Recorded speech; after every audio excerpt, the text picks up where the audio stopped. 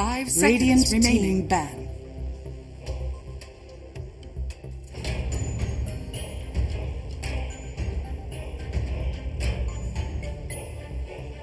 VG Gaming's turn to Radiant ban. Team ban.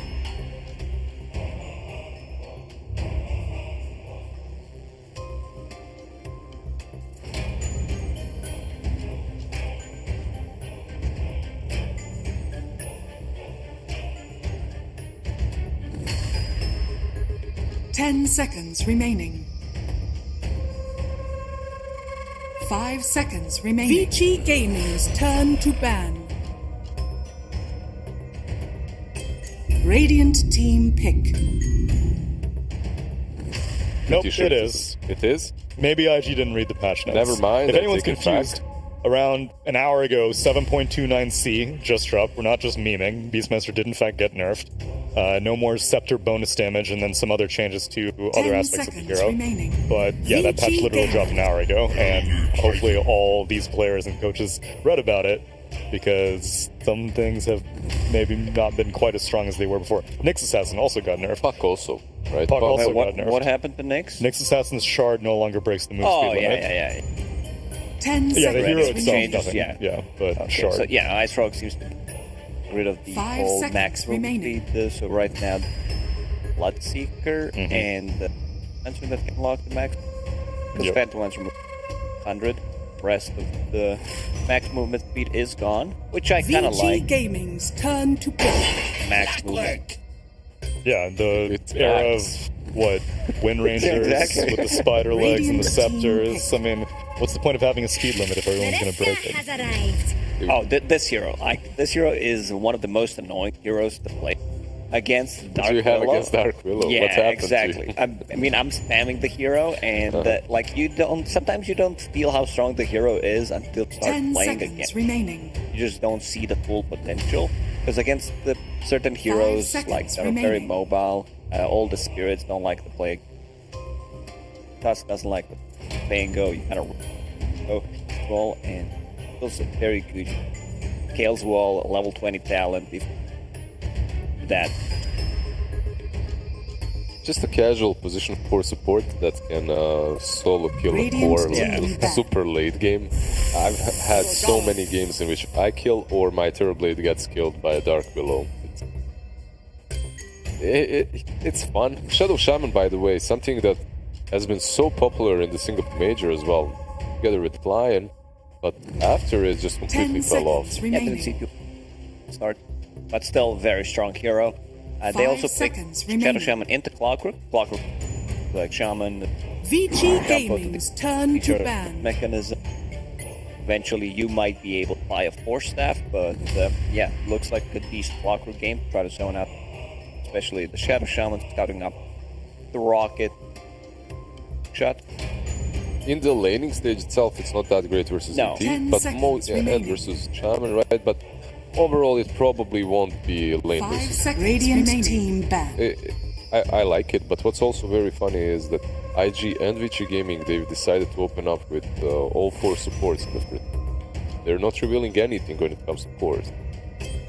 Yeah, Clock can be flexed, same can be said for Elder Titan, but very rarely do we see 10 both seconds teams remaining. go for full support set in the opening. I'm still 5 surprised about the seconds Shaman in remaining. general. At Singapore, Shaman was the hottest in wildcards and group stage, and then IG were like, no, VG we're going to Lion. keep getting Lion Yeah. over and over again. And Lion's available, and Kaka loves the hero, and yet somehow they go for Shaman. So maybe gearing up for more of a push Well, strategy. they lost with Lion in the last series twice. So True. They decided to switch He's it up like, a little whatever, bit. guys. Pick me anything with Hex. I'll play it. 10 seconds remaining. The only difference Radiant is team Lion, back. like he does as much as Shaman, but Shaman has some which is always neat. The wards are pretty good. The shard is pretty good that way. Gives you a bit tower damage and Roche taking potential as well. I don't know. I still feel Shaman is the better 10 control seconds than remaining. Lion. Lion, of course, first and can be more annoying in the 5 seconds remaining. heroes. VG Gaming's turn to ban. The Lifestealer and the Tide banned out from VG Gaming. Meanwhile, Broodmother by IG. Broodmother, Timber, and Vector. This Brood, we've seen it so far once. It did not win, but it did all right, and it was played by a team that was already underdog, and it was for them to take the series, but the Brood looked like it had potential. You know which hero won the game finally? Luna. This is something Vici Gaming played. This team is super strong. If you can make Luna work, if you can win with Luna, you can do it. Intentionally making the game harder on yourself? Is that same thing with what your Lina 4s, your Tiny 4s? These are all Lina 4 is top tier. Lina 4 is really good. I'm changing my mind here a bit for Lina as a core as well. I'm kind of liking character development. Yeah. It's being buffed up, right? When the hero gets buffed a bit and it's good in the meta, then you're allowed to change. Switch sides. By the way, Luna for me is still surprising, because usually I have a really good feel on what's broken in the meta, hence the MMR points throughout my years of playing. Illustrious career. I felt like Luna might be, at least the first few days when the patch dropped, I thought Luna will be really highly contested. I thought that Shard plus Daedalus builds and whatnot, some meme builds would be... She's super strong. Strong in the late game, but needs a build-up. You're always gonna need like Manta style, BK, Pike in certain situations. Yeah, once you get to the late game, Luna feels strong, but she needs one item ahead. Hero. And we specifically saw that matchup, Jug versus Luna. Jug ended up coming out on top. Though it didn't look that great, but this is a great answer. Not only versus Jug versus Dark Willow as well. I like the Axe quite a bit. Axe has been buffed up, and now versus Jug. I love it. Darkseer, however, also really strong from Vici Gaming. The Iron Shell. I played the exact same Darkseer plus Dark Willow. A lot of sense, a lot of synergy. Both 10 seconds remaining. At the vacuum and 5 seconds remaining. Ball and terrorize, like. But what about for the lane, though? I thought usually you want to have a melee person to put an ion shell on, like a Clockwork. But Clockwork's going to be 5 most likely. Could be. Might be. Yeah, that's a good point there. Nami, they might put Dark Willow. I think this year is also 5. But then you need. You can be 4 on the safe lane as well. Sure. They can just swap the sides, and if you get on level 2 point in a stun, it's a good setup for Juggernaut this goal. I'm just thinking like maybe it's better because Clock versus Axe as well can. What's a Clock? You want to be playing where creeps aren't, and you can't because Axe is always around the creeps, right? And if Axe wants to, I have a hard time. Whether it's Clockwork 5, whether it's Dark Willow 5, like especially Clockwork. Battery problem. Maybe even 5, like I've seen 5s, the Mangoes. They banned out the Fly Morphling, so that's something. There are other heroes that work well against Darkseer, like Sven and AM in that situation. Stands ready. Sven is also a good carry-to-carry matchup against the Juggernaut, because you can buff up your whole team. With the Warcry, he also has Warcry talent, so everyone has like 25 armor. 10 seconds I feel like remaining. it's the same team as AM, right? Like it's Sven versus Darkseer, and Jug is good. AM versus both of them. Yeah, AM can fall off if Jug plays the tempo of it, but later on. Go with the Sven. You can always farm under the tower. The Darkseer pushes won't really matter that much for you. I don't think they had too many other options. 10 seconds remaining. Yeah, at least tropes. But now I'm 5 curious. seconds remaining. Where is the magic damage for IG? Vici Gaming's usually we've been seeing these ET be picked more often for the magic aspect of Natural Order rather than the physical aspect. They have no real damage early on. Like Sven needs time to build it up. Axe needs his Blank Dagger. Shaman doesn't provide you with much 10 damage. seconds remaining. At the early stages of the game. It's a lot of control. Every single hero pretty much has it. 5 Disable seconds has a stun. So I want to see some pop off from the mid lane. Without needing that one item, yeah. right? It's just something that plays with levels. Queen of Pain, like, it could be a good Queen of Radiant team pick.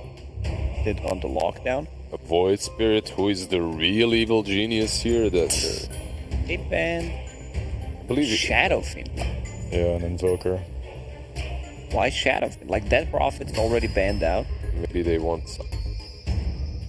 10 Maybe seconds they remaining. Necro yesterday was screamed against them. And Shadow Fiend godlike. I 5 don't know. seconds Doesn't seem remaining. too good of like a Shadow Fiend game. VG Gaming's turn to pick. They probably have an idea of what they want to make. There we go, the Storm Spirit. Will we see Void Spirit answer now for Ori or something similar? Puck is still in the pool. Well, actually, he's no, banned. he's banned at the last. What about some good old 10 seconds Dragonite? remaining. I wouldn't mind. Like, it's not the greatest lane versus 5 Storm, but Yeah, Storm has a remaining. bit of an upper hand in that matchup. because of the Iron Shells, right? Like, it's really good. Void Spirit, Dragonite, later on Iron Shell. You'll have these 3 cores that are dealing so much damage with the Aghanim and You may now I got the select your tiny. heroes. right? It's a peculiar one. Like, we have seen some Tinies pop off recently. We've seen some Tinies just not do anything throughout the game if their first couple of rotations fail. I But think the idea was, like you were saying, it's a Darkseer partner. definitely.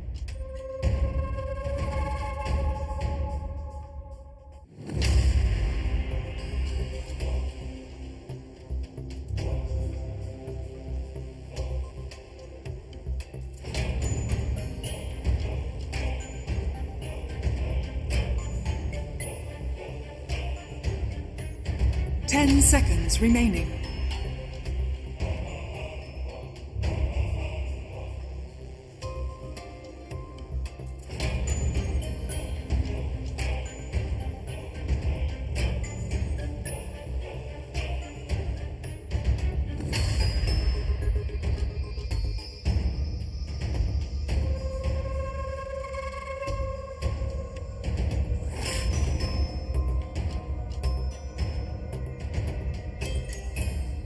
Usually Sven free farms quite comfortably against the Darkseer. And the matchup against Juggernaut is also really good when you get this armor talent level 20.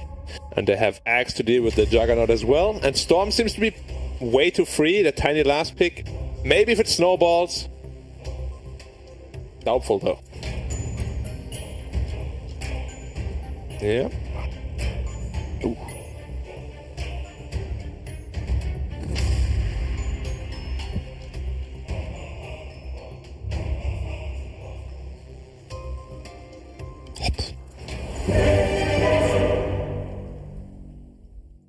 He said don't touch me.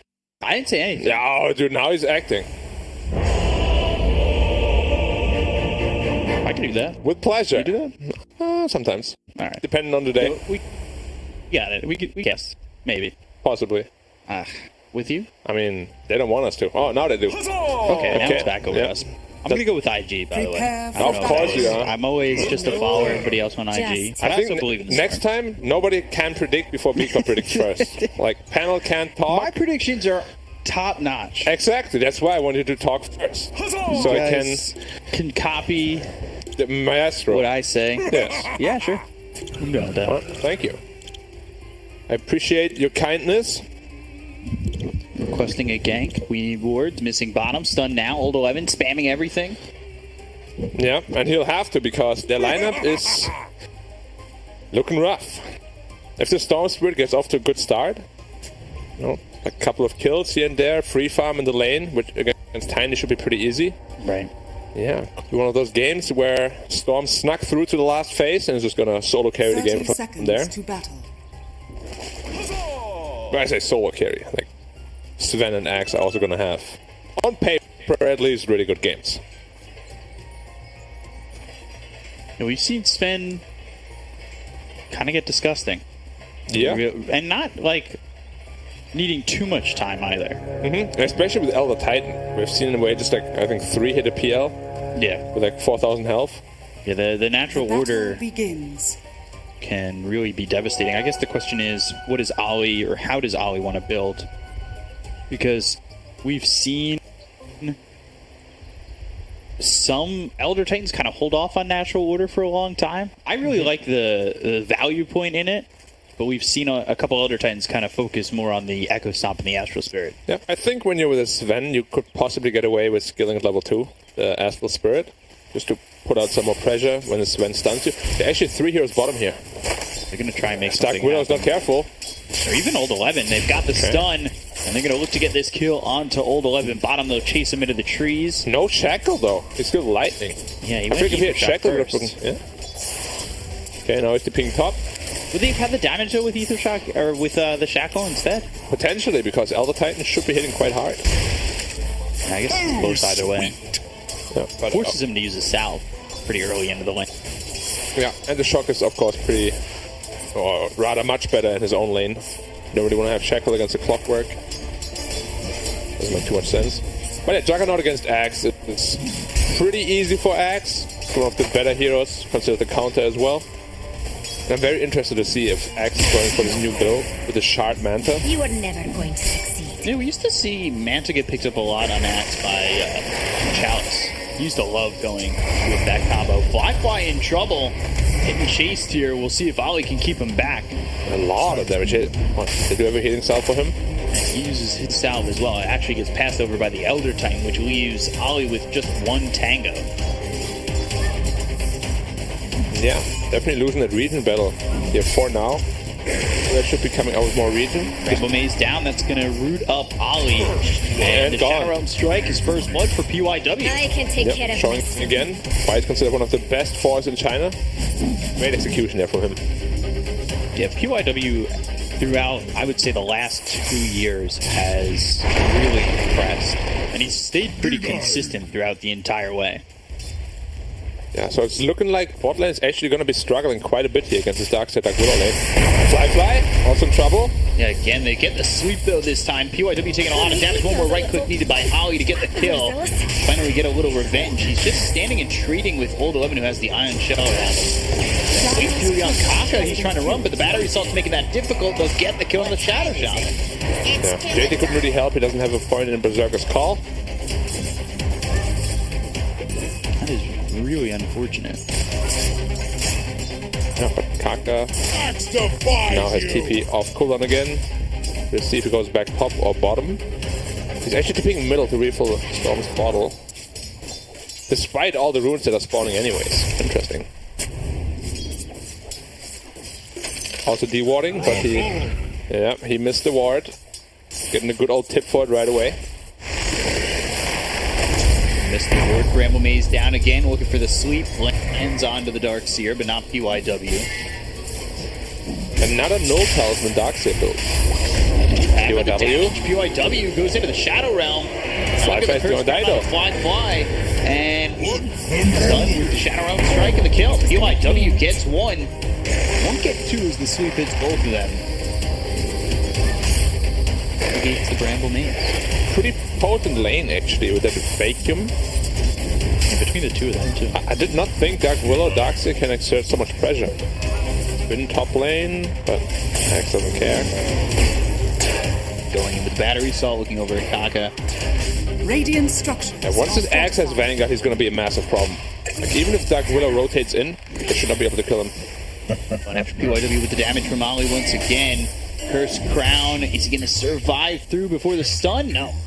Bolt in one. Start They plotting. get the kill. He's Doesn't got a hit. double, so Both the Dark Seer and the Dark Willow kill. Yeah, super well done. That was a trade Sven really needed. He only had 7 CS at the time. That brings him back on the board. Now top of the net worth, really. All 3 cores of the Radiant are. He's keeping up, and that's, like you said, because of the kills. He's not really CSing too well in that lane. Going 2 null talismans again on Darkseer. Seems like everybody's doing that now. Getting slapped up again. It's become really difficult. The Iron Shell's not really much of a deterrent at the moment. He'll surge, but they've got the Storm Hammer, so they keep up with him. Vacuum back However, Old 11 just getting chased here. Double boots against no boots. Yeah, Old 11 just can't run away. He's getting- gonna have to damage to get the kill. One more. Shot needed, and fly under the tower. Oh, gets around the trees with the Stormhammer for the kill. The rotation over from Ori. And he'll get the kill on Ollie. He's going to go get Fly. They bring in the Dark Will. They've also got DY chasing after Fly. Will at least get his courier. Dire's middle tower They don't have is anything to under stop attack. him for the moment, so he's free to walk away. You know, sometimes a body block can be like a mini stun. This time it was more like he was tripping over a branch. Like, whoa, okay. Yeah, he's gonna be just fine. Is Darkseer now struggling? TP on cooldown, Walk of Shame. Axe. Vanguard completed. Now you can't deal with this guy anymore. You can't hit him, and he can chase you under the tower with the Vanguard. They're going to go after him. They've got themselves a call. Poyoyo in trouble, and they get the Wow! kill. That was so greedy from Poyoyo. He did not have a TP or anything, he just was spinning the creep wave. And Axe can actually just tank for this catapult because of the Vanguard. Hitting self also popped. Storm rotating in as well. That's a super early tier 1 tower. Is under attack. Yeah, if they're able to claim this tower with this catapult, which they should be able to do, like we said, JT should be able to tank the tower when the creeps come in, or until the creeps come in, and they'll go for the tower. The clip is used. Like, this is a tower gone. It's a big rotation coming in top though. Both supports are there. Poyoyo peeing back in. Yeah, they know they need to defend it. If they don't defend it, they end up getting killed. Kaka. In terms of losing that tower, Kaka hit the Cursed Crown. They've got the call on the DY. Is the battle itself going on? So Kaka's in trouble. He'll be left to die. Avalanche to the toss on a JT, but it's still not enough damage. They have 4 heroes in this lane. That's so much just to try and get this defense going, and they're going to lose Old 11 again. He cannot lane. Yeah, he just doesn't have boots. He gets run down by Ollie. And Fly with that Warcry, bonus movement speed. He just can't get away from them. It was a massive rotation. And you saw the combo on Axe didn't even deal half of his health in damage. Once he gets a cloak, he's gonna be really survivable. It's gonna be so much harder to kill him. But PYW is having a very good game. He's already level 5. Yeah, PYW still making this difficult from his position towards IG. What him again? Strength, Stormhammer. Old 11 just came back, and he's dead once again. PYW tries to come over, but it's too late. There's no counterplay for him. Every time he surges, he just gets storm bolted and gets taken down immediately. Now they have the Vortex as well as the Hex out onto Ori. Tossed up into the air, but not towards his mates. Yeah, he still has a big stick anyways, so shouldn't be in too much of problems here. Fly. Oh, Morbid Mask. Perfect item for the Sven. Can't ask for anything better, really. Yeah. Dire's So top now tower he's got is under attack. both the Possessed Mask and the Morbid Mask. Yeah. And of course, the strength scales very nicely. He switches out the Possessed. Okay. Just to use it once, and then send it back after it's being used. Going after Ori, Ball Lightning, Emo though, out of mana. DY moving forward with the battery assault to bring in Poyoyo. He's level 7, he wants to go with the Omni Slash. That's what he'll do to get a kill on Ollie, but that's it. That's only a 5 position. They have the Vortex on a DY. Did they have the damage finish him off? Yes, they do. So it ends up being a trade on supports, and here comes Fly. Got the Shackle, Avalanche in, followed up with a Stormhammer. They'll definitely kill Poyoyo, and they want to go after Old 11. They got the coin No blade search out again? onto Poyoyo, so they'll keep up with Old 11. The body blocks are in. They've got the Vortex once more. Old 11 just cannot run. Hex is through, Avalanche in. Emo drops to Ori, so maybe a little bit too far for the Storm. Getting too comfortable with JT frontlining. Yeah. Did they bite off too much than I can chew? Looked like it here. Radiant Chasing in Oscar. way too far. Tiny's combo off cooldown again, and Storm is finally paying for the over-aggression. QIW is level 6. He has to be careful on JT here.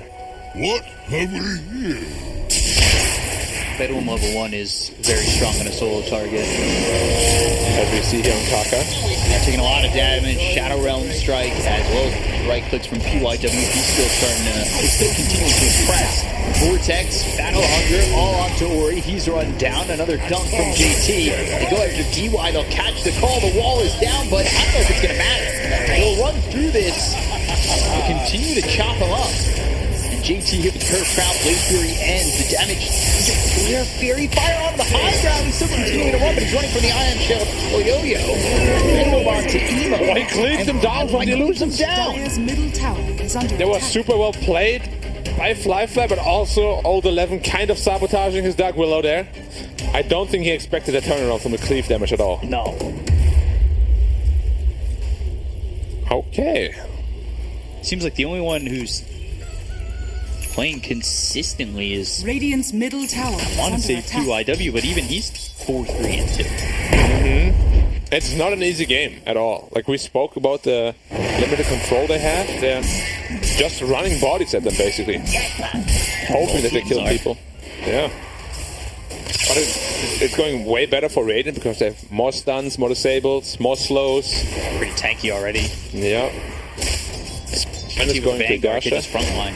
Yeah, he's really big. I'm surprised he doesn't get a casual cloak against so much magic damage. Maybe he'll do that later. But it's pretty value in this kind of game. Smoked up. DY not even level 6 yet, so they don't have the hook shot to work with. And why does he frontline? And they don't have a blink dagger on the tiny either, so they're trying to walk up on this axe. Yeah, it looked pretty disorganized, really. Like, no toss from the tiny on the clock to like initiate with a cog or something. No level 6 on DY, as you said. It was a wasted smoke. Old 11's trying to make his way back into this, and he's not too far off. Like, despite the fact that he's 0-5, Radiant's bottom tower is under he's got attack. 4,000 net worth. Yeah. He's doing okay. And Darkseer jungles quite efficiently. It's just the problem is you kind of want to start pressuring with Darkseer in this early game, but he's only level 7. His spells Radiant's are very low bottom level. tower is under attack. Poyo rotating down here with an Iron Shell on him. Flyfly already in position though. They want to defend this. Ah. Alright. Try to catch the Sven. Would have been nice from PYW if he landed it. He does push him off to the tower, and they're going to get a tier 1. I actually thought IG was setting up to defend with Flyfly's positioning, but instead they're just trading for the mid tower. Or planning to, at least. They have a glyph of their own. Could use it to save this tier 1. Burp. Shot in. Tier 1 still gets taken despite the fact that they have the glyph to go after Kaka. DY taking a lot of damage. We've got the wall down. Hits the Sven. Earth Splitter comes across Old 11 into the Shadow Realm. As PYW with the ball lightning coming out from Emo. They've got the Vortex, but Avalanche will stop them from killing off Old 11. No, it won't. Again, the kill.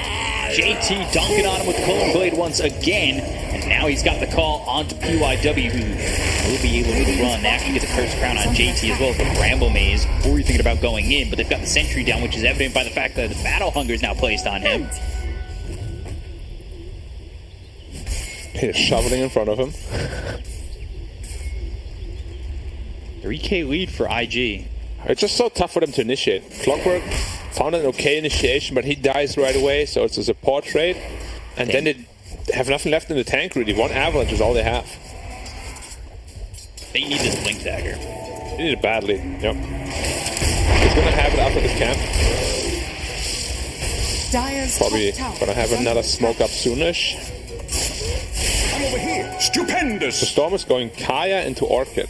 I actually thought this game he would be going for the Sanged Kaya build because you just want to survive the initial like burst damage, but he's going for the more aggressive route, which I also like. No, I like the Orchid. I think these heroes are a little bit hankier. I mean, every hero is going to have troubles Yeah. with his Orchid. But I'm looking especially at Dark Willow. He's going for an Ether Lens. Oh, good dodge. Oh! We'll see what PYW can do with that Aether Lens. Almost has it. Yeah. Surprised to not see the jewels. They have the Hex. Dark Willow caught. Shackle call. And there's pulling blade once again. JT 4-1-2. He's got the Blink Dagger now. He's massive on X. He's going into Blade Mail also, so he's not doing the Manta style Shark build. His Blink came out just about the same time Tiny's did. Yep, and he has a Vanguard on top. Yeah. 1,000 gold ahead. And it really is just so evident that he's destroying with his team. And their control is way more beyond than what VG have. The next team fight is going to be very hard with the frontline axe and the double damage storm. They're smoking up right away. They know they have all the tools they need in order to crush this next team fight. But it will all come down to initiation. Who can they find? They see the clockwork. Breaks on Kaka. Hook shot in immediately from DY, but he might have played himself. They go into Kaka. They should be able to get the kill into the Shadow Shaman. Now they look for the super that only lands onto the clockwork. They've got the avalanche through on Ollie. They'll also place the first crown on him. They won't chase. That was the worst case for IG, the way that it went. Gets unsmoked at the very edge. Kaka getting caught out first. Dire's top tower is under attack. They're looking for Juggernaut here. They already know, though. The word spotted GT. Yeah. Radiant's He's middle going back tower to is under camp. attack. They also have a ward on him, though. Yeah, this is greedy. He's just trying to bait them. Yep. Just debate each other. Farm this camp. Okay, I'll just farm this camp. And Yup. they're just waiting. He also has Saint Yasha on Jug already, so he's quite tanky, 1700 health. Resistance, of course. Yeah, but the rough lane he had, he's pretty well farmed. Yeah. He's not going into the Battle Fury, so he's not held back by going for the Battle Fury just yet. You know, he's going for the Maelstrom instead, another way to farm. I gotta admit, I'm surprised it's this farm without really going for any sort of farming item. Yeah. Sven is only 700 ahead with a very great lane. Not only a great lane, but 4 kills, 7 assists. Yep. Like, he's involved. He's going straight to BKB. And they've got PYW, they get the coin blade, the Earth Splitter comes across. UI, he's just in too far by himself now, and Ori's trying to save him. Gets the kill on Akaka, but the sleep is still on. DY, the Stormhammer for the finish. 2-for-1 trade on supports. Although Ori gets the kill at Vici Fun. And they've got this Ags available on the Darkseer now. It kind of feels like all of his fights are always being won by IG. Like the trades are always favorable for IG. Now accumulated a 4k gold lead. The jungle has But his everything Darkseer, its desire. Aggron Scepter could potentially make a very big difference. Especially on his Jug and Tiny. They're going to be very survivable. Do you want Poyoyo fighting right now after this Maelstrom, or should he still be farming? Now, he went for like a pure fighting build. Like Saint Yasha first indicates that you want to fight, like right away. So you need to try and stabilize the game and fight some more. Ball lightning. Oh, blink away that was from Ori. close. Good blink away. And I believe they want to smoke up straight away with the picked up axe. But they're smoking on their ward. Oh, they saw it. Radiant's top tower is under attack. Radiant definitely saw that smoke. And Juggernaut is nowhere to be seen. He doesn't have a tower to TP to. Could potentially be a 4v5 fight. Go down, avalanche, toss. JT taking some damage. First crown, and now the call. He's going to get stunned. They've got Bedroom on a solo target, so JT's dead to PYW. I'm very surprised he got caught. They literally saw the smoke under the ward. Not sure where he thought they would be going. Sven now BKB completed. With that already limited lockdown, it's going to be a nightmare to deal with him. He's looking to go there. Avalanche. Ooh, Hex. Immediately on Ori. They've got the hook shot coming through Nakaka. Now the Cogs around him. Serpent Ward plays down. The Godfang's going to be used as well. The Stormhammer coming in. They've got themselves the ball ending as well. The Vortex onto the Tiny. They get the kill Nakaka. They look over at Ori's in with the Earth Splitter. And Fly. He'll take out the Tiny. BKB running out. And it looks like Vici might want to go back in. But already using that Blade Fury, that will send them packing. Yeah, it's super hard to fight without your axe. Like, he's the answer to the Juggernaut. They really need him in order to kill heroes also. With an axe ult, the threshold, giving you additional chaseability. Radiant's middle tower is under attack. JT has to be very careful how he approaches his fights here. You can just see how tanky this Tiny is after the recent buff of his Grow. There's so much bonus armor. 18 bonus armor, in fact. Yeah, so much at level 2, 24 at level 3. It's literally 2.5 plate mails.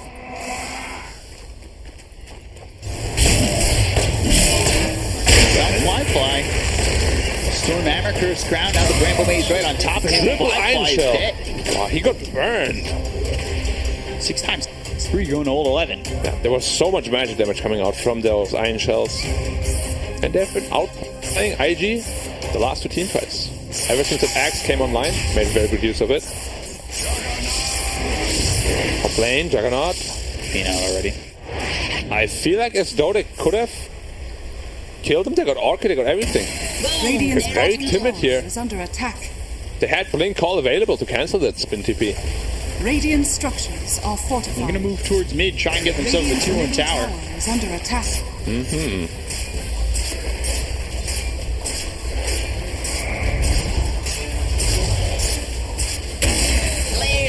See if they defend this. They're not actually getting it that quickly. Nice rocket flare, scouting out the sidelines. Under attack. Flyfire coming in with the BKB here. Good call, and that's going to miss. Now Ori goes in. Avalanche toss over on the GT. Short hammer pulls the ball, ending onto the back lines. They've got 3 heroes nearby. Can they get the kill on the GT with the Blade Fury? Yes, they can. They take it out GT. They look over at Kaka. He drops the Serpent before he'll end up dead. First crown pops, sweep out onto the Dark Seer. They're still moving in. Blanche once again onto Ali. He gets chased down. Double kill for Boyoyo, and it's a 3-0 in the favor of Vici. They're just getting absolutely outplayed. You have to be careful on Sven here. Tiny got playing. Oh, I paused BKB. Top 2 KB now down to Radiant's 7 middle tower. seconds. Yeah, these initiations from Radiant are really forced. Like, he blink called nothing. Yeah, he blink called and actually was right in between the entire team. Yeah, you can see it here again. Ami, Just a super easy team fight. Actually, I believe there was an older fight yeah, that's the way back. 1919, 21 minutes in. Yeah, back in my days. I remember Juggernaut was spinning away and I couldn't catch up to him. We used to take photographs with a camera. Like these phones. What is technology? Take that as I tribute. live on a moon. The game is in favor of BG now. 5k gold made up by them. And it's really on the back of JT getting caught out once and losing the fight on the back of that. And then another botched initiation by him. Like, Axe is a confidence hero, you know? Like, yeah. you mess up a couple of his initiations, you're not going to feel very good about going in again.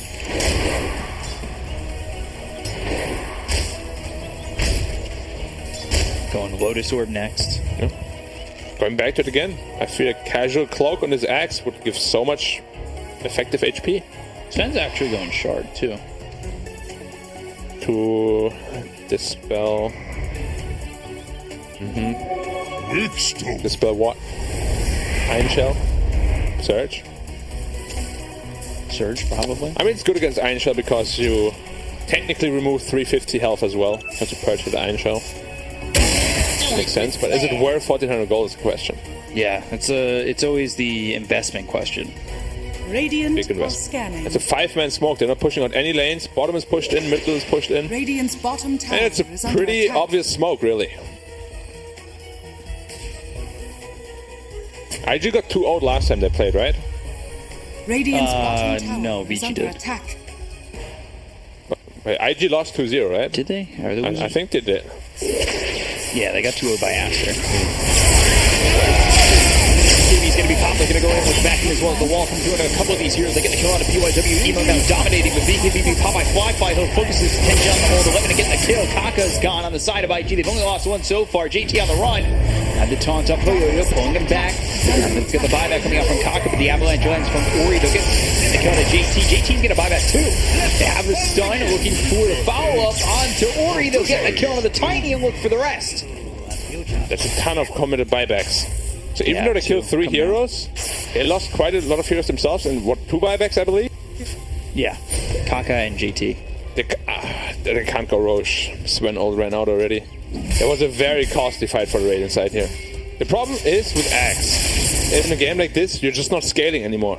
He had Vanguard Blink at like what, minute 15? He still has the same items. Yeah, he really doesn't have much more.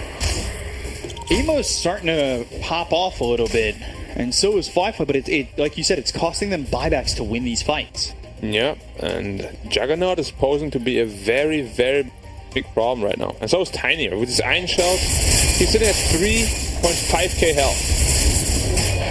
So survivable. They only have 1 BKB as well against that Darkseer vacuum wall. It's just so hard to fight into them right now. And they need more BKBs. Storm is away. 900 gold away from it.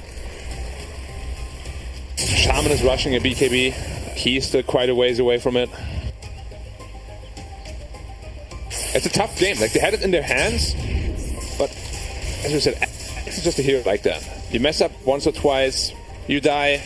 force your team to take potentially a bad fight. All of a sudden it becomes rough. It feels like you're not getting as much from your offlaner. Whereas Darkseer, even though he had a bad start, Old 11 feels like he's adding more and more to the fight. Radiant's bottom tower. They still have the saving grace of Elder Titan Aura, which is only level 2 right now. He actually maxed Astral Spirit.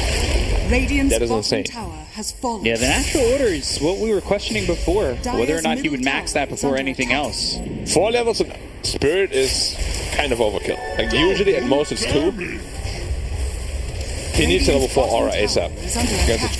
Or not. They're going and taking the tier 3. A couple of shots and a third of its health is gone. Yep. Double damage Tiny is my greatest invention.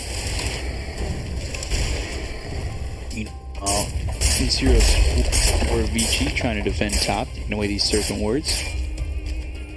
Yep. Sven picked up the Crystallis before the shot. He really just needs to go like all in damage. Juggernaut is too survivable right now, and so is Tiny. If he's not the one killing them, then no one will.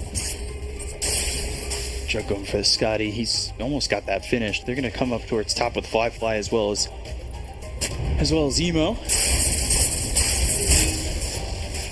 Not confident enough to make a play. Yeah. And I'm sure JT right now also feels pretty damn weak. Like the last 3 team fights, he was just kind of a non-factor. They just ignored him. Still trying to build that Lotus Orb. Yeah, I'm surprised he's not itemizing into BKB also. Like against Darkseer, BKB is pretty much a must-have item. He actually disassembled the Vanguard to get the Lotus Orb. Okay. It's a 1k lead for Vici. They're trying to push up towards top, but you see the rotation Radiant's middle tower come from Vici over and towards IG. I just don't know if IG recognize this. 5-man smoke once more. Players here. They should know about it. All the lanes are pushed in. Ball lining in from Emo. He's going to pop that BKB, immediately go for Old 11, but the hook shot comes out and hits onto 2 heroes. It catches JT as well as Ollie. They've got themselves a terrorize the Ball lightning back, trying to help out his team. And now they've got themselves the Avalanche as well as the top. They're going to lose Kaka. Waller's down. Omni Slash on the JT. He'll pop that Lotus Orb, but it's not going to be enough to survive. 3 heroes dead as Ollie hits the deck. 3-0 fight. Roshan's next on the list. And Emo just kind of went in by himself. His team was not ready at all to follow up. Kind of a disaster here. If they lose Roshan as well, this might be the beginning of the end because they're already lacking a ton of damage. They're going to go for Roche, trying to take this Aegis.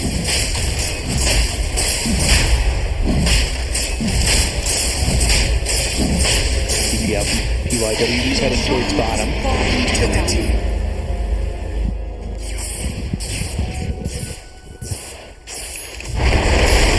So let's see, Avalanche toss. And Storm, looking like he might die, but avoids the Cursed Crown coming through, balling all the way back to base. Yeah, the apple actually saving his life. The additional 260 health. Game is looking real rough right now. Like, as we said, Axe is not scaling. Storm doesn't really do a ton of damage anymore. Guardian Greaves makes sure that his team is just survivable.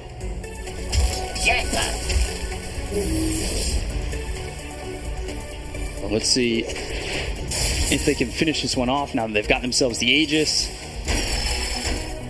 Ooh, hook shot missing. Fly just barely, but he's going to come in with a battery assault. Jetpack.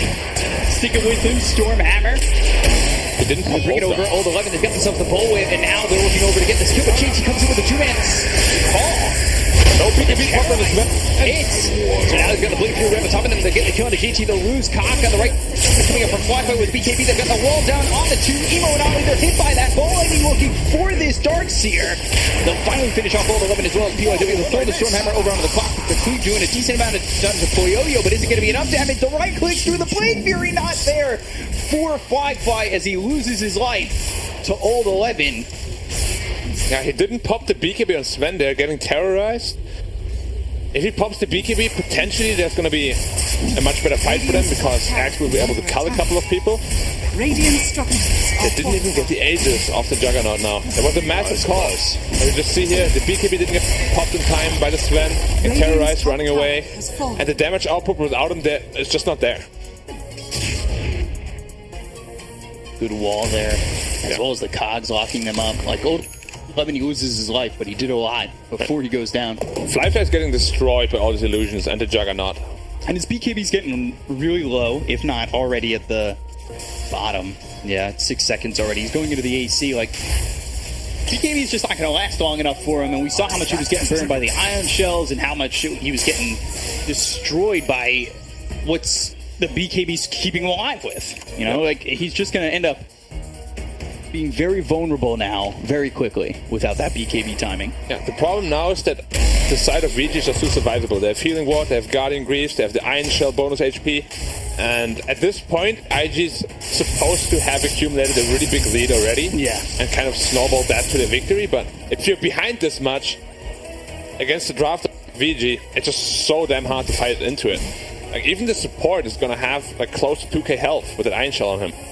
It's really ridiculous. Where's the Dark Woe at? 1500, Iron Shell plus 300, 1810. So Avalanche toss out in a fly fight. Bramble Maze not in time to catch this spin. I wouldn't be surprised though if Vici want to go for it. Go towards the bottom lane, go for the high ground, try and get maybe a pick off for 2, because these buybacks were expended by JT and Kaka earlier, which puts them just coming up now. Still, though, it's kind of rough. It's always a little bit risky to go high ground against an Elder Titan lineup, and they don't really have any need of like rushing it. The lineup scales very well into the late game. Tiny itemizing for. Okay, he's also itemizing into right click, so no rush yet on VG side. Yeah, this Age is going to last for another minute 15. They've got the Bloodstone finished on Emo, Over here now. who's really been the saving grace for IG, because he's only died once and he's really active in these fights, getting these pickoffs, but it's just not enough. Yeah, I think he needs to itemize into Aghanim's now and just kind of work with the combo. Sven plus the AoE Vortex could potentially just win you the fight solo. Okay. He went way too far. Man, Uri was really looking for it too. And so JT, I mean, we haven't really felt his presence for the longest time now, ever since an early game. Access to the hero like that, a couple of botch initiations, you don't get the net wave up. And he was kind of feels like a support axe at this point. Yeah, he was forced in such a bad spot by how things really shut down on him. Yeah, that's why this new item build is very popular, the Manta Shard one, because you always manage to farm more, can push out lanes with it easily, farm jungle with it easily, just scale into the late game. Juggernaut to feed bottom, still has Aegis. Flyfly back and off. For a moment longer with BKB popped here by Emo, as well as the Bloodstone. Thinking about running, whether or not he wants to go back in. Touche! Emo's out. Emo's going Polioyo, because the Aegis just got reclaimed. Now they're going to go after Polioyo and try to get the kill on the Jug. They're going to take them out. So the timings are right. BKB as well as the Stormhammer coming through an old 11. He drops down the wall, but he's not going to be able to survive the damage coming up from the Sven. Both these heroes don't have buyback. Ori trying to do whatever he can to get something on the board. Finally, Kaka dies. Stormhammer over on the DY. Ballinging in. They get 3. The timings from IG were perfect. And now there's the call as well as the sleep.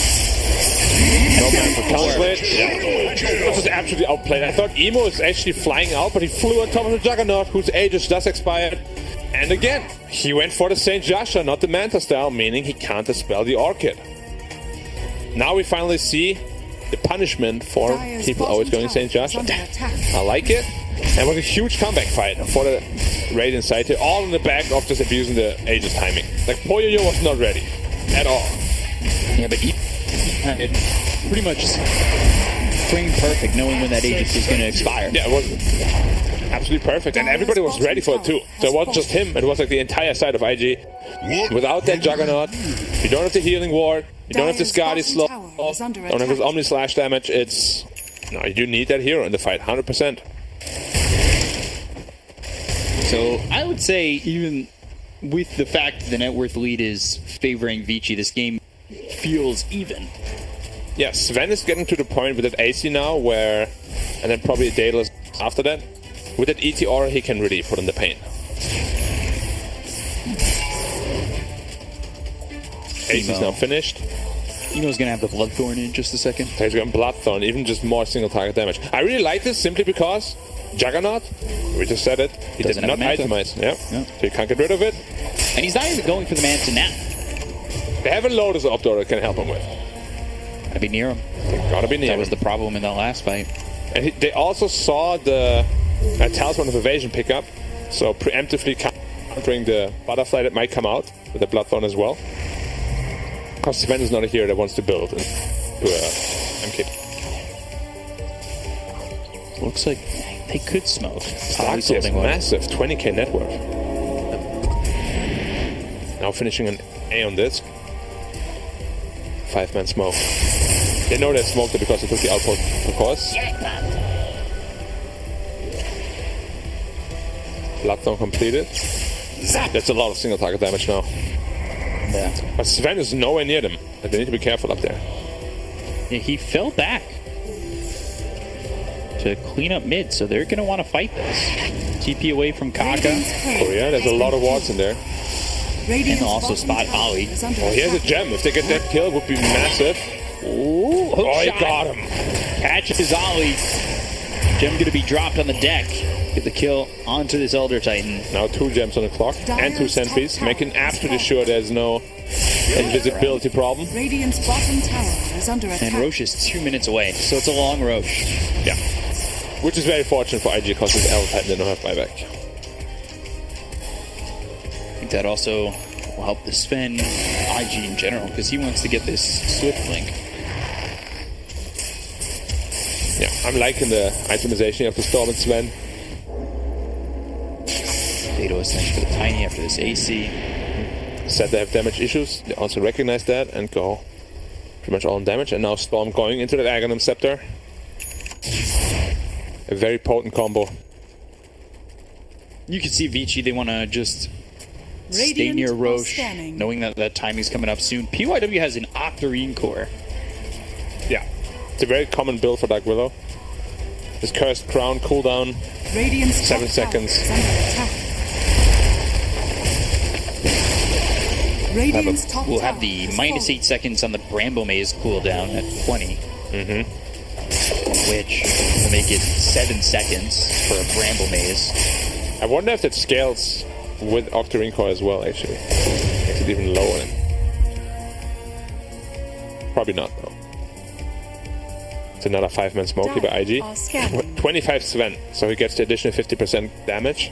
And this is really close to when Roche would come out. They're going to run right into Ori. They've got the Hex. The hookshot comes through. That's out of the Kaka. He uses BKB. They'll go after Ori. They'll get the kill to the Tiny, and he's going to be dead for 94 seconds without buyback. That focus their attention now on the deep line. Really good on the BG. Four-man wall. Good vacuum wall coming out from the Dark Zero. Gold 11, who has his Aegis just pop. The damage coming up from these Fire just got his own JT. 3 heroes dead, making a 4th with Ollie.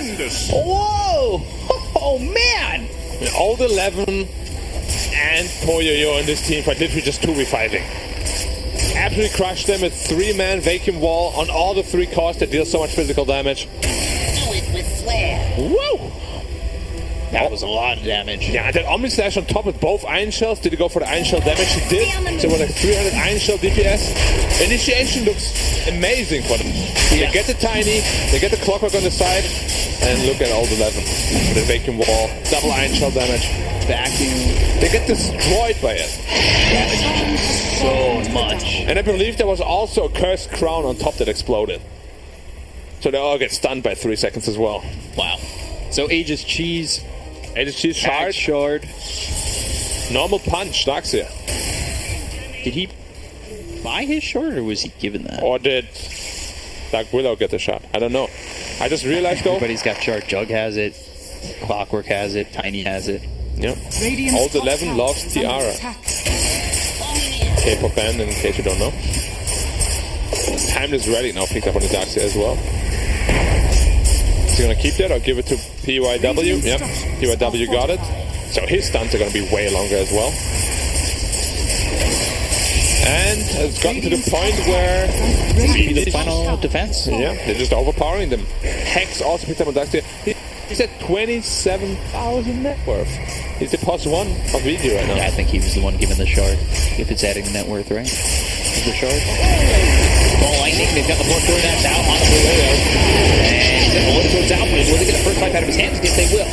Now Now the wall is down. Hook shot out onto an illusion. TY doesn't catch who he was looking for. They also end the sweep onto 2. IG trying to defend this. Ball lightning all the way across, back and forth once again. We spoke about high ground defense. High ground defense is very scary against Elder Titans, though. It looks like they're staying. Okay. Has to be careful when Jacket doesn't get blown up again like that. Hook shot in 6 seconds.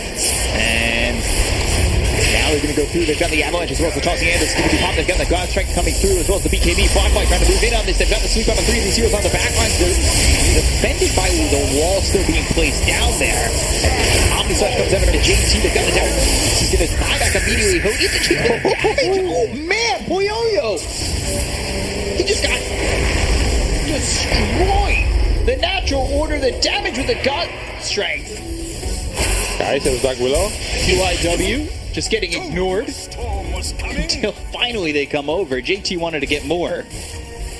Poyoyo way in over his head. He omni-slashed an axe and got baited to the tier 3 mid. His entire team could not make it there. Singled out. Bloodthorn plus ET Aura. He gets absolutely demolished. Can see it here again. But omni-slash was too much. Like, there was no way to commit that deep in there. Like, stick to your team. Together you're strong. And alone, it's unfortunate though because he started it on the Sven, and it bounced Sven to Storm to Axe, and then just stayed. And he just kind of baited himself, kind of going in again. Gosh on a fly. Demo about half health. He doesn't have the God Strength in the moment, but the right click's coming in. They've got the blink as well as the call coming through onto the tiny. The vacuum into the wall. That's through onto 2. They'll get the kill on Ollie with the normal punch. They at least get 1, but they will lose Old 11, and now 3 heroes dead, potentially forced to use buybacks on some. Finally, Old 11 goes down. Such a nuisance for this Radiant team. Oh, he's dead for 9. He has buyback though. Yeah, these 3 heroes do. I don't think Jug or Darkwo need have to be very careful here. Like, if Sven dies without buyback, he's very far away from it. He picked up his Daedalus now, finally, so his damage output is hampered by a ton. Look it up doing a Firefly, Cogs pushing back into the Avalanche. The BKB gets caught by Firefly. He's got himself the God Strength as well as the puck coming in from JT. The control is there. The damage is there. He'll get the kill onto Ori. He's dead for 99. Firefly, maybe even thinking about going in for more. Ball lightning as well as the Vortex. Poyoyo! He's silenced with the Bloodthorn. Has nothing to purge it off the damage in from Emo. They will get the kill onto both Ori as well as Poyoyo, and that puts them in an awful spot. It was once a 14k lead, and now it's just 5. And Old 11 also bought back for this. I think this is the 3rd or 4th time where Poyoyo gets absolutely punished for not having that Manta Star. Yesterday in the SEA region they got away with it, but today is the day where people should realize Manta Star is still a good item. His Bloodthorn is absolutely destroying Juggernaut. Love the item. He recognized he's not going to go into any sort of Dispel. No BKB. No Manta. Good stuff. They want to jump in. Really want to force the buybacks if they can. Put them on their last leg. The game's going to even out. Now Kaka, aggressive talks to BKB. Doesn't find anybody. All right. Looks a little interesting. And God Strength still on cooldown too. Didn't you get out? Vacuum into the wall. That's 2 out of 3. They've got themselves the hook shot that hits on a Kaka. The end is going to pop and swarm onto the back line. Looking for the Dark Willow. Can try to get this kill through onto PYW. He'll back away. And the Bloodthorn will no buyback. Over to Old 11. The Air Splitter comes in. They get the kill on Old 11. He doesn't have buyback. Neither does PYW. 2 heroes down to the side of Vici. And Jug as well as Tiny don't buy back. So the mid-center racks, those are gone at least. VG's looking so disorganized. Like, they're going in with 2 heroes, and then the 2 that have buyback don't buy back at all. So obviously they're not on the same page with what they want. Yeah. Now they lose 2 sides, potentially even 3, because this Darkseer and Dark Willow both don't have buyback. Potentially even a game, honestly. Yeah, they lose 1 more hero. Like, Poyoyo, we saw how fast he dies. They have no way to save him now. Storm jumps him, he's gone. See how passive he plays, and he's even smoked up himself. Oh, and coming across with finding DY. That's not the guy you want, though. Healing Ward, trying to keep him alive, and now the hook shot comes out, and it's going to be through onto the Elder Titan as well as the Sven. Sven here with the Avalanche coming in. Ollie taking a lot of damage to take the Elder Titan out, so the natural order's out of the equation right now. He doesn't buy back. Blink as well as the call coming out from JT. Poyoyo killed. He gets buyback, and he'll use it immediately. Emo, ball lightning over down to the low ground. Avalanche rolls the toss. Now they've got the Omnicide coming through to JT. He'll happily soak that. The keeps alive both the Sven and the Storm, although he doesn't have buyback and he's dead for 2 minutes. I can't believe he flickered there. If he flickers into the enemy team, he's actually dead on Sven. Very brave man, and it pays off for him. But okay. I think last season we saw Old 11. He was the one who was on a bristle and kept using the flicker and going back towards the enemy team when he was running away. Yeah, this Stupendous. what's it? 20k gold swing now? Yeah. Well, it was 15k. It was 15, now 6. And Coming in. VGF for playing sloppy past 3 minutes. More than that. Yeah, probably even like the last 10 minutes. Probably got too comfortable with the lead. Yeah. And now, it's not a lead anymore. Now they're the ones playing from behind. You see that net worth as well as the experience rise towards. And now Elder Titan has an Axe Scepter, so he can really stand in the front line, provide that aura they really need. Does Juggernaut have any additional armor items? He does not. He's gonna lose 37 armor from his aura. Plus Bloodthorn, he will just die in a second. Yeah. If even. We saw it. We've seen it. The funny thing is, most of the time it was without the Elder Titan aura even. Just wait until he's on top of him. It's a 4v5 for 20 seconds. Hi back. The Bramble. One's still up there, another drop down. Radiant's middle tower is under attack. 50 watt by Kaka. Two hits, so that's going to let them ball in the guts of the Bloodthorn as well as the Vortex. Juggernaut! 5 with the damage in the BKB. The Construct, they get the kill on Boyoyo. They will take him out as well as Mori. GG is called. IG will take game 1. A back and forth for game 1 of this series. And one that IG comes ahead in. Yeah, last fight, just there we start again. But not Thorn. What do you even say? Like, I feel like he died 6 times. Just in the same reasoning, yeah. And VG just really feeling too comfortable. They didn't itemize correctly on all heroes. And it really cost him in the end, just playing sloppy overall. Felt like a miscommunication here and there. Overall, a game out.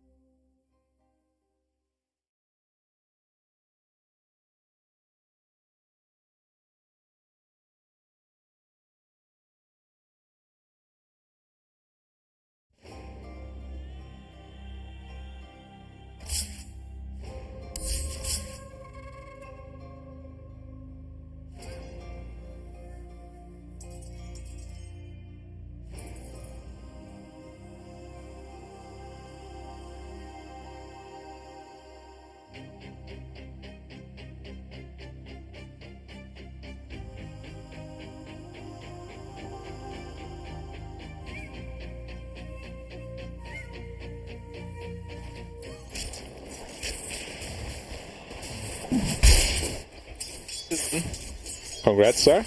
I'm trying to win the prizes. There are plushies available that you can win if you're better than me. Which is very difficult. You're better than you. I'm not. Currently, Lizard's ahead of me. So. Yeah, all that inside information. Not working for me. Not working for you. They're setting you up, man. Level 6 for Emo. Yep. Is that ball lightning available? What we see a lot is from these mobile mids, they'll TP to a lane right after hitting like a 6. Yeah. Why are there 3 here in this middle? How did they plan to kill the Storm? And now they all move away again. They just looked at him, and Storm even had a ward. He didn't even flinch because obviously they have nothing to stop him. All right. Even from Puyo just trying to CS here, 32 and 9, and Kaka Spirit Siphon, Lucent Beam, a lot of damage onto the Lina. LSA that comes through and hits onto the Death Prophet, trying to get out of the range of Puyo. Haste! Storm hasting up. Do they know? Yeah, they had a ward on him. I wonder if he dives the tower. If he sees the DP, he might. That's risky. Radiant structures. Void Spirit are also has a TP. fortified. Level 6 also. Yeah, they click the creatures because they want to dive in. This could be very dangerous. Vortex coming through, the ball lightning away. Turn me over. Try to see what he can get out of that. Once the rotation came in from Ori, he decided to bail. A glimpse of what awaits. Sven against Brood. Now let's see how his micro is on those spiders, because it's not easy to sustain against Sven with those spiderlings. They're actually a lot more healthy than they used to be. 320 health. I think they used to have like 200 something. So that's a little better. Considering you have to wait for them once. Yeah. So he still has the hood queued up. He almost has a complete. It's a very defensive Brood build. He also has max webs. So yeah, full defense, full mobility. Stormhammer comes in and look at the spider, so much damage it's doing to Kaka. Order 11. Cleaning up the Lina. He will lose his spiderlings. The chase is on, looking for something. Plus Kaka, I mean, man, he just got destroyed by the damage coming in. There was a big miscalculation. Either Fly, who has to clean up the spiders, JT. JT is in trouble. Yep, he should be gone. Saw Cogs right clicks in. Poyoyo, he'll get the kill there, taking out JT. However, Poyoyo had to invest a lot of points into Beam. So his farm is not going to be as crazy as we have seen in the past from some other Lunas. Radiant's middle tower is under attack. Especially if you can get away with like 1 level Beam, 1-3-2 or something level 6. But he's going for the more fighty build. Ready to TP, potentially kill the Sven even. The problem is though, Storm is 1000 net with the head of the Void Spirit. This is the big problem here for VG. They don't have good answers to Storm. Which is surprising because they third picked it, I believe. Yeah. It was an early pick. Storm. Not as early as the boot. I'm getting a second wheel. VG have a ward here. Kaka getting caught. LSA comes through. Loses a beam onto Emo, but with ball lightning and the stun, they have the kill on a PYW. Astral Step as well as the Eclipse. JT and Ollie, they both fall. So 2 for 1. Great. Eclipse went like 100% on creeps. Sven is getting pressured here quite a bit. Radiant's bottom tower is under attack. His life leech can't out-sustain the Broodmother right now. And now he has a energy booster queued up on Broodmother. Very curious what he's going for. Strange Brood build. Radiant's What was bottom the tower energy is booster under before? attack. Just more max mana? Or just a debate? Just a debate. I think so too. And he's really getting a lot of space down here. I'm surprised. Yep, and the tower should be pretty much gone. Radiant's I mean, Sven is walking back there, but... attack. Oh, they have a ward on him, Clockwork. Radiant's bottom tower. It's going to be bad for Fly. Double Astral Step, Eat the Remnant lands on the Fly. Now in the Cogs, he'll end up dead. PYW gets the kill. Maybe we just don't know what we're talking about, and we should all have let the decide for us. Yeah.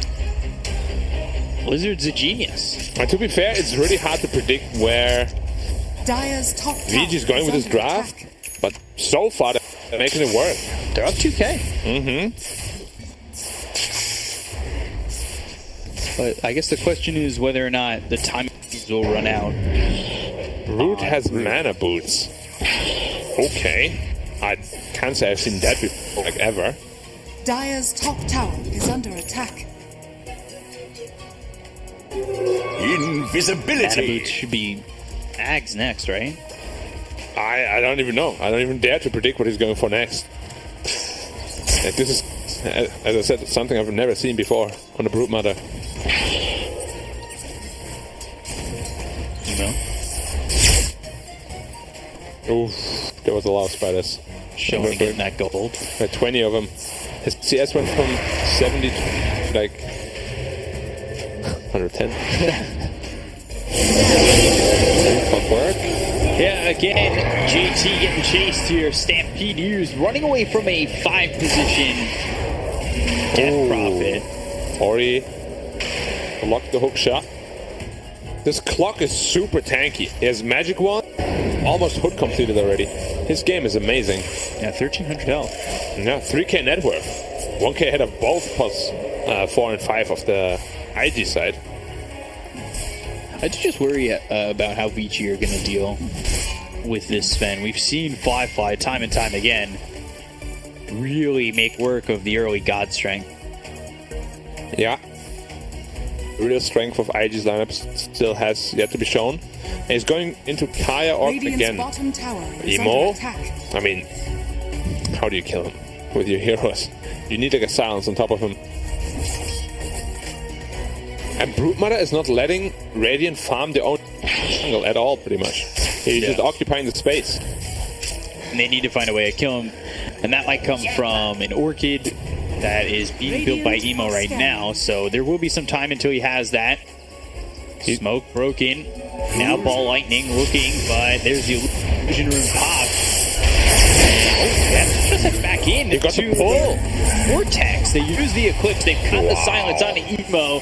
He's really soaking up a lot of this damage. Goes after Poyoyo. The damage out onto him feels like a lot for the hook shot consumer Kaka. They got the cogs around 2 of these heroes, but the false promise is out. They'll save the life of Kaka, and now they'll look for the Stampede because they want more. DY in trouble. False promise breaks in.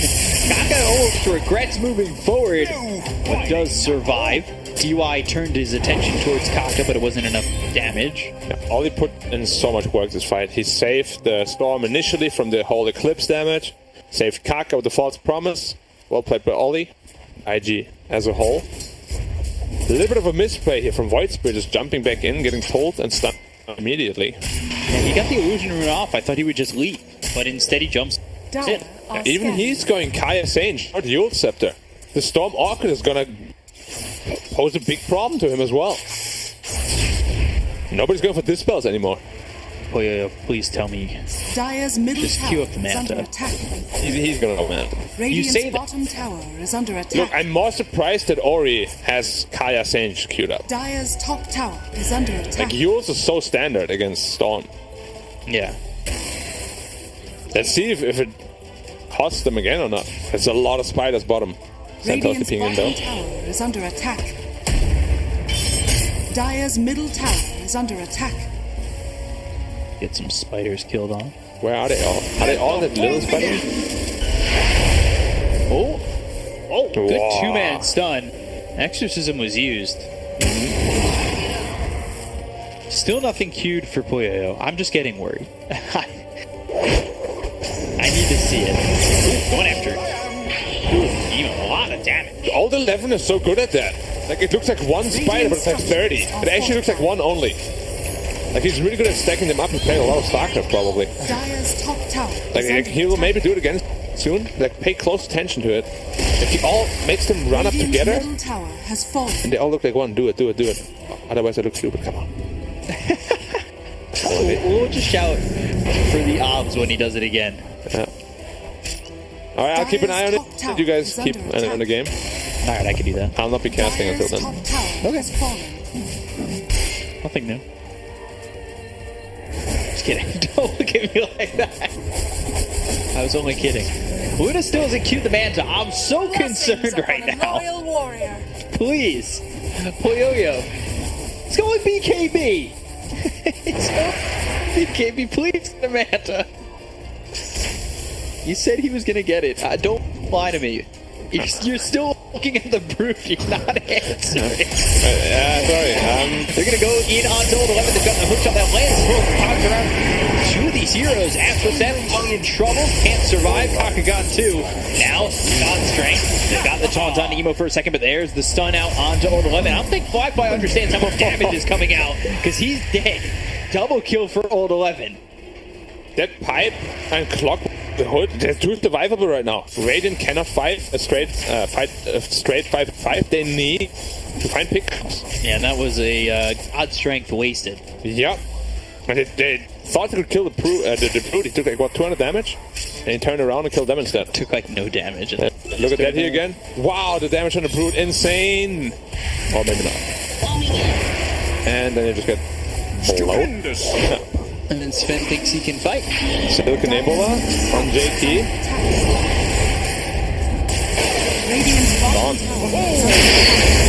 That was not what they needed in that.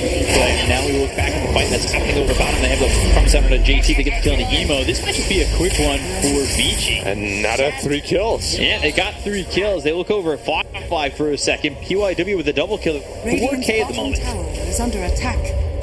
They are not letting IG breathe at all. And maybe that's why we saw the first phase brute fan in game 1. Like really showing what it can do with this hero. Going for a very unconventional build. Guardian Greaves Pipe.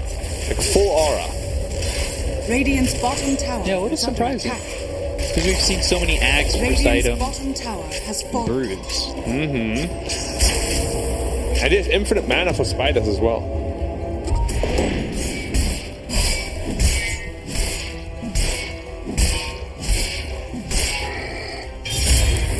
I'm still looking, man. He's not doing it anymore. Waiting for it to show up. Kaka again? Oh dear. He's gone. There's no chance. They have no glue on Radiant. They need to be so careful.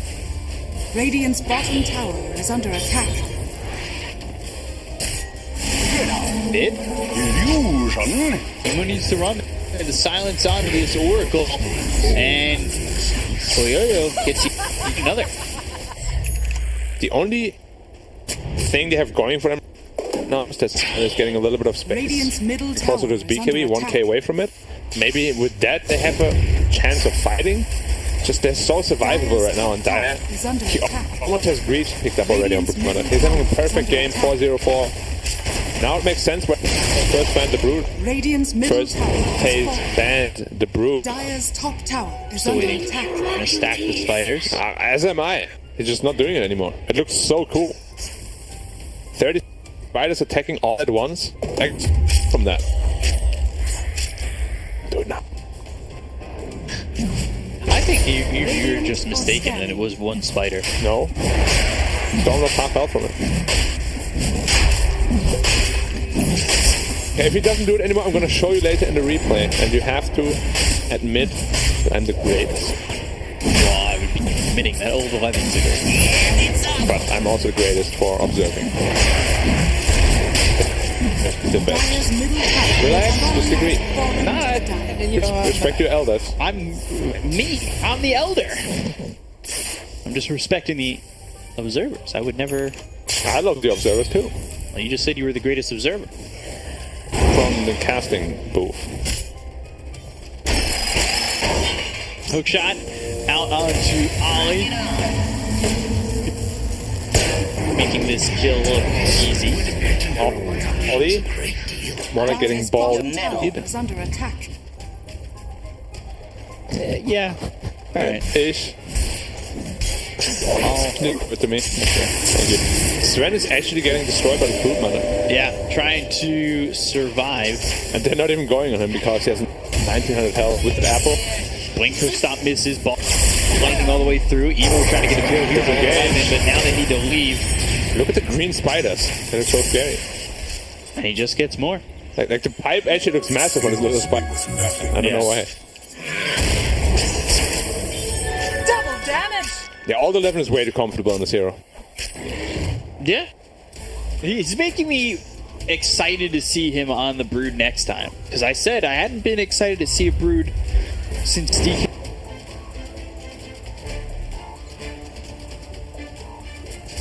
You know, because we've seen a lot of Broods just kind of fall short. They're smoking down to an Aegis Void Spirit, who is now just keeping out. However, no dispel on him. Orchid now ready on Storm. They're just not letting him leave the base. Oh, he did it, he did it! Radiant's top tower. Is that all? That doesn't look like more than 2 spiders. No, that's more like, literally like 20. Radiant's top tower is under attack. The creep died in 2 hits. It's so good. It's a creep health. I don't think that doesn't look like 30 spiders. Okay, you actually gotta check the tape later. Like, I'm getting so excited over this because I'm a big RTS fan, obviously. Oh my god. I'll do it again. Blessings upon a loyal warrior. Just hearing you whisper. I'm trying to bewitch him. Trying is to get a kill on the Kaka. Oh, sorry, Kaka. We had more important things to look at. Now they've got the cleave damage, so these spiders might die quicker. How much cleave? That's 15. We're looking at the Void Spirit. They've got a silence. That's going to be the first life. And now they try to disengage, and they will. Okay. They will. You could have been more confident on that. You think? Well, I thought the Spirit might be faster. But of course, Void Spirit is the oldest spirit, so not the fastest of the shed. Okay, what is Brood going next? He's just going full aura, full team. What a team player. Never seen it before in a Brood. The Vortex as well as the Stampede, the as well as the Laguna Blade, and the Silence that's stacked up here. They get the kill on all 11. That's a big one for them. BKB was popped as well as God Strength. That's the way to do it. Exorcism, Fall Lightning out of the other side. They've got the Exorcism as well as the Silence out. Onto this JT Centaur saved and got the stun onto 3. Now the hook shot onto this thing. Look at the Conjure out Fly. He's stuck in no man's land. He'll die. He didn't take out Ori. BKB was popped by Puyo. JT on the run. Ollie can't save anybody as he has already used that false promise. I think that's the best you could possibly ask for with this kind of disadvantage. Radiant's middle tower is under Now they're attack. knocking on the high ground. They have to be very careful here. As soon as this tier 3 is down. We all know what happens with Luna. Bounce City is back. Bounce City. Hate to see. Oh, he went Mantis to Luna, see? He learned. But Ori did not learn. He actually died because he couldn't dispel the Orchid. The day is saved. No, it's not. No, Manta got picked up. It's saved. No, but I had to see one. Can you please tell Ori to pick up Yules against Storms?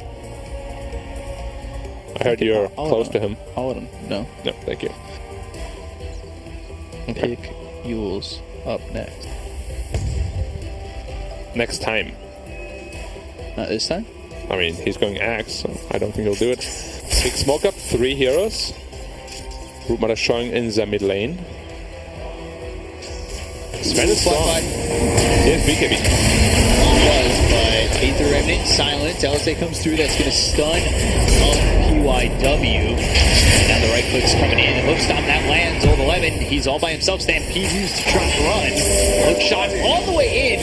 Pretty far from PYW. Cox puts them back. Old 11 has wedges inside the base. He's going to try to stick up themselves the Vortex to get the kill. Now Oliver will they survive on it?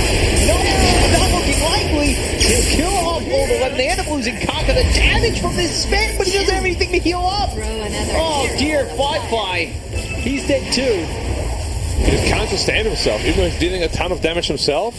This Luna is starting to just out right click him, and she's going to Skadi next. Once that Skadi's up, Flyfly's going to have a nightmare of a game. It will mostly come down to Emo, what he can do. Radiant are scanning. He's the guy we have to look out for. If it's a comeback for IG. Yeah. They're starting to take care of the Brood, but the Brood's not the problem anymore. Yeah, I mean, the Brood killed Oracle before the fight even started. Like, these spiders deal so much damage. She doesn't even have the talent yet. Did they get buffed in terms of damage? They didn't. Oh, no. Just a lot of spiders. Poyoyo. It's an illusion.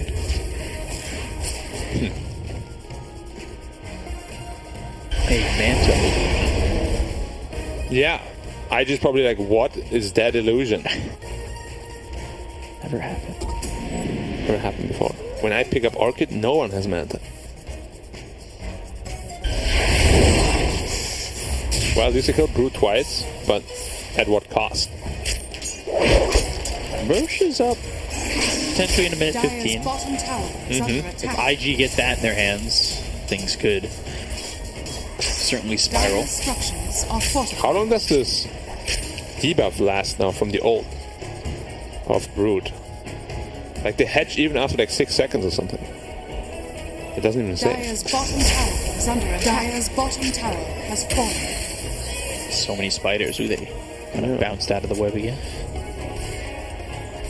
Sanji and Yasha for the Sven. I'm liking Brood. The more I see the hero, the stronger it feels. Dire's What bottom tower would is under help attack. Sven here to try and sustain? But he needs... Either he needs to kill them before he dies, which is the approach he's going for with the Daedalus, or he needs the Satanic to sustain himself. Both approaches can work. Lightning have caught DY, but Old 11's coming over. The Guardian Greaves are popped by Old 11. Now Emo with the TP avoids the hook shot. JT TP, is he out? No. If they're under lands, he's silenced. Most likely will die here. He'll get a little gold for his trouble. That's what can't handle it. But eventually he'll fall. A lot bouncing off that Lotus Orb. There were like 30 spiderlings with like the pipe on it. My laptop is overheating. Making all these noises. Now he has a spiderling damage. Extra step, Aether Remnant. Catches Kakai. Now they've got the ball lightning as well as the Vortex, but that's with the Lotus of the Eclipse coming down and trying to do as much damage as they can with the BKB being popped by Poyoyo. Fly, he popped that God Strength. Needs to make a jump though, and he can't. Also, he's running out. Yeah, they're initiating into him. BKB, now the Stormhammer, they've got no good. They get the kill on Old 11. They look over as the silence is out onto this Void Spirit, but gets reflected back via the Lotus. They've got the counts around 3 with hero PYW doing his job to control them. But they will lose the clockwork. DY TP's out, the tier 3 taken. However, 2 kills there for the side of IG, and Roche up in 24. I'm so surprised they went into that. Like, I thought they were just going to wait out the God Strength and go in afterwards. Wanted to make the best out of the DP ult that they still had. But Root Mana just gets blown up immediately. Can they take Roche? Without God Strength, it's a bit hard. Dire's middle tower is under attack. A little bit hard. It's up. It is up. He has a Chrysalis on Sven, which is too risky. Jumping in on the White Spirit. Didn't get the Orchid out. If you got the Orchid out, maybe it would have killed him. Dire's middle tower has fallen. So they get the mid tier 1. Yep. Bloodstone are also completed on Storm. And you do spot Roche. The bits and pieces are coming together, B-Cop, to mount a comeback here. Yeah, they have a Chrysalis available on Sven now. Question is, does he have the damage? The BKB's down to 6 seconds. If he gets an Aegis, I think that's honestly massive. There's just no way to do it without the God Strength. It's up in 10. But they're all alive again. Smoking up as 5. Scotty's going to be finished for Luna before this fight happens. Yeah, it's frying out right now. It's going to make the fight so much more difficult for Sven. What talent did he get level 20? The 10 armor? Yep. Armor. They did a good job of disengaging off of the Eclipse. But the question is, can they do that again? Wow. Sven just cleared the whole map of Spider. One hit. Sukin Bola, hook shot actually goes to the backline, shoots out a Kaka, so now they've got the Cogs around this Lena, 8th round, trying to catch Sven's blown up. And now he gets the BKB as well as the false promise. He's going to turn around and go after Poyoyo. The damage is going to be enough, which BKB will be popped by this Luna. So now Fly isn't healed up enough. Luna comes out. Now they put screens down. Fly's just dead. He never got enough heals out. And after the false promise, he blew up. Ollie, JT, Fly, Emo, all gone. 4 heroes dead. Exorcism and Roche. It's all VGs. Yeah, shot cheese ages, and it's probably all she wrote. Mid barracks is exposed, which means the Glaives are gonna take care of everything. They have no side lane towers left. Sven no buyback, Storm no buyback. He let himself get so low before he even... Yeah, that's the problem with Sven though. Like if you misuse your BKB at all, you just can't fight, and if you don't use it, you also can't fight. It was decent from Ollie to get that 4-step and find the false promise, but he's dead to old 11 on the side, so there's no heal coming for Fly, and he's just dead after false promise. I just don't like the Sven here. IG really seems to love him. Radiant's bottom tower is under attack.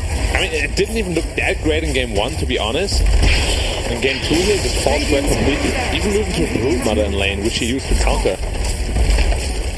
Radiant's bottom. The barracks is gone. Bottom, middle. See if they try to commit for the top one as well.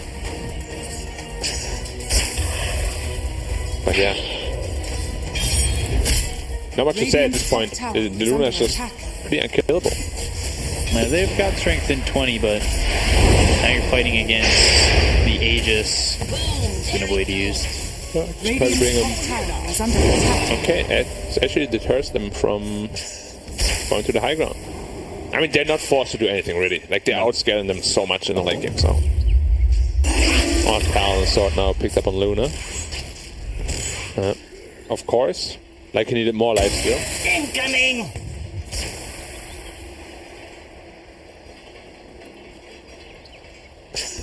We'll see if IG can bring this one back. I'd imagine VG is just waiting for the butterfly on Luna, which is 1,000 gold away. Or maybe they're just going right now.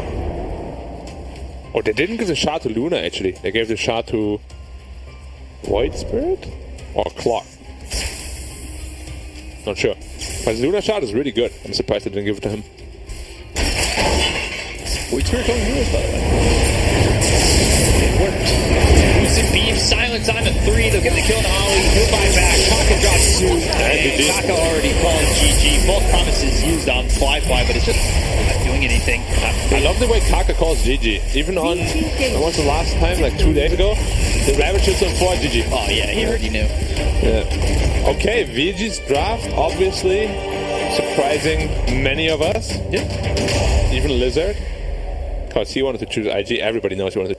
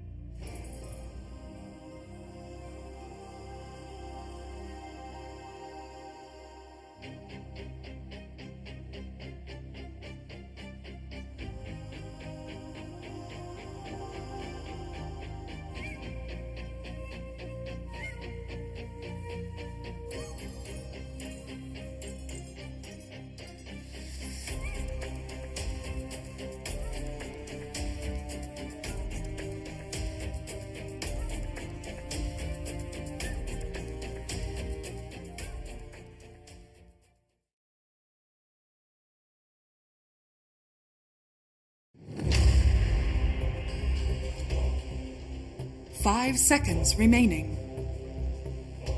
Vici Gaming's turn to ban.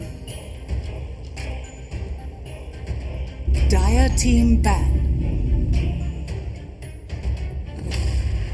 Brought a lot of Dota memories. Yeah, I don't think it's very. On some You get heroes, something. maybe.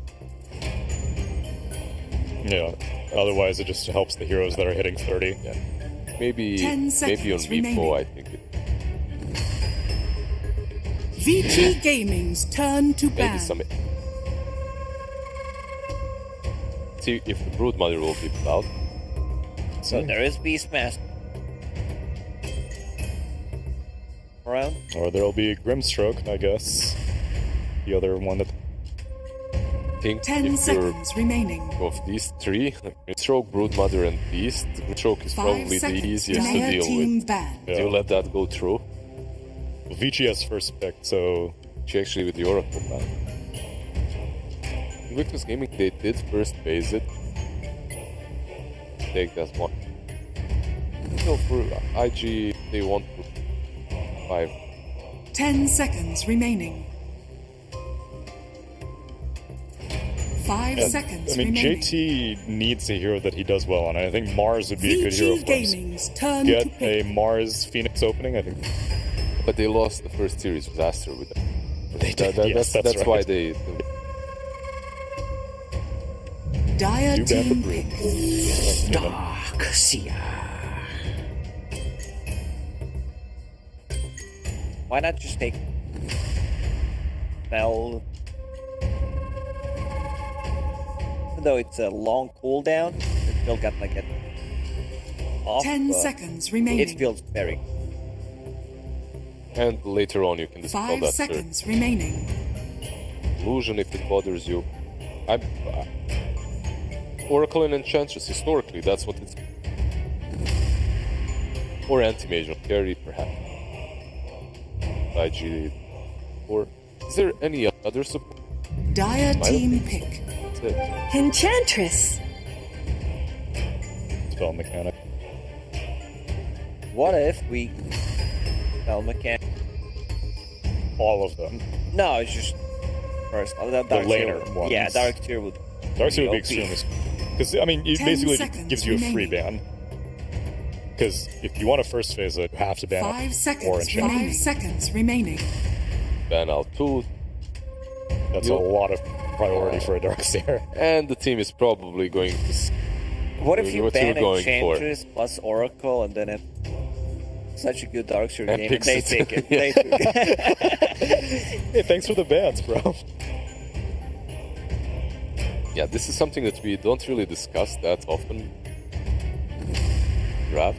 You actually have to worry about this thing too. It's not only Vici Gaming's like turn to yourself. pick. They can snatch it. Yeah. Well, we are 5 and 4. We've seen a lot of talk today.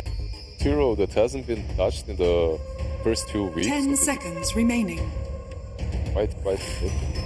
Taking it out of each. 5 seconds remaining. What I do. Sip Some water. Yeah. They quarantined for their 2 Carry a weeks. coffee cup Lacoste. in your hand. No, I have a different. Run. Yeah, because if you're jogging, you have to. Vici Gaming's We're giving turn some to very bat. bad. Remind me not to tips hang out with you guys. We're giving some very bad tips here, people.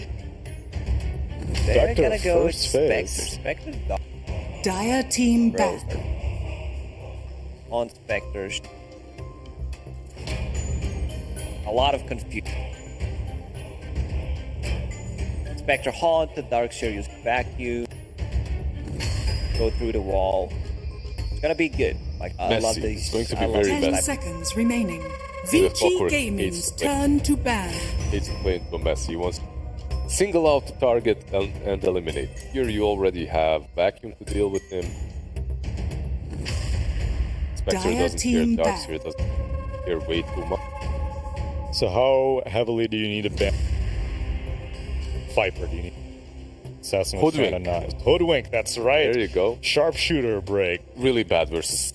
Damn. And she can follow. Very hard to Yeah. execute and expert. 10 seconds remaining.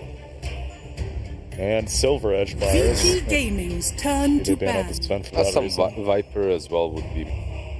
A Viper very good to play into Spectre. I'm surprised they don't. They banned out the Sven. It's 10 seconds remaining. Darkseer under the tower we've seen. 5 seconds Versus remaining. Spectre, you can kill fast. Power spike. Plus the silver. One versus.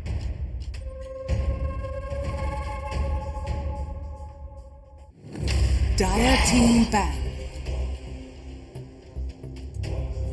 Viper left in the. Lifeline or the emo. Just so such an IG hero, they pick it whenever. 10 seconds remaining. On. Meanwhile, IG banning out good 5 Ion Shell seconds lane remaining. partners. Earth Spirit, I mean, Tusk also a consideration. I would want to see Dark Willow again. I think there's not a hero that can. It's Combination still is good. And the Iron Shell continued Dark Realm, right? Around when you turn what really looks like about to die into a. This battery assault doesn't hit in Shadow Realm either.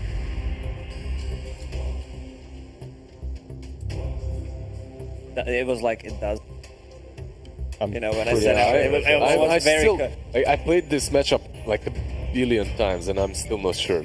I'm pretty sure it. And I think only You can hook. ground targeted Yeah, stuff. you can Yeah, poke, yeah. you can poke her out, but you can't battery assault her in. Okay. Yo, they're really mulling over this last Dire ban. team Super pick. is okay. Oh, Puck ban. Yeah, I forgot about Puck. Worm for IG, it's not bad, right? Decent versus Factory. Grab the Viper. 10 Oh, seconds for sure, yeah, remaining. Oh yeah. 5 seconds Want the remaining. It's good. It's great. Historically great versus VG Vacuum Gaming's will turn to pick. All the way. Faceless Void. Go with the Void instead. They need some damage inside the Chronosphere, like they need a big combo, possibly. Poker comes to my mind. They already picked 5, so they're No Skyrim damage from Mage, them, no yeah. damage coming up. 10 Heroes, seconds like- remaining. Pretty mediocre. 2 out of 10. 5 seconds Yeah, remaining. low. See what they decide. They need control. Silence, they need. Why did anything? Dark Willow, like. Ramble yeah. and just. Dire terrorize the team top pick. control. Go with the Sand. Be a mid Sand King Oh, though. Maybe. Oh no. Maybe position no. 4 Sand King. We'll We see. Yeah. have been very critical of mid Sand King here in Southeast Asia and China. It can be a 4 Sand. It can. Right. 10 Be a great seconds pairing with remaining. Ion Shell. It's mid. 5 It's not seconds win the remaining. game. Still in. I feel like it's similar to Black said. You need a BKB on this field early VG on. Gaming's turn to pick. Or same response, yes.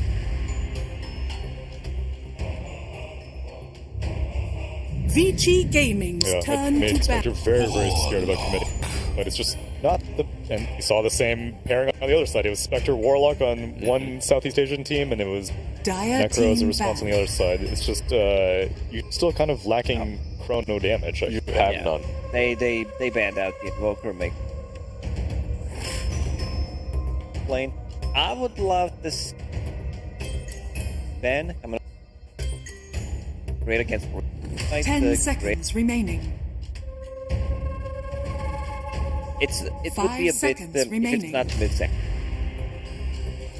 VG Gaming's It's what we turn called to yesterday ban. as well, and I called literally 2 bans or 2 picks versus Pagna, and Pagna banned out, maybe GOD too. Pagna is only good with Void as well. Not great versus Hawk. 10 seconds remaining. Countering 2 cores, I 5 seconds remaining. I think Viper's still good. I think that... for IG. Yeah, for IG, because there's no physical damage. It's all magic, pretty much. Still not that extra oomph that you needed. Yeah. It's kinda good in a way that they're all tanky and slow, and they can make the slugfest if they slowly wear you down in the mid game. But there is no extra oomph Dire in that team chrono. ban. No Invoker, no Lina, nothing like that actually damage. Ban the Ember.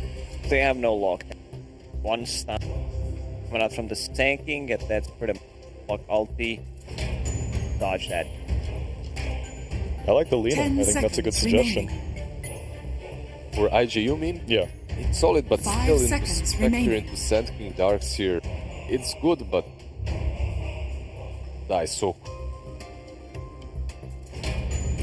Well, it's going to be... I mean, we're still assuming it's mid-Sand King, right? Not necessarily. I think Forest, it's well. VG Gaming's turn to pick. Yeah, they're banning out a They're bunch banning of out mid-laners. miders. The Void Spirit is still in the pool. If you're looking at the spirits, hero that can also buy a solid catch for the Void. It's not a love it. lockdown. It's not 10 a stun seconds remaining. Tight as versus well. the side. 5 seconds remaining. Feels good. Clock Dire hook team shot. pick. Feels it. Void incarnate. But they go with Spirit. More conventional. Builds a vessel, I guess.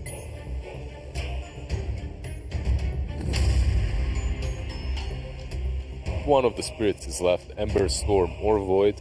10 They don't have a lot seconds of remaining. There's a lot of ways that this... 5 seconds Void remaining. Spirit now, Yeah. if you own him and then you pick a solid offlaner, you can still go for the Viper Because- with a Clockwork But I on the think they offlane. get a mid lane. Necro lane, Warlock, Spectre, both Spectre and Deck. That lane. Spectre could potentially die. Or Clockwork. Clockwork could. Isolated there. The sack. Choose your hero. Still,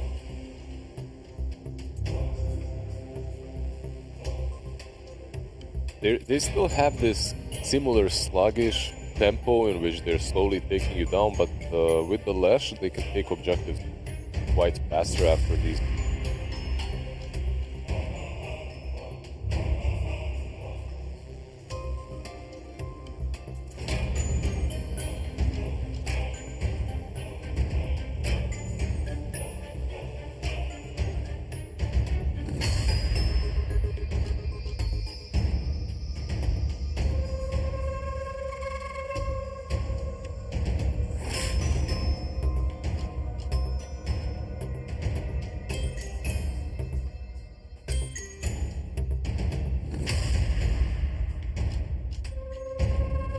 No. I'm still here. Oh, okay. All right. So, yeah. All right, I'll speak for both of you guys. Oh, wait, I'm Sure. back too? Okay. No, you can go. Huh? What's that? I'll speak for both. Half. All right, half. Well, you just All there. right. You gotta come a little bit. There you go. There. You go. Vici. IG.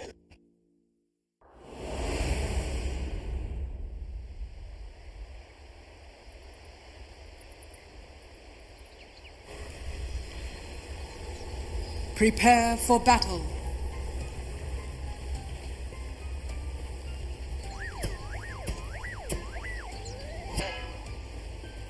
But I spoke for both of us. You did? Yeah, I said Vici, and then you came in and said IG. I wrote my own destiny. That's not what we spoke about. Sorry, man. I've been I've been had. I've been had. I've been had. How are you the one who's been had? I was the one who was supposed to make the decision. Wait, and did I then say IG? Yeah. Oh, yeah. You said IG. But I'll say VG if VG wins. How about that? That's cheap. No, that's how it works. Because I actually forgot Fly did play the Void at the major, and it went like 0-10. 30 seconds to battle. What is your base on, like, why are you choosing VG? Sand King's not mid. That's why? Yeah. Okay. I was nervous. Leshak is in a little bit out of position, or is Void out of position, or who's out of position? No one? Nobody. Nobody dying. Yep. Taka also just using battery assault and running away. Classic. The battle begins. PYW missing the burrow strike. All right. The tail of flubs. Stun misses there. Fly. Sneaking in. That's 3 bounties for the Dire. Very rare occurrence. They can't count. Yeah, but he's actually whacking him. All right, he just gave him a mace to the head. That's IG favorite right there. Told you IG would win. Game's over. GG. He maced him. But draft, I really like this Radiant draft, like the Warlock, Sand King, Darkseer. They have so much AoE damage, right? It could get dangerous, that's for sure. It could. It's just when you mess up those big ults, it could also get scary for your own team. Because if you miss out on the opportunity, you've used everything. Yeah. That being said, if they land everything, this Dire team is just gonna disappear. It will cease to exist in a second. Very quickly. I should have chosen VG just to go with the combo. Like, the combo is gonna... Whoa! Emo missed the stun on a range creep that was so stationary. Maybe... It happens. Yeah. Okay. Let's see. Haka here with JT. Do you like this Clockwork Necro lane? I mean, it's decent. Necro will pretty much just sustain here. Warlock Spectre should not be able to bully him out or anything. I mean, it's just there to secure the Necro. So it's decent for that. Ori taking a lot of damage here again. He's still 70 gold away from his bottle. Now 20 gold away from his bottle. Stun. Yeah. He has one more lightning. No, he doesn't. I lied. Run from this third second. It's just been back and forth aggression or harassment. Nothing too crazy yet coming out from either side. Yeah. These are both level 6 heroes that I was talking about it last game. We will see like TP to a side lane once they hit level 6 and try to make a play as quickly as they can. For sure. And Void is also a good hero against Darkseer in terms of not being able to get harassed out by him. And we've seen a resurgence of Faces Void again as well. Enchantress now has the big setter, the Tormentor. He's about to torment them. Shockwave. If he purchased off the Surge, which he didn't skill yet. Okay. POW has to be careful here. Yeah, they have the sentry down and Hadouken! like, oh, the Impetus shot! Yeah. He would have died either way because the Hadouken was on the way as well. Yeah. Dire's top tower is under attack. Battery assault, Koyo-Yo, pretty low. They're taking a lot of damage here. Do they have healing salve? He has one healing salve on the Warlock. But that's it. They're out of region now. And Spectre is definitely feeling the heat down here. Or whatever Necro spreads. Terror? Fear? Death? Yeah, maybe death. I guess death would work. Death Pulse? Heartstopper aura. It always sounded so brutal to me, especially when I was younger. What kind of aura is that? Well, what does that do to you? That you stand in that aura? Do you feel like the palpitations? So stopping means just starts beating slower, right? And at some point it just doesn't beat anymore. Pretty brutal concept. Yeah. Spectral Daggers going over at JT. Mm-hmm. Securing the neutral creep. Good job. IG already have themselves a 1k lead. They got first blood, but they're also farming really well. Taking both water runes as well. I want to see if Old 11 is gonna have such a great game on Darkseer again, as he did in game 1. Yeah, he really felt very confident on that hero going in. I mean, really the entire series so far he's been owning. His Brood, his Darkseer game 1. Stellar performance from him. Really, I'm surprised how quiet things are. Especially the first 2 games felt like bloodbaths. To say that DY. And now, looks like DY is gonna die. Necro didn't get the kill at least, so... I'll kill you again. PYW has to burrow strike away. He's been surged to leave. But that leaves Old 11 in trouble. That is Enchantress. And they're also diving into the tier 1 bottom. Yo-Yo Spectral Dagger trying to get away from Kaka as well as JT. Free pathing, finest creation. And this is the power of Necro. He's half health now. You leave him alone for 20 seconds, he's going to be full health again. Things are going really well for IG all over the map. Certainly are. I mean, even Emo is having a great time as well. Ori's still out-farming him a little bit, but it's to be expected. And now Void is just, you know, the higher the levels go, the easier it gets for Void. Almost 6. Chronosphere will be online. And this isn't another case of Chrono and your carry can't hit into it, or your other cores can't hit into it. Dive into Warlock again. Yeah, Cogs around DY, they're going to bring a TP in. This might be bad if they can get the burrow strike off, but the Cogs push away PYW to start. They'll try to go in on the JT. They bring 4 heroes down here, and that even feels like it's still rough. They got the Clockwork as well, but this leaves the other lanes completely open for destruction. Leshak is gonna get an Arcane Rune top. Like, having to be 4 heroes at 1 lane this early into the game doesn't feel very good. But Spectre is actually top 1 net worth now because of it. Radiant's middle tower is under attack. Getting close to level 6 too. Yeah, Spectre is the game-winning hero. Radiant structures are fortified. Post Nova, a lot of damage done to PYW. Burrow strike to the other side of the trees. Chrono used top and trying to get this kill on the Old 11. Bash. Not sure he's got the damage. No bashes. Just needs 1. Even without bashes? No. Kill. Radiant's middle tower And Emo got the mid tower. So things perfect. Other than Necro dying, things have been perfect. They get the kill top, they take the tier 1 mid. The map's going to close off for the side of VG if they're not too careful. Yeah. I always like this response of Necro against Spectre. A hero that always feels incredibly tanky. Once she's down to half health, you get Reaper, you're gone. Yeah. It's a really good answer. And they don't really have any saving tool. No Oracle, no SD, nothing like that. Yeah, no Shadow Demon, no OD, no nothing. No, gonna be Oracle. very tough. And now Lesh rotating bottom to get the next tier 1 tower. They're squeezing IG or VG here really hard in this early game. Then they picked the Void Spirit last, didn't they? They did, which is very surprising to me. They have a very hard time killing this Faceless Void. I love this skill build this game. 4 levels into the jump, meaning he's pretty much invulnerable.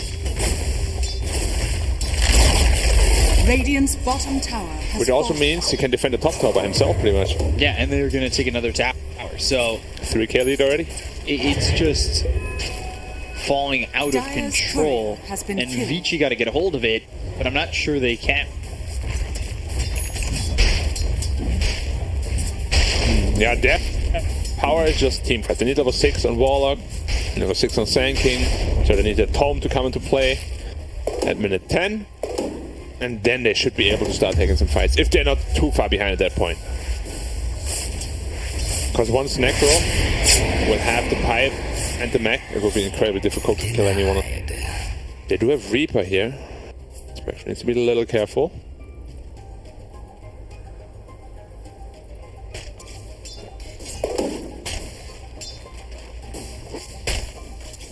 Up for the track, that feels perfect.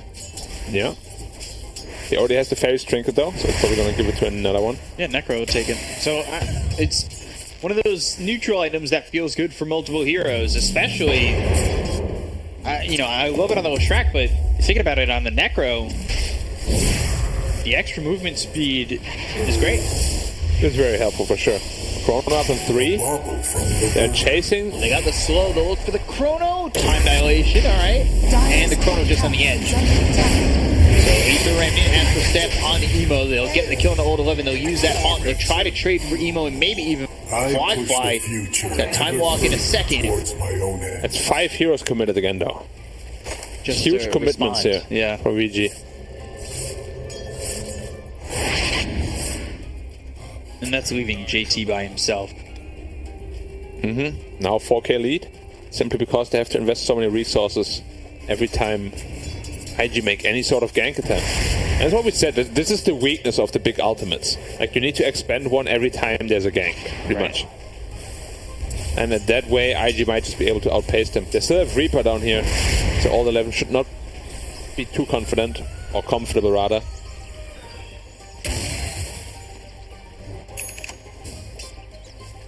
Enchantress, still 5 Warlock, now gets a Tome. That means Chaotic Offering will be online. Which is really the big teamfight ult. Yeah. Chaotic Offering, you're hoping to have the Epicenter with the Burrow Strike available. Chaotic Offering with the control that they have for Vici could be big.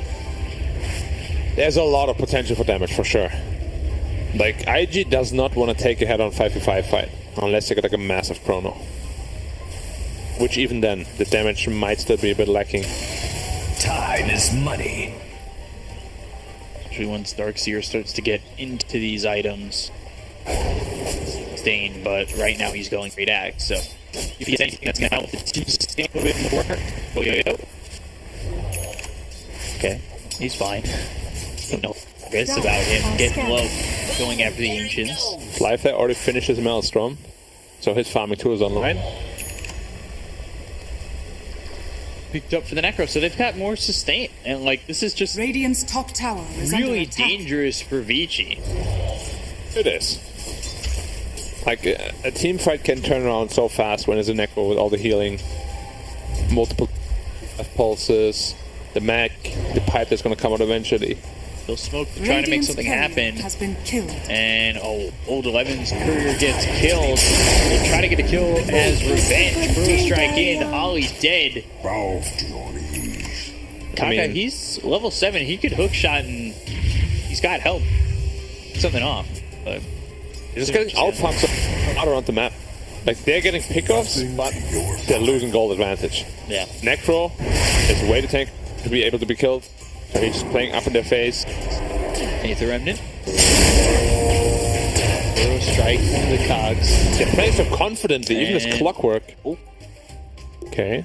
Pulse comes out. Kaka, is he dead? The thing is, he has Hood and 10 stick charges. I don't think he's gonna die here. Chat. It's time for chat interaction. He's definitely not gonna die here. Type 1 in the chat. He's gonna survive. Type 2 in the chat if you think he's gonna die. And type 3 if you think Black told you all along. Yeah, if you agree with Black. Which is basically 1. But more pressing, I guess. Like, I'm pushing it right in your face because I think he's 100,000% fine. 100,000% fine. Unless Warlock drops the golem, which Oh, okay. I don't think he should for a clock. No, I don't think you should either. But we've seen more for less. There's no iron shells on either of them, but he's casting Epicenter though. Trouble. He's fine. He's got mech, he's got necro. I'm more scared that they're gonna turn around. They have no dust. Or they did dust actually. He has hook shot. They got the see right here. Hook shot, Reaper Scythe all the way on a PYW. They get the kill to PYW. Kaka trying to run, and it looks like he will in fact survive. Climax goes after Ori, who will dissimulate. Goes after Kaka. Back in. Survive. Okay, now finally dies. Hawk carved in, walls down. Doesn't look like it's doing it up at the moment. They've caught their hands on old 11. Oh, running it alone. Yeah, and he's gonna die for this. Sir? Especially with the bashes coming through. What was that? So technically Kaka died. That does not count anymore. No. That did not count. Sorry. Okay. 9-5 in favor of IG. They've got a 7 7K lead. 7K with only 4 kills advantage. That means they've used the map in such an efficient way that VG just can't. Like with their lineup, it's just not made to have these little skirmishes here. You see, they have to drop everything, and they're just too far behind already. Clockwork gets healed by the necro. Sure, eventually ends up dying after 3 ults have been expended on him, but it's very well worth it. You said it, I didn't. You did that. I just said he doesn't die in an engagement. Technically one engagement. Well, sir, I'll have to step back here. Look over at Old 11, who is just again. not having the game that we saw in that first one. It is, yeah. This left shack last pick really putting on the pressure now. The level 4 Edict, bot tower now, Chronosphere still available. Interesting choice to not skill level 2 Chrono. Radiant structures are Really scale super well. Dire's top I'm tower is under attack. happy. That's usually when you know that the game is in a rough spot. You're either way ahead or way behind. or way behind. Like if the game is average, you're never gonna do that. Is under attack. Do a W though, trying to find like as efficiently as possible. Because ping up fast. Needs another 200 gold peak up. 100 now. Are we gonna see a 5-man epicenter with 5-man fatal bonds? Unlikely. Yes. Yes? And the question is, once the pipe is out, do they even die? Vacuum, Yeah. Fatal Bonds, Epicenter Burst. Right? On 5. On 5. Radiant's middle tower And is then under Void attack. gets a the wall. 9-man chrono. Dire's top 10-man tower chrono. is under attack. Well, himself. Yes. He doesn't count. Well, he does just for this. Let's make it sound more epic. Hook shot. And that will pop into the Void Spirit. Fuels and trying to get away. Astral Step, second one. Invis, rune. Invis Dust. dusted. Impetus. Shoot. Is it assimilate? Oh. Blind stun. Blind They got stun. him. They don't got him. Emo did not trust his instincts. He couldn't commit. Yeah. I said they got him. In my mind, I wanted to say he got out. Thing. The same thing though. I meant like he you know, juked him. And we all know what you mean, B-Cop. No, I had to explain. Okay. Sounds good. Fly. Okay, Epi's. He went W, I don't know it. slamming his tail into the ground. Players are just having way too much fun. I mean, ever since they changed it, you've got to have fun with it. Yeah. Back then, you click it, you're gone. Oops. It's old. It's on cooldown for 2 minutes. Yeah. And then you cancel it too. Before you blink, like, guys, I can 5 minutes. Oh. This is why you need to queue your spells. It was so heartbreaking. It would have happened to anyone. I think a perfect stun on 4, but cancels his own. Or some people try to time it right, not queue it up, and then seconds before the epicenter goes off there. Yep. Lots of incidents of all sort. This time, I feel like maybe gives Vici an opportunity. The thing is, Spectre again didn't go Blade Mail. I feel like every Spectre that doesn't go Blade Mail just loses. And it's such an important item on her to farm, the team fight, against the Leshrac especially. So much passive damage coming out. Time is money. I'm telling you, Snecro is a great item. Look at the epicenter, the damage! There it is! They call me Nostradamus for a reason. Emo, JT, Ollie, and Kaka all dead. In 1 second. Yeah, literally instantly. Reset their wood. Oh my god, look at the damage the Warlock did! Dire's Fatal middle Bonds tower is a great under ability. attack. Oh my god. Dire's This is the structures power are fortified. of the Warlock. Let's watch it again. Hook shot, Taj. They're like, oh, we got him. Boom. Drop it down. If Necro ulted earlier there, I mean, they still would have all died, but they were so ready for that on VG. Wow. The thing is, IG knows, or should know, this is the only way they can fight. Like, going anywhere on the map, where do you think they're gonna be? You know, they're of course gonna be behind the Void Spirit. And they get absolutely demolished. That's like the kind of thing that goes into a highlight reel. But a very short highlight reel. 1 second. Oh, baby, a triple! It's just... However, now they have Radiant nothing because now they have nothing. They gotta hold out. They're on the They need all spectrum. the courier. They're on the Sand King. They don't know who they're on. They're on nobody. What? They didn't hook, they didn't chrono, nothing. They saw them all. Yeah. Coil. You know what they'll say? Radiant's top Hesitation tower is has fallen. defeat. Is that a song? No, that is Old Man Radiant's Ishii. top tower is under I attack. don't know, kind of sang it. Radiant structures are I sang it. Yeah. 5. Bye bye. Radiant's Looking top for the tower proper is under positioning. attack. That is a great standing position. forward. Right in the tree. And then Dire's leaving the bottom tree. tower is under attack. Here's the apple as well. Very tanky. 2.2k health. 2.4 with strength stats. Fiddlebon's on Firefly and Nemo. That is It's potential. potential. They just don't have the chaotic offer. Oh, it's coming. Epicenter. Oh, time locked him. Knew he was coming. Got the side of the tower, bro. Yeah, step away. PYW might be in trouble. The wall plays down. Now the vacuum on the old 11. Getting focused by Firefly and the Chrono. The Remnant, it hits while he's in the Chrono, but it's not going to keep him alive. They've got themselves 3 Scythe down for 70 after come across. The wall's still down, but this fight taking place in front of it. It gets out of the Shrek. Trying to start to run. A hook shot comes through, and that lands and hits onto this Void Spirit. It came across him, I believe. It's like night and day difference. Now they don't have clip the high ground. There's no buyback. Tanking neither. Yeah, they don't have epicenter. They don't have vacuum wall. But this is what happens when they don't run into all of your old core heroes. Yes. Chaotic offering. On 5. And is it going to be enough? It looked like he's standing his ground. The damage from the Spectre Blade left in the stun. Oyoyo in trouble. Vacuum again on the 4. Failbot hits all 5 heroes. They now can't this is when leave. they need to do something.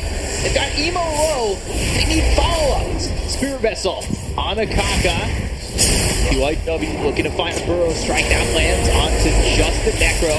And they've got the Cogs around as well as the Spirit Vessel still ticking away on the Kaka, but they don't have any kills just yet. Vitamon's should run out in just a moment. Burrow strike lands and they'll at least get the clockwork. That's not really what they wanted.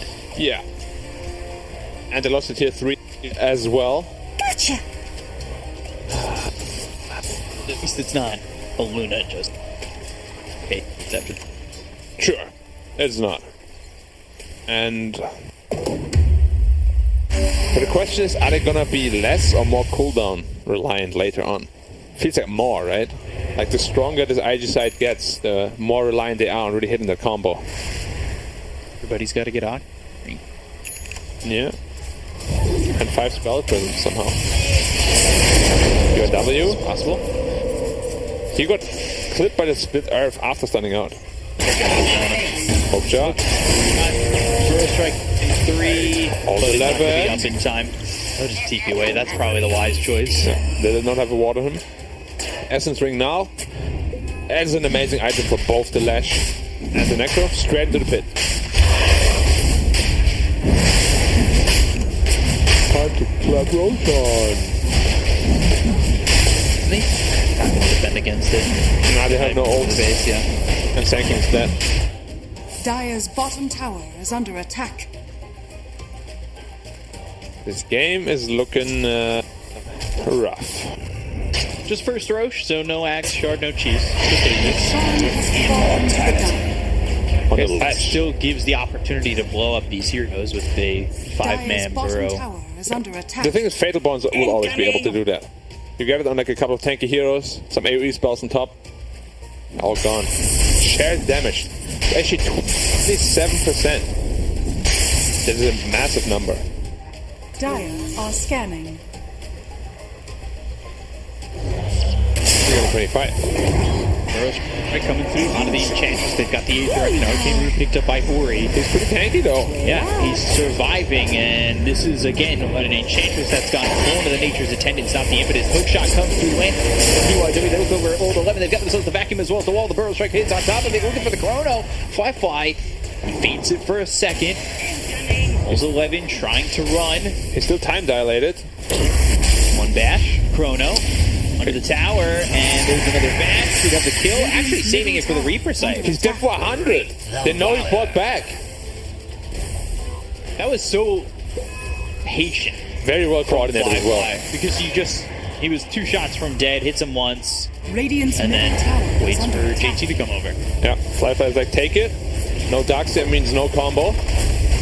He's dead for over a minute. They might be losing 2 sides here. Yep. Radiant's At least middle one, tower has fallen. I'd imagine. Wiggling. Yeah, out of 3. Now the Burrow Strike is going the except for the combo once again. They get the kill on the Emo. No, not yet. But they do get Ollie. They will go with the rest. PYW trying to do what he can with the Burrow Strike in. Kaka got both supports down the side of IG, but it's just not enough damage.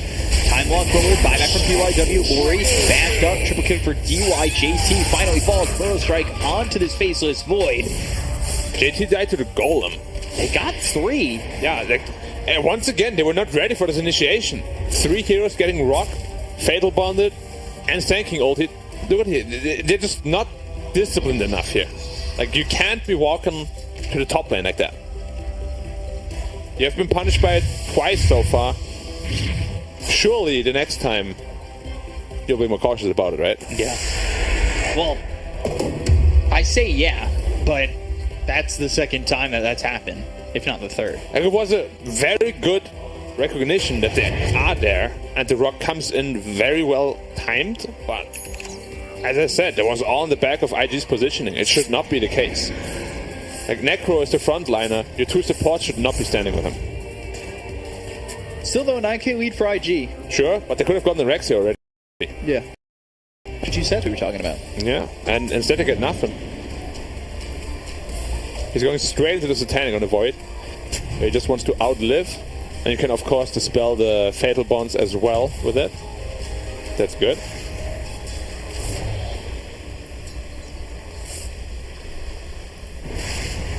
Vector's still 3k off of where this Void is.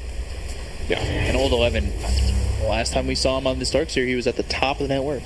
Time is Now he's money. very far down. What, do you have like 32,000 net worth in that game? Yeah. Going into the pipe. 29,000 even, I think. So He has the axe now, so heroes are more survivable, at least. But they still need like 2 more of those team fights, because every time they don't fight, they just get out-farmed around the map. Now it's 11k lead, just 1 minute ago it was 9k. go for the Spectre. Not sure if I like that at all, to be honest. It's not great against Ench. Clockwork, sure. Necro doesn't care. Void doesn't care. Let's see if it pays off for him or not.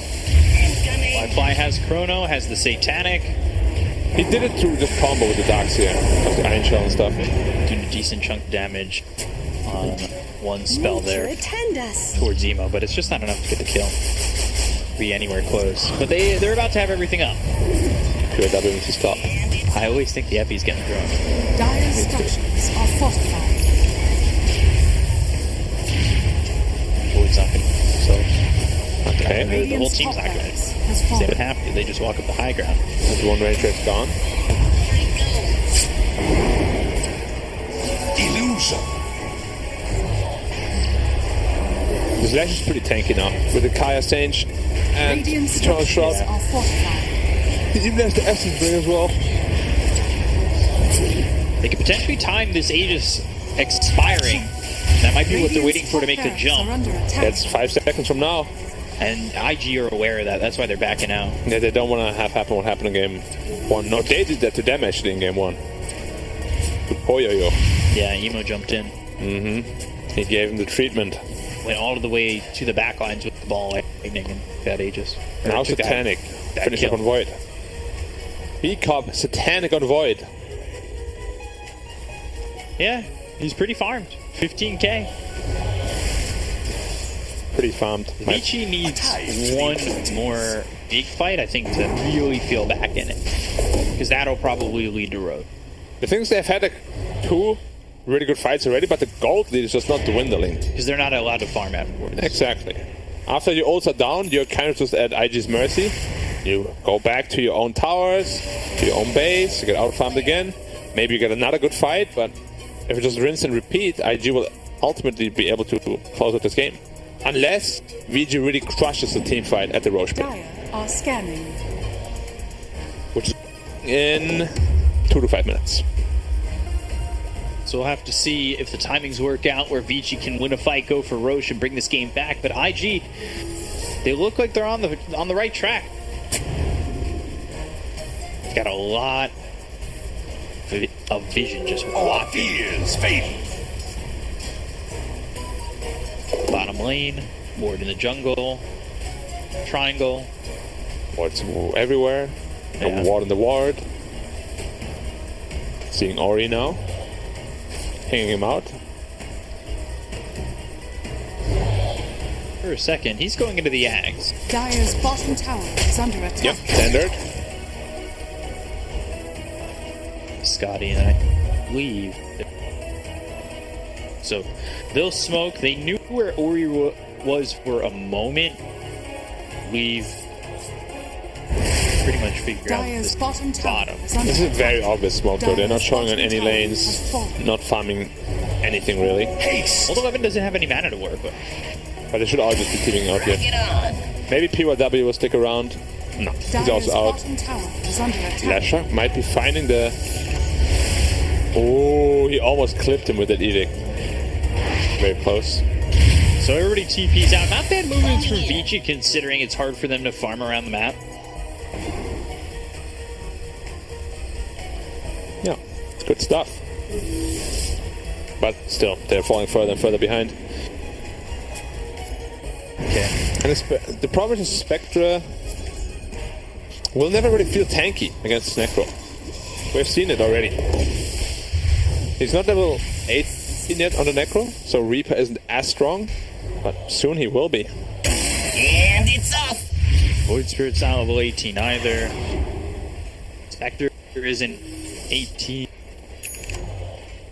And Roche is going to be a long one, so 2 minutes. And they've got the Ags now on Necro. So that Ghost Ags Trap on getting Necro. upgraded, the Heartstopper or getting upgraded. Radiant's bottom tower is under attack. It's interesting, this Aghanim's. Like, it's worth if you get multiple gold shrouds off. It's just, if you get bursted from the beginning, then it was a bad investment. Aether Remnant. Alright, they catch JT for a second, but they've got the Lotus Sword. This is something that Vici want to move off of. They thought about moving on it. Now they've got the hook shot. That's out onto Poyoyo. Epicenter. Earl Strike lands onto 2. Aether Remnant. Astral Staff. Chaotic Offering coming down as well as the wall. Can they get the kill on the JT? It's a vacuum on the 3 that pulls him back into the wall. But now the Reaper's sight on a BYW is not going to be enough damage. They get the kill to old 11. JT is low. The Chronosphere is there. It lands on a Poyoyo as well as EY. First strike through. BYW trying to keep alive the Spectre who pops the Manta, but they get the kill onto 3. They'll buy back on DY. They lost nothing from IG. This is all too survivable. They threw everything down on the Necro. He lived with 200 health. He's now back to full. Radiant's middle tower is under attack. Left built into Eternal Shroud and Spell Lifesteal as well. Just too much Radiant's HP, middle tower has too much fallen. reduction. Radiant's not enough middle damage. barracks are I think under Vici attack. wanted to get out from that fight, but really well done there by Kaka to recognize that, get the hook shot, and then force them to fight. They don't want to fight there, but they have to. And then when they have to, you saw how split up the fight was. The wall's here, the chaotic offering's there, this is there, and they just weren't putting it together. Hookshot comes out, Ori trying to get a kill here. The Lotus Orb out on the Kaka. They've got the stun that lands onto Ori. They'll get the kill. And Ori will buy back. So they still want to go. They don't have any ultis available. Spectral Dagger coming through, the vacuum on the 3 once again. The Ghost Shroud, they've got the Fatal Bonds out of a bunch of these heroes with buyback being popped by Ori as well as PYW. But Erica drops, and so does Old 11. They've got the buyback on Poyoyo, but they'll call GG, and IG will take the series over Vici. Finally getting on the board after the Dire initial victory. stumble against ASTER. Yeah. Did not look good. Today, I mean, game 3, the draft was just very all-in for VG. Like, I've never been a big fan of just picking like 2-3 big teamfight AoE ultimates because you just force the teamfight every time. Your ults on cooldown.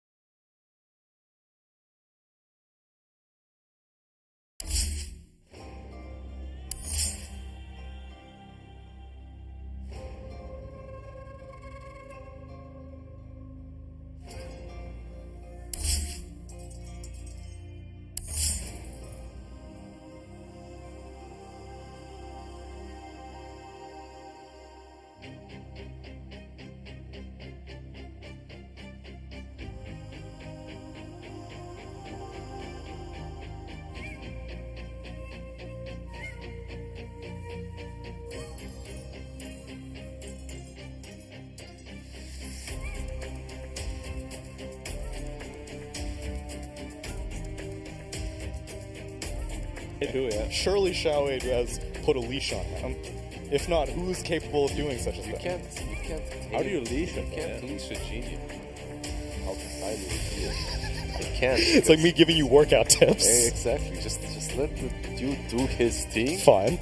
And hope for the best. Because if you leash him, you deny him the fun. And if you deny him the fun, you deny him the love for the game. I'm with you. Eventually I think leads you're you gonna do some psychoanalyzing, you know? Like, if you have to throw and hard carry in one game, just make sure the throw happens earlier so the hard carrying in the late game will still occur. Usually the team that wins is the team that makes the second to last mistake, right? Yeah. Ooh, wow, that's a deep statement. The As team long- that wins is the one that makes the second to last mistake. Is that accurate? Or you Perhaps just- not in Dota, but in You some should ask games. your phone. In some games it I is. don't think it knows. It only knows how to flip coins. That's Very it. accurately, though. It does. It's very smart. It's been getting it right. In chess it is, at least, right? Because the game is so precise. Mm-hmm. In Dota, I guess The game it's is also not very precise. Yeah, it's not very precise, but I guess that's still a mistake is if your throne falls. So I could assure you, Yes, like, that is the ultimate mistake. the ultimate yes, mistake. the first mouse click anybody does, an AI will probably already see, like, that's inefficient, Blunder. wrong, Inefficient. blunder, It's true. 99% percentile, wrong. There used to be that thing where in strategy time you were able to click the minimap and you were able to start moving your hero it was- before the game started. As it loaded up, yeah. Yeah, as it loaded up. And you're already like at the mid lane, Yeah. putting the ward down. Wait, I still click while the screen is black for me. I still click and the hero starts moving. You can do that. Yeah, I still do although apparently, I know recently I've been trying to click my courier, and so I can like move it out of the base, like on the edge of the fountain. And Damn, you're efficient. I always do that, and I always get them killed by Nature's Prophets and Monkey Kings. I always hate it when I don't do it even in high rank sometimes, and then I get pinged and I'm like, look at this nerd, like with his career. Listen, man, that's a whole second that you're saving. You're not even on mid lane. You're pinging me to move out my courier. It's safe there. It's like it likes the fountain. It's his home. It is. Let him be. Because otherwise the Monkey King comes and Exactly. I don't want whips it. But you also can bait that so well. Oh yeah. And when you know a Monkey King is coming, you look at him already on the minimap, you ping him, all your teammates are also... You can't see him on the minimap if Yeah, he's not in on the mischief, minimap, but if you move your camera, yeah. You ping and alert your teammates, right? And everyone will be like... and you just start And they walking still away. don't move him away. You're like, dude, hello, I just pinged it out. What are you doing? Monkey King did get buffs in 7.29C. He did. Might see him. Minor buff. China loves him. It's just like the main reason why he was so busted is because of his level 30 potential. Yeah. With the plus 200 armor and additional ring. What is his level 25 now? Like, no cooldown primal spring is nothing, really, at that stage. Yeah. like the Aghanim's nerfs as well, right? Yeah. Like he received some nerfs that Then- definitely didn't make him. Make him a 4 position again. That's how Bobica made his name. It was They 4 actually played position it Monkey in season King. 1. They played it in season 1. It's more as viable than position ever 4. before. You have 200 more night vision on Tree Dance as of the C patch. But the thing is, usually if the hero is strong on position 4 and he's usually a carry, he's also a good carry at the same time. That's what was before with the Monkey. When he was played on 4, that's usually because of the flex potential. You pick him, you put him on carry. If it's not the right game, you just flex him to 4. Hear me out, Lizard. A new way to play Monkey. With that new talent, you go like spell damage Monkey. You go like Radiance, and you just they jump in, jump out, jump in, jump out, and you're like, Spell damage with Radiance. yeah. And how do you get to level 25? What do you buy? I mean, at some point you will. Kaya and Yasha and Veil or something. Something like that. Maybe like an E-Blade or something. But the E-Blade? point is just like you jump in and you instantly jump out before enemies can react. Actually, I love the E-Blade idea. That sounds fun. Yeah. Sounds like something that's... And you burn them. Sounds Yeah. incredibly counterintuitive. So your Boundless Strike does literally no damage. Yeah, and you put your ring there and you E-Blade them. You're like, how do you feel now, huh? Getting burnt by Radiance, bro? You only have to deal with us for another 5 minutes. There's a slight delay, but we will have the game for you shortly. But then still 10 more minutes because of the You draw. Yeah, can, let's get some more theory crafting. You can Black. hear the world's worst theories when it comes to this game from the three of us. Yeah, I can't wait for... How about that offlane Broodmother though? That was good. Pipe, mech. Apparently that's a go-to build for Old 11. It's Yeah. it's not like a out-of-the-box kind of thing. That's a very good offlane build too. It makes super much sense.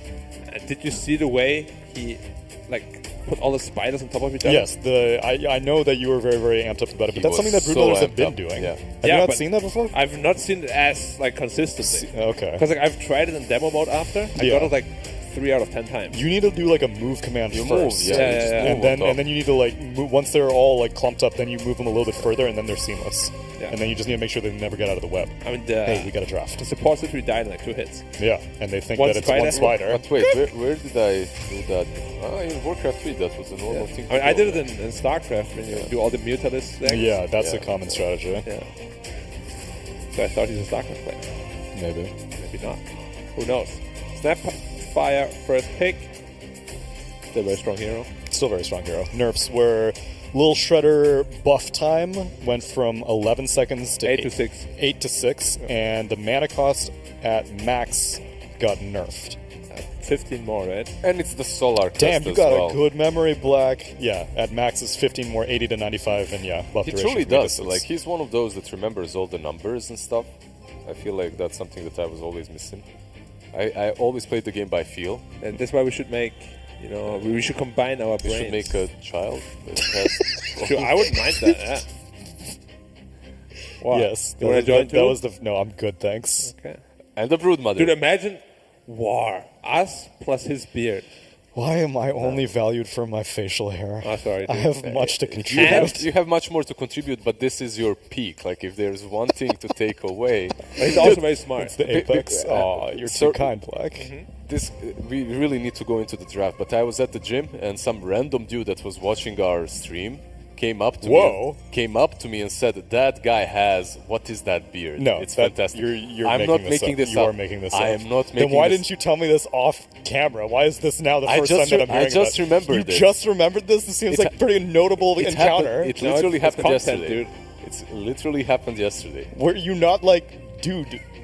Why Okay, are this you dude, walking this, up to me? okay, no. This random dude isn't truly random. I've exchanged a couple of words. Is it with him Black? before. Are you talking about Black? That's not me. It's not me. Black come up to It is not me. No. Okay. I'll tell you more about the story. Let's jump into the draft because this is fantastic already. We have Augur picked up a Grimstroke by Team ASTER and PSG LGD with the Snapfire and the Brood. We'll see if the Brood is on the offlane again. I believe it will be. But man, Grim is good against Grim Brood. is good, yeah. Grim is The very Stroke of Fate, it's good, but if you miss that Stroke of Fate, you're just gone. But if you don't, then Brutus is gone. Yeah. I think I've seen the clip on Reddit the other day. Yes, Monkeys Forever got one hit killed from a Grimstroke when he was playing Broodmother. Yep. Pretty Well comical. deserved also, Brood Picker. Brood Picker, filthy Brood Picker. Yep, get Grimstroke. The heroes that we saw as supports last series was Oracle and Lina, and they do not deal with Brood as well as the Grimstroke does. Of course not. And Ogre has insane amounts of armor, and so you can't really kill him either. Yeah, go for that good old build with the Buckler on Ogre and just be invincible. that still a versus- thing? Nah, it's not. Just build Vanguard. Doesn't happen. Vanguard Ogre. Yeah, they banned out the Legion Commander and the Axe, so and the Monkey King, so they're really protecting this Brood. All three bans are literally to protect her. So Probably another offlane Brood. Faith Beyond lost his micro heroes. His Beastmaster is very well known for that. Surprised they don't ban out a Sven, though. You got Bloodlust, you got Inkswell. I can see a Sven being very, very strong this game. No Beastmaster ban. Oh, yeah. Oh, I yeah. sure it was banned in game 3. yeah, it was. It was definitely It banned in was Game banned. 3. Damn. It was IO and Beastmaster were consistently banned all 3 games. Okay. It was also Grimstroke that was banned out, and this same hero we see now, picked up by Team ASTER. I want to see could you Beastmaster lane? just to see how good it is. Why don't they go with Another Sven against Brood. It didn't work out at all last time. Yeah, but they didn't have anything to enable the Sven in that previous game. Like I said, it was Oracle just to keep him alive and Alina. Sure, the biggest problem was just that they lost the map control so fast. Right. Which Brood is like obviously an expert at. But anti-push in the form of Grimstroke hopefully will keep your structures alive for a little bit longer. Yeah, it already helps. It's a big help when you at least have one hero that's able to just destroy the spiders immediately. Yeah, and they got 2 good heroes for Sven, the Inkswell as well as the Bloodlust. Very But good enablers. I feel like you refresh the spiders faster now, don't you? Yeah, the cooldown is less. And you also spawn more. You spawn more, the cooldown is less. It is obviously level 6, but once you get there... And also, what I noticed is the debuff duration, like when you throw the spawn It's spider much into them, longer, It's yeah. like 6-7 seconds on those. No, it's 20 seconds. 20 seconds? Yeah, you can kill a unit in 20 seconds and it'll spawn the spiders. Yeah, okay. Wait, what? Yeah. 20? Yeah. It's, I mean, it's not like that really changes that much. It's mainly if you get a hero kill, then it'll spawn spiders. Of course, yeah. I mean, it changes a lot because oftentimes, like, it happened quite often where people would just misclick and then one spawn spiderling is gone. You miss 4 spiders suddenly. Yeah. Or you don't want to use it. You don't want to use that nuke because you don't want to waste it. You want to spawn the spiders. Now you can use the nuke and still have the spider benefit after. Yeah, because a lot of people would use spawn spiderlings as like the killing blow. Yeah, if they miss the killing blow, then they're like, oh god, now I'm not gonna get the spiders. Exactly. The hero got, like, overall, when you think about it, huge buffs because when you were playing it before, you weren't truly winning the lane until you hit 6 anyway. You're just jungling, and now you can actually do well in the lane. Plus, you have the benefit of the spiders afterwards. So, and you spawn 2 more on level 18. Yeah.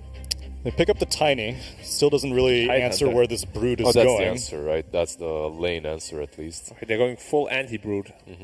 That's what happened in the previous series, though, and it didn't work. Yeah, because I mean, an offensive brood, you can't really deal with it because he just goes for these auras, and he's still gonna provide those auras whether you kill the spiders or not.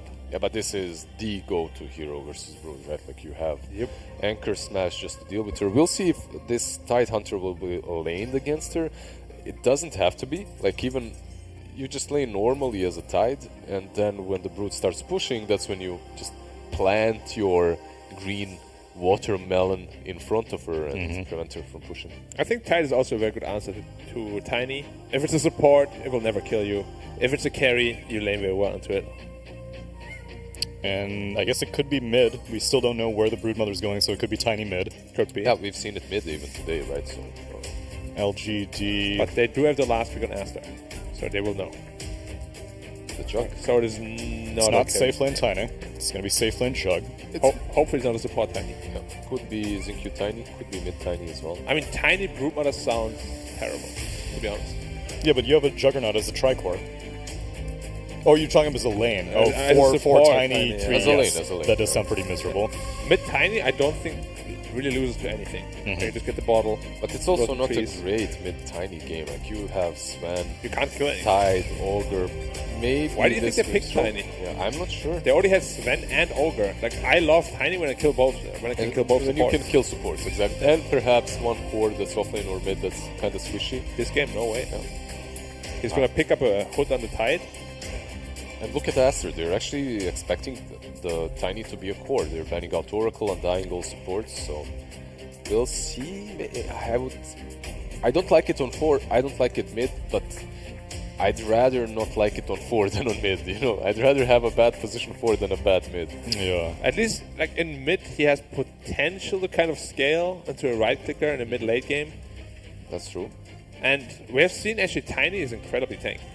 Yeah. He just runs into fights and just they doesn't die. Push incredibly fast. You got Healing Ward, you got Spiderlings, you got minus armor on Shredder, and you're going to get a tree grab as well. A lot of physical damage coming from them. Maybe a Solar. Yeah, it's been nerfed a bit, but still you get it on the Snapfire. Yeah. It's a ton of damage. A Warlock. Okay. So Warlock Jug, that lane will never be out-sustained. Yeah, but it's a meh lane, right? You can't kill. Yeah. It's just all about farming. Usually with Jug, I like some Grimstroke, some Lich, something that actually gives you an opportunity to get kills because Jug is so strong in the lane. Why do you think they picked Warlock, though? I honestly think it's just trending. Because for the first 2 weeks, we didn't see any Warlock in China or Southeast Asia. I have no answer to Storm. The deck crept through to all the way to the last pick. Yup.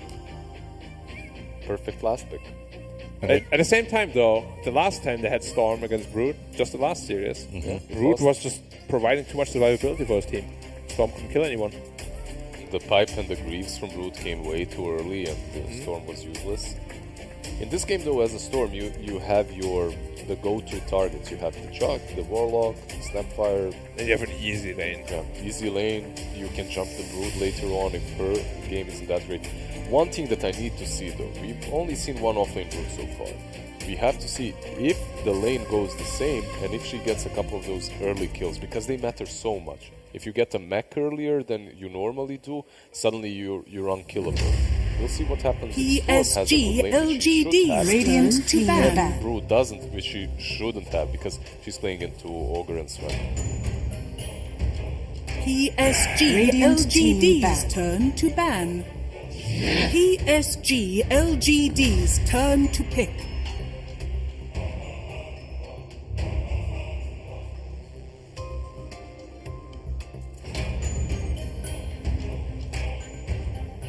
one spider. But wait, where did I put that? On Warcraft 3, that was the normal thing. I mean, I did it in StarCraft when you do all the Mutalist decks. Yeah, that's a common strategy. Yeah. I thought he's a StarCraft player. Maybe. Who knows? Snapfire, first pick. They're a very strong hero. Still very strong 10 hero. seconds Nerfs were remaining. Little Shredder buff time went from 11 seconds 5 to 8 to seconds 6. remaining. 8 to 6, and the mana cost at max got nerfed. 15 more, right? And it's the Solar Crest Damn, you as got well. a good memory, Black. Yeah, at max is 15 more, 80 to 95, and yeah, buff He duration truly does. weaknesses. Like, he's one of those that remembers all the numbers and stuff. I feel like that's something that I always play the game by feel. And that's why we should make. Radiant team We should combine our We should make brains. a Sure, I would mind that. Yeah. Grimstroke. Wow. Yes, You wanna join Radiant those? no, I'm good, thanks. on the Brood Mother. Dude, imagine war. Us plus his beard. Why am I only valued for my facial hair? Oh, sorry. I have much to contribute. You have to contribute, but this is your peak. Like, if there's one thing to take away, But he's also very smart. It's the apex. Oh, you're too kind, 10 Black. seconds this, remaining. we really need to go into the draft. But I was at the gym, and some random dude that was 5 watching seconds our remaining. stream came up to Whoa.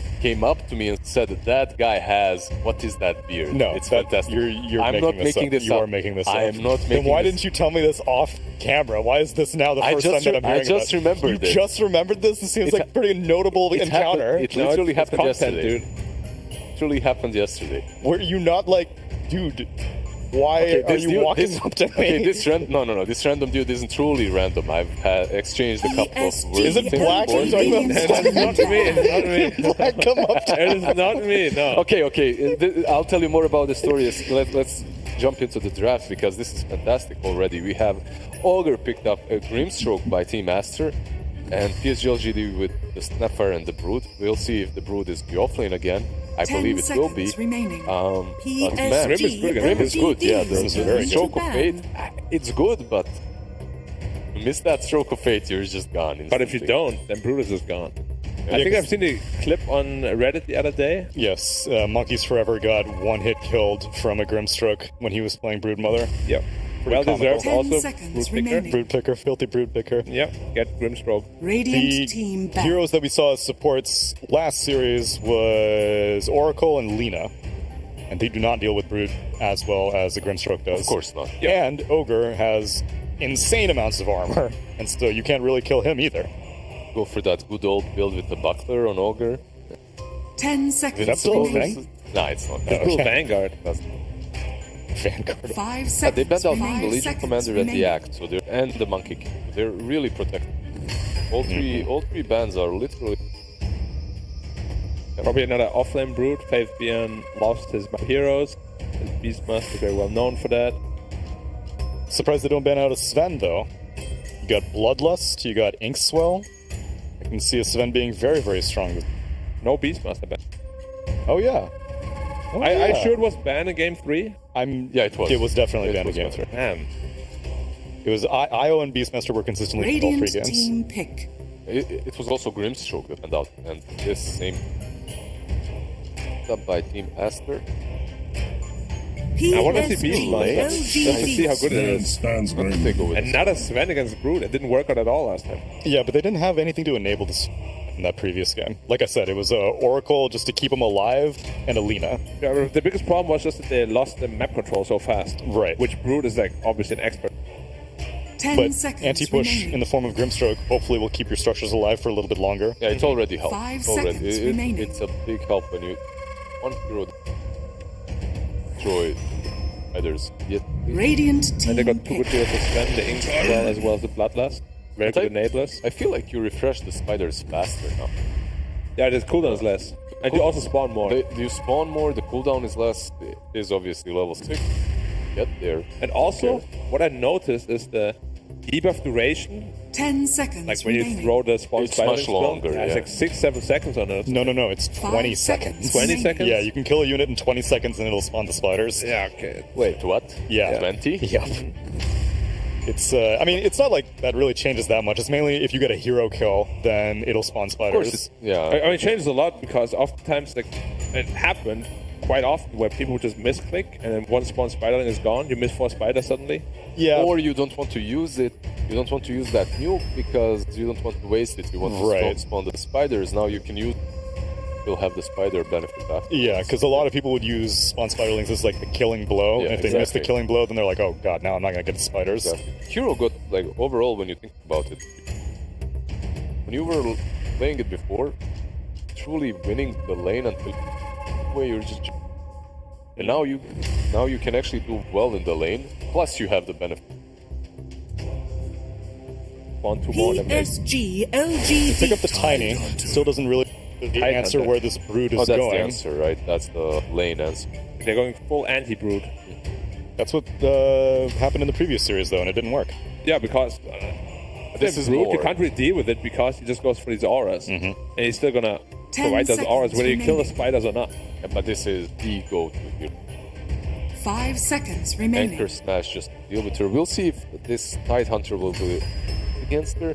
Doesn't have to be. Like, even play normally as a Tide, and then when the starts pushing, that's when you plant your watermelon in front of her. I think Tide is also a very good answer. Tiny. If it's a support, it will never kill you. If it's a carry, you lane very well into it. I guess it could be mid. We still don't know where the broodmother's going, so it could be tiny mid. Could be. Yeah, we've seen it mid even. LGD. But they do have the last good answer. LGD. They will know. Jug. So it Radiant is team not Not safe lane tiny. Lane jug. PSG Hopefully not a support tank. LGD's Would be turn to using ban. Tiny. I mean, tiny broodmother sound. Yeah, but you have a Juggernaut as a tricore. Oh, you're talking about as a lane. Oh, as a four support tiny, tiny, yeah. 3 As a lane, yes. as a lane, That does yeah. sound pretty miserable. But Radiant tiny, I team don't ban. think it loses to anything. Bottle. But it's also Rotten not trees. a great mid have smash. Can't kill anything. Tide, Ogre. Maybe. Why do you think this they will picked show- Tiny? Yeah, I'm not sure. They already had Sven and Ogre. Like, I love Tiny when I kill both. When I can kill both When you supports. can kill support, exactly. And perhaps one core 10 that's not lane or seconds remaining. This game, no way. He's gonna pick up a hood on the 5 Tide. seconds remaining. look at Aster. They're actually expecting more. They're banning out Oracle and dying also. We'll see. I don't like it on 4. I don't like it mid, but PSG I'd rather LGD's not like it turn on to 4 ban. than on mid. You know, I'd rather have a bad position 4 than a bad mid. Yeah. At least, like, in mid, he has potential to kind of scale into a right clicker in a mid-late game. And we have seen actually Tiny is incredibly tanky. Yeah. He just runs into fights And just they doesn't 10 die. push seconds incredibly remaining. fast. You got Healing Ward, you got Spiderlings, you got minus armor on Shredder. You're gonna get a 5 tree seconds grab as well. remaining. A lot of this. Maybe a Solar. Yeah, it's been nerfed a bit, but still, you get it. Radiant team Fire. pick. Yeah. A Warlock. Okay. The Warlock Jug, that lane will never be out-sustained. Meh lane, right? You can't kill. It's all about farming. Usually with Jug, I like some. 10 Yo, seconds this Jug is so- remaining. Why do you think they picked Warlock, though? I honestly think it's just trend. Storm Choose your Spirit. hero. So for the first 2 weeks, we didn't see any Warlock in China or I Southeast have Asia. no answer to Storm. The deck crept through to all the way to the last pick. Yup. Plastic. At the same time, though, the last time they had Storm against Brood, just the last series, Brood was just providing too much survivability for his team. Storm couldn't kill anyone. The pipe and the grid. In this game, though, as a Storm, you have your go-to targets. You have Jug, the Warlock, Fire, If you have an easy lane. Later on, if her again, that's great. One thing that I need to see, only seen one offlane Brood. You have to see if the lane goes the same and if he gets a couple early kills, because they matter so much. You get a mech earlier than you normally do, suddenly you're unkillable. What happens if Storm has a good lane? Should have in this game.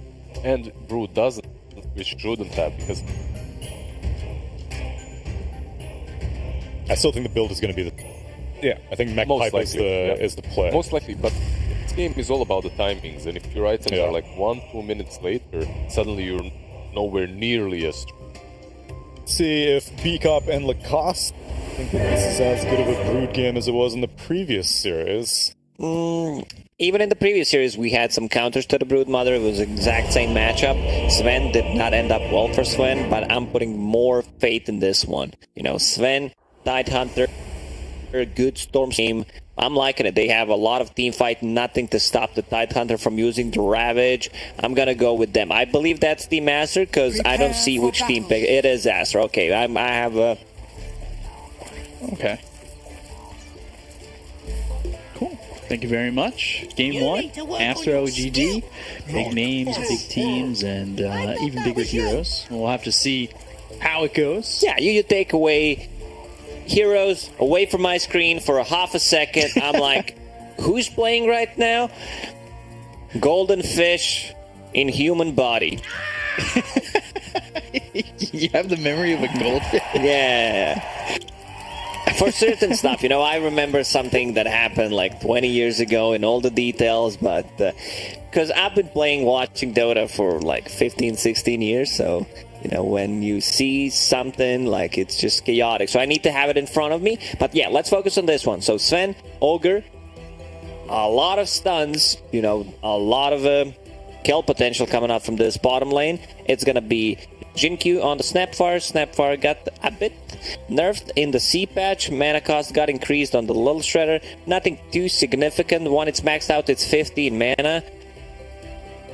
I'd say that's like 3 out of 5 in terms of nerf, if 5 is like the biggest nerf ever. What about the duration? Duration is 4 out of 5, I'd say. You know, those 2 seconds for pushing the towers, for maintaining that minus armor could be a bit problematic. And also, item got nerfed. Like Solar Crest got nerfed, 10 less attack speed removed. So, you know, item plus this could make a bit of a difference, but Snapfire is still a strong hero. So I'll have to see if Snapfire feels is strong. XSS on this Tidehunter, that is his signature in my mind. But for sure. And look at the build. Double ring. And I like how he's putting everything to the right side. Probably has OCD, same as I do. You know, things have to be in order, color coordinated. I would put it on the left, you know. It's just me. Hopefully he doesn't have goldfish memory. No, he doesn't. He ate the goldfish. You know, the Tidehunter, whenever he levels up, he eats a different sea animal. He eats a different fish.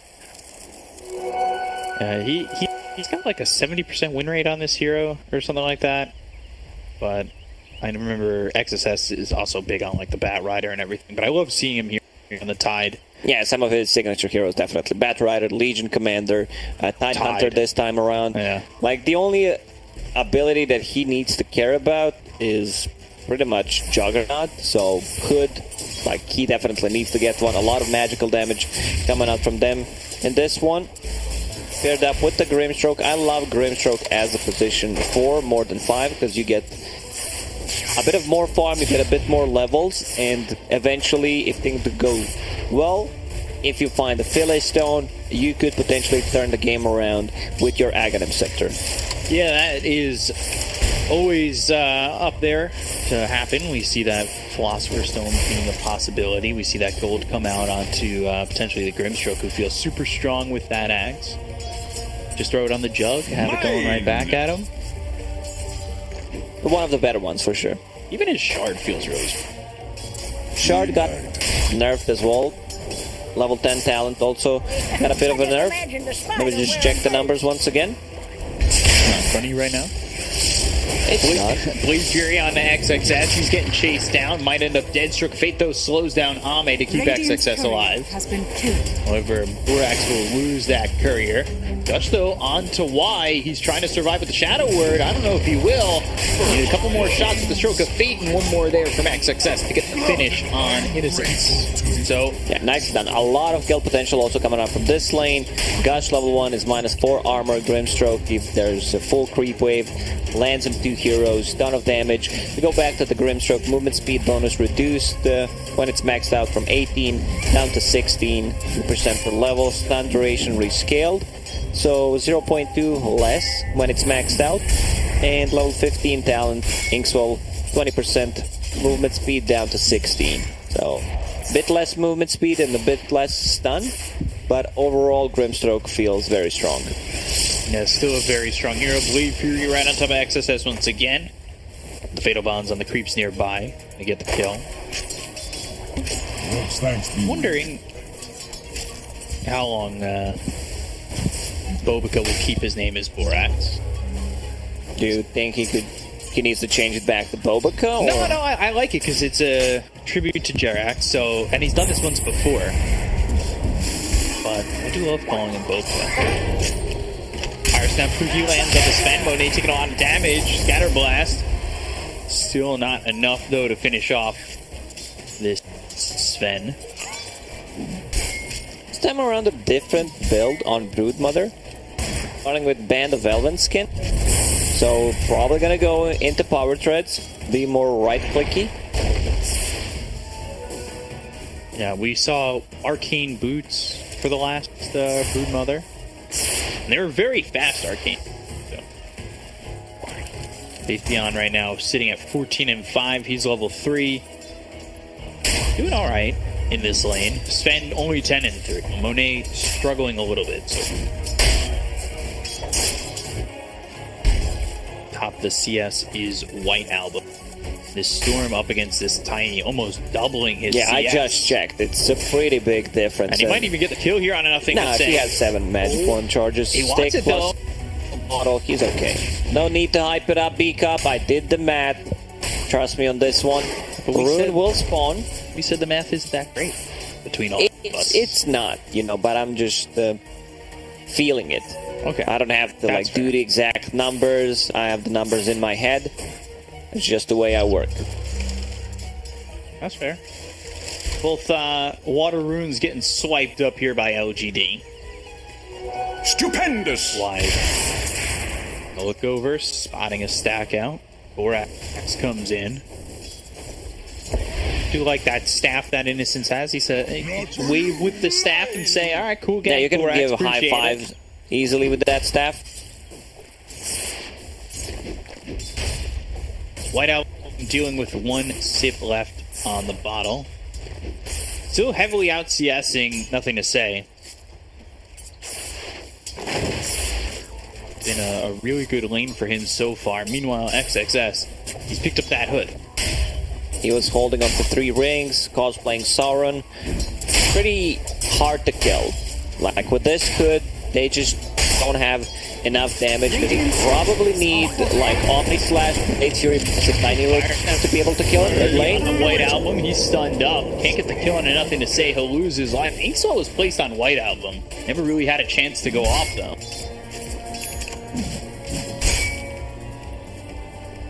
Good kill there for LGD, especially with the lane that White Album was having. And it's important that Nothing to Say got the last hit because he was kind of struggling.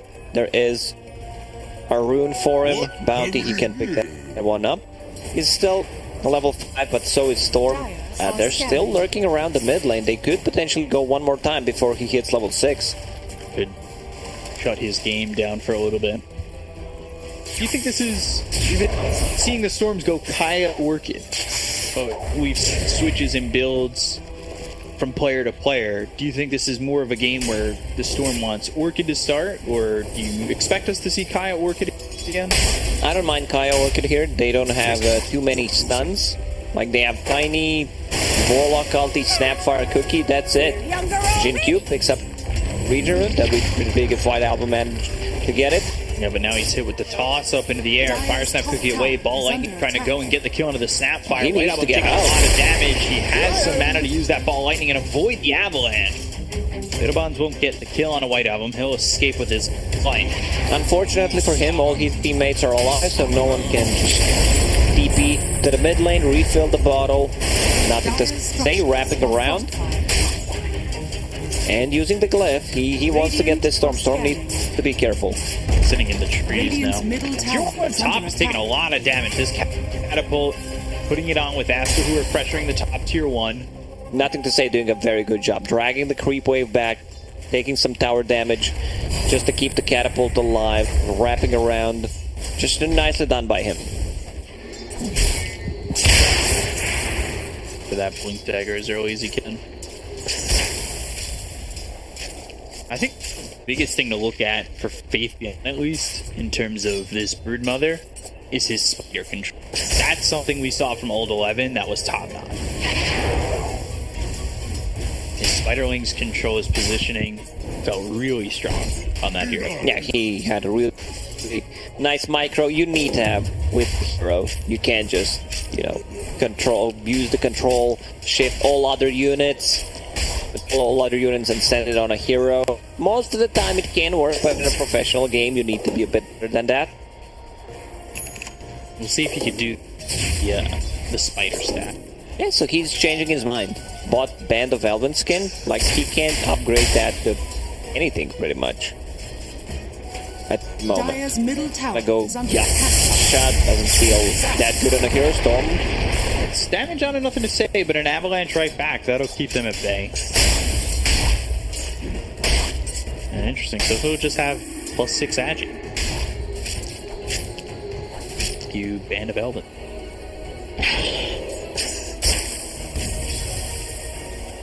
Stack up these Spiderling. Doesn't want to let XSS get too close with that anchor smash. That was always the thing with Brood. If you're playing against the counter, you don't necessarily need to send the spiders on him. You can just farm the jungle. Like, you farm the lane, you farm the jungle at the same time. So Broodmother will be on top of the network in the next 3 minutes for sure. Because she's creep skipping right now, farming the jungle. Like, Tidehunter is a counter, but if you don't send the spiders on him, he's not gonna get any extra gold. Yeah, so he's just trying to farm. He's sitting top of the net worth as well with the Brood. Bounty! I thought, that the Grimstroke Kings talked about that Aghanim Scepter, but Vorax, he wants to rush it. He wants to get Aghanim Scepter after Tunnel Talisman straight away. Is that maybe a little bit of a bank? It might be a bit too early. The hero still needs a cast range. I wouldn't mind seeing Aetherlands first. I was almost thinking this is just being built off the assumption. Avalanche toss with the fire stab, cookie kill on Slanum. Being built off the assumption that they go and get the philosopher stuff. Radiant's You think he's preemptively, he gave in the call to Ice Frog and Gaben. Hey, I'm building Ags game. When New Philly got buffed to 8 gold, I did not have it for like 10 or 15 games in a row. It did not spawn. I thought it was buffed for a brief period of time. White Album losing that courier. By the way, one of the predictions on the Perfect World website we were seeing was will a trusty shovel drop in this series? Game 1, no shovel. So far, no shovel. Radiant are scanning. In the whole series, if it's a 3-game series, probably, most likely, 90%. Tiny has a good timing on a blink dagger. This is 10-minute blink. Almost maxed out. Gonna go in an ogre. He's still he's soul bind. Nothing to say though. Oh, melee range there. Chaotic Offering comes in and actually soul binds him to the golem.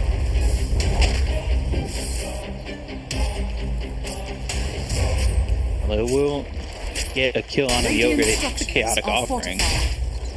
Radiant's middle Nothing tower stay alive. is under attack. This will secure them the mid tower. Mid tower already half HP. Grimstroke has stroke maxed out, so there's going to be a lot of damage, but the healing board will keep things alive, and they have enough damage with Warlock Golem, with the catapult. I love this Warlock Golem cosmetic. Looks like Gene from Aladdin. Does it? It should be It also looks like one of the units from Heroes of Might and Magic 3. I don't know if you played it. Don't remember what it is. Played it a long time ago. I think it was just called Genie, maybe. Came out for the Windows ME.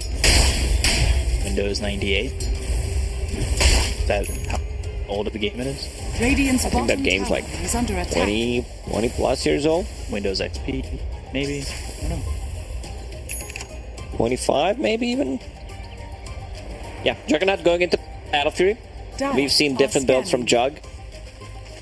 Maelstrom, sometimes SNY in the previous series when he was playing against the Shaman, when he was playing against Axe, have that status resist. This time around, he just wants to be able to farm up, because Sven, on the other side, he has a built-in Battle 3. He has that cleave, Broodmother on top of the network at the moment, as expected. Like, she just takes over the game, finish the hood, has a full pipe, 12 minutes to strike. Like, they want to invade the jungle.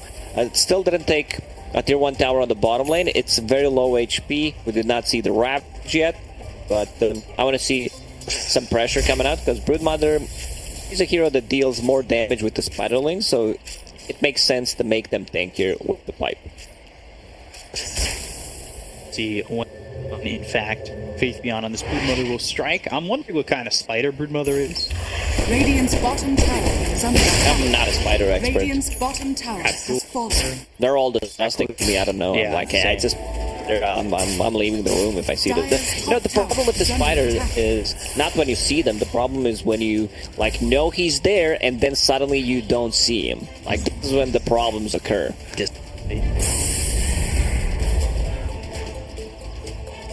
Because you can take him down, you know. I can take down 20 spiders, it's no problem. Like, if I see them, at the same time. Even like the big ones, like, what are they gonna do? Fight you? Gang up on me? Like, they're not that smart. Like, I could just take them out one by one. I don't know. I've seen some spiders, they do a little West Side Story. Come at you 20 at a time. When you're a jet, you're a jet, you're a jet all the way, and then all of a sudden spiders are snapping. It's getting a little weird. Okay, lead here for LGD. They to 1,000 more gold. And Fury picked up for Ame. So he's going to start quickly. He's got the man queued up with White Album playing Kaya Sanj. So not going to that Orchid yet. Not going Kaya Orchid. Will so far he's got queued up. See if he Avalanche toss on XXS. I don't think he wants the sound of Ravage. One of those kisses coming in. That won't get finished though. XXS only down to about half health. None of the Storm to join them in the moment. Everyone's super tanky. Like, no one die at the moment. Both teams feel like very confident, just farming. There is Kaya done on the Storm Spirit. Has Kaya Sanj queued up. Wants to be able to tank up. Not get blown up by Tiny Combo. Snapfire close to the Solar Crest, so still going with that build. Shredder, Solar Crest, minus armor. Might be nice to take a fight to have that Solar Crest. It's still a very good item. Like, one of the best ones. I talked about like Sanj the other day, how it feels so good. Solar Crest still up there, even with the nerf in the previous patch. You can take the Roche, you can add the damage coming from the Juggernaut, you can use it to gain attack speed on him. Then with the Omni Slash, it deals more damage. It's great on Tiny. Just overall, a great pick.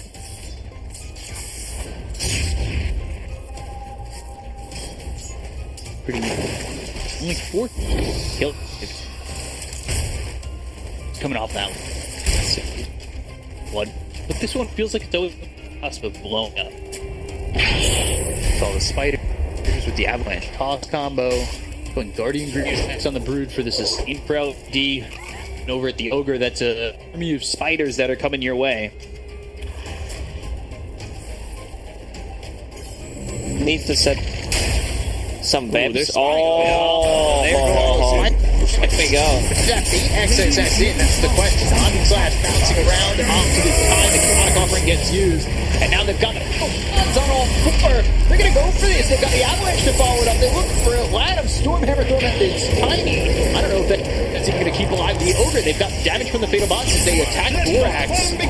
They'll get 2. Radiant's middle This could tower potentially is lead to under attack. Roche. A lot of damage coming out from this Fatal Bonds, Tiny Combo, Mortimer's Kisses.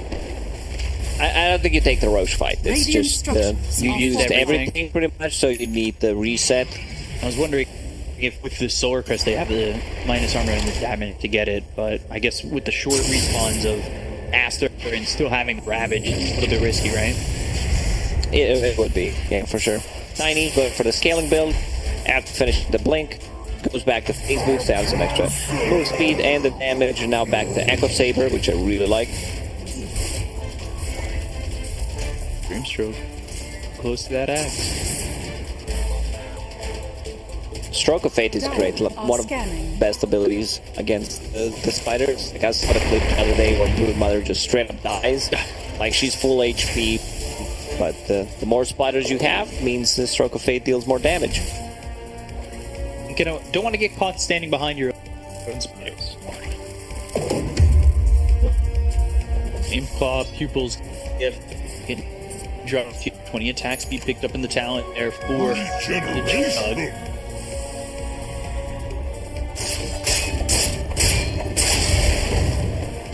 Radiant are scanning. Lead for LGD. I'm gonna say we'll blink back. They've got the blink Dire's available on the middle Tide tower Hunt. is under attack.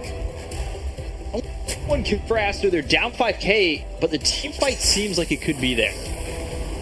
They're waiting for their moment. Dire's bottom tower is under attack. What is that moment exactly? Because Sven, once he gets a BKB, he will gladly join the fight, land him in a bit of a trouble. Blink Dagger available in 4 seconds on 90, but not gonna chase. Thorax TPing back to base. He's still looking closer and closer to the Ags. He's 1,200 gold away from it. Guardian Greaves very soon for the Broodmother.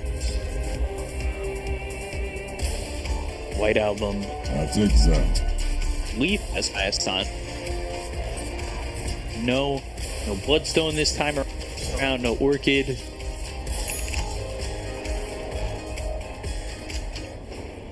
I'll take that as tribute. Sponge done. Stinkiness has some stat resistance on top of it. Some, 25%. No, which is quite a bit. Quite a bit, exactly. So that helps you out getting out of stun, cookie, possibly out of the tiny avalanche. I think it's doable with the status resistance. So I think you can get out. I've got the Manta finished off on Ame as well. Cooldowns no longer existent. TP towards bottom. A lot of TPs towards bottom. Trying to react here, yet nothing doing just yet for LGD. We're still waiting on that Ravage, but everything's up for LGD again. So, yeah, you've got that Ravage. You're fighting in potentially Fatal Bonds, Mortimer's Kisses, offering Omni Slash. There's a lot here for LGD. May have time to react. Ball lightning coming all the way through. We've got the Avalanche there. He's looking for the Ravage. The Avalanche stopped there for a second. They've got the Ravage that goes up. They're doing the damage on the roll-off. Gonna get the Chaotic offering. Yes, he can it! The Fatal Bonds! Borax ends up dead. Storm to the Tiny. So we have one so far. Beyond looking for a target. Mortimer's Kisses onto the Sven, who's forced to pop the BKB. Excess is trying to take the attack because he knows he's so tanky. Exactly what he's done, but you've used Ravage, you've used God Strength. They tried to go in and blow up Warlock as that Glimmer Cape has Urn of Shadow, so like this was almost 1,600. It manages to use Glimmer Cape, hides underneath the shadows, and gets the gold mob, which is pretty big. They also have Guardian Greaves, they also have fire to pick it up. So no real casualties lost there. They also show that they're much stronger at the team fighting right now. Sven had a big KB there, had to use it defensively to just run away. Be careful, or he goes to the back line, get over at Borax low. Shredder goes in, that will get the kill onto a green stroke. They look over there, since they've got stun on nothing. Say the fire side, they're top of lineup, they'll take out the Ogre. Light Album and Access are able to lead. His tier 2's going down. This is gonna be an easy tier 2 tower into taking the outpost, and with the next golem they could potentially go inside the Roche pit this time around. Ame, he was probably watching the previous series when there was a Storm Spirit with Orchid instead of going for S and Y. You know, gets that Manta style, he can dispel a lot of things in this game, and he can kill the Phantom easier with the Manta. Ignite is also very annoying to play in. Seems like teams are really valued following the Storm plus Sven combo. Yeah. Because we've seen it so far. 4 times today. Yeah, 3 times. And like eventually Storm Spirit will build into Active Scepter. You pull them together. Like you can use the Swall to connect, Ravage, Radiant are Sven scanning. Stun. Like, there's so many things they can do with it. So, Radiant, they're using. Dire's middle tower. Like this is pretty obvious. Like this type of scans where you just go as 5 and no one's showing on the map. Scan. Enemy team will know something is up. Ravage. All lightning working all the way over. They've got the vortex, but they're still Ravage. Yes, it's on cooldown for 3 more seconds. They've got the off on it. The healing ward as well. Wormer's kisses will slow him down. Nothing to take for his opportunity to blink in the avalanche as well as the top. And he can go to the back. Nice and fine. Goes the top now. The Warhammer access. The avalanche around comes in. It's going to be enough to stop LGD. They will move the below. They start to get low on this jump. He throws on Aster. They're going to start to fall apart. Adam, White Album, Monet. See you later. 3 heroes gone. All they lost right now is Ame. They're going to look over at XSS and try to chase. Nothing to say. Blink Dagger available in 5 seconds, but XXS has a Blink Dagger of his own, and he'll find his way into the trees, TP out. Fight without Vorlog Golem. Like you can still see the damage coming out from Vorlog with the Fatal Bonds. It's too much. This Broodmother tanking the whole team up with these items. Guardian Greaves, Pipe of Insight now going into AC. We're gonna see that one again. Like they try to go on Ame, not even close. Like there was no Ravage to follow it up. They needed 1 extra stun. And now it's up, and he's rolling.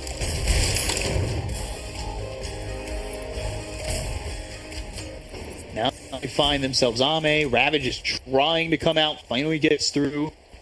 And both supports don't get hit by it in the back lines. Finally they get Ame, but yeah, at what cost? They lose so many heroes. Tide almost dies on top of it. Like PSG LGD, they have this game. You know, Juggernaut, I love getting Scotty to be able to just slow them down, make success in a lot of trouble. The second game still alive. Survives with 100 health. Pushes him away though. They go for Roche off, just pushing him away. They have no Ravage. They're going to go into Roche. They're trying to get this first Aegis. Just back. You are after. Going down very quickly with the sword. That Storm. Thinking about you looking to jump in on this. Being in. And there's the Wartron stroke of fate. They're going to get this on the road. And get on. By LGD. Aster. They get the corner roll. They sneak out. I'm going to say they've also lost Innocence. Ignite's being thrown around. XSS moving forward. He still doesn't have a Ravage to play with for another 20 seconds. They did actually need it, so they have a second life available. Let's see the damage. Taking a lot of damage. Blade Fury away. Jinx might be they focus on now. But Forstep on the hook down. Ball lightning all the way to the back. White Album. He's out of mana. Out of mana. Jinx though out of health. Exactly. Like, you can see that the Dark Portrait is dealing decent amount of damage. Nothing serious at the moment, but Active Scepter is not. Like, this is the big game changer. If something's going to get back you into the game, like, you can use the Ink Swirl on it. It's magic immune. Not good to focus down. Like, possibly it can be Juggernaut, but he does not want to waste time trying to kill that illusion. Like, that was just a good coming from PSG. They use a cook, then the toss back. Vorlog gets the goal off, still dies in the end, but yeah, just the overall understanding what their heroes can do. I'm surprised LGD kind of allowed that to develop for Aster. They had to. That was they knew that they didn't have the rush, but yet LGD allowed Monet to come in, and then things as they focused on the Roche kind of fell apart. It did. And Hunter pop done. Everyone just seems to prioritizing this build, most likely from the offlane. Depends what hero you play, but seems like Pipe is strong once again. Broodmother just needs 1,000 gold to finish off the AC. She needs to go in the backlines, try to find Grimstroke, use those spiders. Grimstroke can't kill the spiders with the stroke of feet, but the cast animation time could be enough to maneuver. Spiders are extremely speedy. need to stay, like, my point is that you need to stay away from Sven, you need to stay away from the Tide Hunter. It's not gonna bother trying to go those fighters. Aghanims, they're now done, so it's gonna be much easier to execute the comp. Dire's middle tower is under A lot of attack. gold off the Stormhammer. That off about. This is big talent. Sven, level 20, plus 10 armor. So just a casual 25 AoE armor for everyone for 8 seconds. Great against fighters, great against Juggernaut's Omni Slash. Elven Tunic for both sides. The balance. Got it. And the 8. A couple of big items here. Daedalus. Wow, that is a fast day. Tiny. A big power spike for all these heroes. Usually we see Tiny getting a defensive item, you know, a BKB, which should probably be his next item. You're still playing into Sven, Ravage, into Storm. You need to be able to just deal damage. If they focus you down, there's a possibility that you go from 100 to 0. Case is available, but that's a ton of damage. Imp Claw, Daedalus, Tiny's gonna hurt. If he does not get focused, like, he can just clean them up. Smoked up, Phaethon showing, so is Ame. Little Shredder, blink forward from XXS. Got the upheaval from a distance here from the line. See if we can get in on this. Ball lightning over to Ame for a second, but it gets the blade off. He'll back up for a second. That'll be on cooldown for seconds. The standoff here mid. Gold come in for Borax. Got that Dark Portrait to work with. You need to be careful about this. And there's the Dark Portrait thrown. Blade Fury away as well. Everyone's just running away from the Juggernaut. Soulbind used. Stay away from me. Kill the illusion. No, have that Soulbind here. Did have the ward there for a second, so it spotted Ame going on the high ground. The rest of the team will bail out. Like, you can focus the illusion, because the illusion, like, deals 150 of the damage and receives 350, so it's quite a lot. Maybe Juggernaut in the end will need to focus it down. Other heroes don't really deal well with it. It's magic immune, so nothing you can do about it, but Jug with the right clicks might need to focus it to keep the supports alive. Used by ASTER. They know that Prestigious has just run out.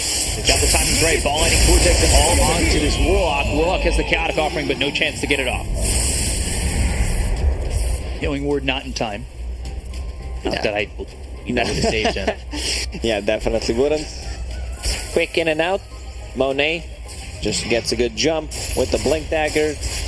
AC down on both teams, so it's like not AC at all. Dire's top tower is under attack. There's the armor. So Sven is holding 25 plus 5 from Assault Curious. That's 30 armor. God. 33 armor. Plus, you know, some extra coming out from the Solar Crest. That's 36 possibly on someone. Plus their base armor. Ball lightning all the way to Faith Beyond. Whoa, what'd I miss? Wouldn't pop. I don't know mana, but they're not going to catch him. That was God Strength used, by the way, so doing without that for another 45 seconds, maybe giving an opportunity to Ame, or to LGD and Ame to push. Teams, at least LGD maybe even seem a little bit scared for the moment without that. They just might be waiting for the next Roach. Next Roach is a minute and a half. So that's Cheese Age's shard. Now let's see what's a good shard here. Juggernaut. Definitely tiny. Yeah, he definitely needs one to be able to have the tree grabs. You gonna buy one here before he spies out on that BKB? No, I think he needs a BKB. Definitely should prioritize giving himself a defensive duel in the team fights. Like Sven's shard is still really good, reduces the cooldown by 4 seconds on the Stormhammer, and also you have a Dispel against the Glimmer Caves.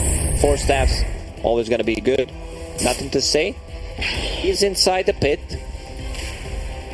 A lot of tall rocks around him, so he's just environment. DD Arcane Rune. He would definitely love to take a fight right now. Oh yeah. They have a thing going. They have one on the snap, so maybe they do smoke up, back up, smoke. Tiny carries, tiny mids. Just love that DD because increases your base damage by 100%, and the Neuro is your base damage. So sitting at 600 almost at the moment. 266 plus 292. Carry the 1. Yeah, almost. I wasn't gonna try. Some days I'm tired of getting the answer. Yep. And then you get it correctly. Okay. Something like that. Well, you should get tired more often. Okay. I will. Dire are scanning. Is that a promise? We still have to work for another like 4 weeks, so I'll keep an eye. I'll keep an eye on this B Cup. How do I prove I'm tired? Do I have to yawn more? No, you're gonna prove me tired of being wrong, so you're gonna be right. Well, I was wrong on my perfect world prediction. Who would take first Roche in this game? It was just on the edge, ASTER. The Vortex that comes through. On to be the rock. Chaotic Offering's going to be committed to this, but they just don't have any follow-up.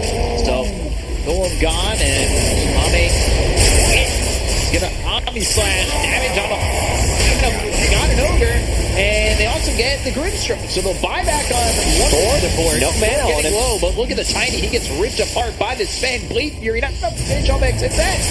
The run, once again. Oh, good Psychic Headband. Push him away. 2 buybacks, one from Lanham, one from Nothing to Say. Roshan will respawn in 2 seconds, so they need to go in. No Golem. Like, Tiny needs to pick up something from this Roshan if they want to go in. Radiant using a scan, they know something's cooking. And they're gonna go. This damage coming out from Sven right now, like, supports just melt. Jinkyu trying to build Habit Halberd. Ogre. Whoa. They're gonna kill him. Why? They're gonna look over to this Tiny. Nothing to say. He just bought back the 4 staff, trying to get him away, but the Vortex is there to pull him back. Fire Staff who got stunned up right on him for a second. They'll toss him up in the air, but they end up losing Tiny. So Tiny gone for 100 seconds, no buyback. This game is really just falling apart for LGD. Sven is just massive right now. Like, he goes in, he can pretty much 2-shot people when the God Strength is up with the Daedalus 8C getting closer to his level 25. Like, the Bloodlust attack speed just gives him so much damage. It gives him the move speed as well, so he can find the backlines more easily. What's to go inside the pit yet? Like, they just killed the Tiny twice. They know he does not have a buyback, so ASTER should just go in and force a fight. No Golem for a minute. Tide going, it has the Satanic going Daedalus next. Just wants to be able to also scale, deals the damage, and another way of dispelling things, which is not that bad. You know, Kraken Shell is the one that you can rely on since you're tanky enough, but also like using Satanic, right-clicking, and life-stealing off your smash gives you so much to in the team fights. Especially when you're looking to just link in. Link in the middle, Ravage, Anchor Smash to get low. Bounce Beyond again. He's on top. He's trying to run with these Spiderlings. Now the Stormhammer comes out. He's going to be dead. Monet just completely popping off in this game. He's also going for Satanic. One way to get rid of the minus armor coming up from the Lil Shredder, coming up from the Solar Crest. Like, you can remove the Fatal Bonds after your BKB is gone. A lot of good stuff, like also getting rid of the slow from Silken Bola. Monet picks up Reaver and finishes the Satanic of his own. 1k lead for ASTER.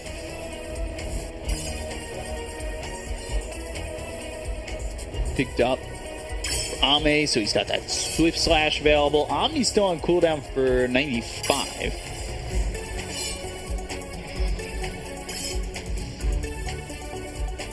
Shin top. Monet feels really strong right now. Not sure how they're going to be able. Dire's top tower is under Not once. Dire's top No, dealing with Storm twice is going to be a big issue. And they have good setup for Ravage with the Storm Crit, Aghanim Scepter. Sven, once he goes in, he also doesn't feel very killable at the moment. Swift Slash. Omni's still on cooldown for a minute, but now they're going to find themselves Sapphire, ball ending with a Vortex. People are still slowing these heroes down. However, God's Strength and the damage onto the 2-3 racks don't care. Avalanche toss. They found XSS. Not the hero that you want. They wanted Sven. Yeah, they really do want Sven because he's got Ravage. XSS could have blown it and then they could have jumped in. I think luckily for LGD, like ASTER was already falling back, but that could have been a disaster. Yeah. You know, hooking or tossing Tidehunter into your enemy team when he has a Ravage available doesn't seem like the best idea. Could have been a disaster, but not for me, says T-Man. Yeah. I caught that rhyme. I caught it. You know, that was a good one. My rhymes. You are the rap god, after all. Rhyme god. That's all I've got. Hold on. I mean, nowadays you can be a rap god without needing to know how to rhyme. Like, I see that from a lot of rappers. Yeah. That's not wrong. You just gotta have a good beat. You just gotta mumble. So people don't understand what you're saying. Like, this guy's good. This is how I should cast. This is how I should start casting. Dire's bottom tower is under Like, you don't know what I'm attack. saying. Like, this guy's good. Like, I like his analysis. Can you give me the analysis in the form of a mumble rapper? I just did. That was it. Like, I was talking about Dogger if you didn't like how his itemization is really good. He's holding Illusion Escape. They don't have the best Illusion Escape carrier in the game, so it's very easy to bait people. Like, yeah, we're gonna take him down. Also, Grimstroke could potentially take it, and then they like go with the Juggernaut Omni, maybe Tiny Combo. You realize, oh, we messed up. Dire's bottom tower is under attack. Dire's So bottom 3K tower lead. has fallen. Bottom tier 1 finally falling. They're gonna go and try and break through backdoor. It's working. Dire's They're getting there. He also found the leveler, so a bit more armor. Not like he needs it, but the 50 attack speed and the bonus building damage is what he's looking for. Now coming all the way back, dealing with what's pushing in over mid. Definitely feels this game that Brood is kind of falling off. For sure. Like, she had her timing. They took some good fights, but Sven jumps in. Also, Fabian got caught 2 times at the same spot. Died both times. Now they have the Aegis, they have Cheese, and they've also picked up the Shard on a Sven from Roshan, so that means that the Dispel mechanic is going to be there against the Glimmer Capes, against the Force Staffs.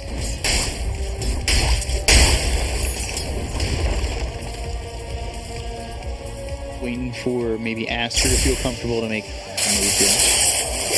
Following him all the way through on an illusion. The Pets. They here to defend here with Latham.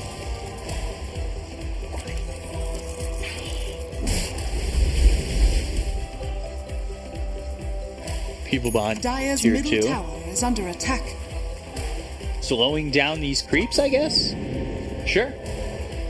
Jug decided to go for Nullifier. I think that's a good idea, considering the situation. He can dispel Vorcry, he can dispel Inkswell, Solar Crest, so many things to dispel on the enemies, like Ghost Scepter on Ogre as well, Bloodlust. Like, this is a great pickup. The longer back high ground, that's got the Vortex on it too, as well as XSS coming in with the Ravage. That's avoided by Ame with the Blade Fury, but they've got the gun up, they can say, as well as why. They'll take out Faith Beyond. All 3 heroes don't have buyback. Under attack. Q might be next. The game might be next. Ame! Stunned up. Pops the Manta, stunned again, and now here's the Vortex. Stroke of Fate all coming through with the Inkswell. And this might be it. Like, Just dies. yeah, they're gonna call it. Yeah. Sven, Monet, great performance on the hero, manages to make a comeback. PSG LGD, they were putting a lot of pressure with the Broodmother invading the jungle, but a couple of bad team fights, and suddenly ASTER is back on track. Yeah, and it kind of, I want to say, started to fall apart at like that.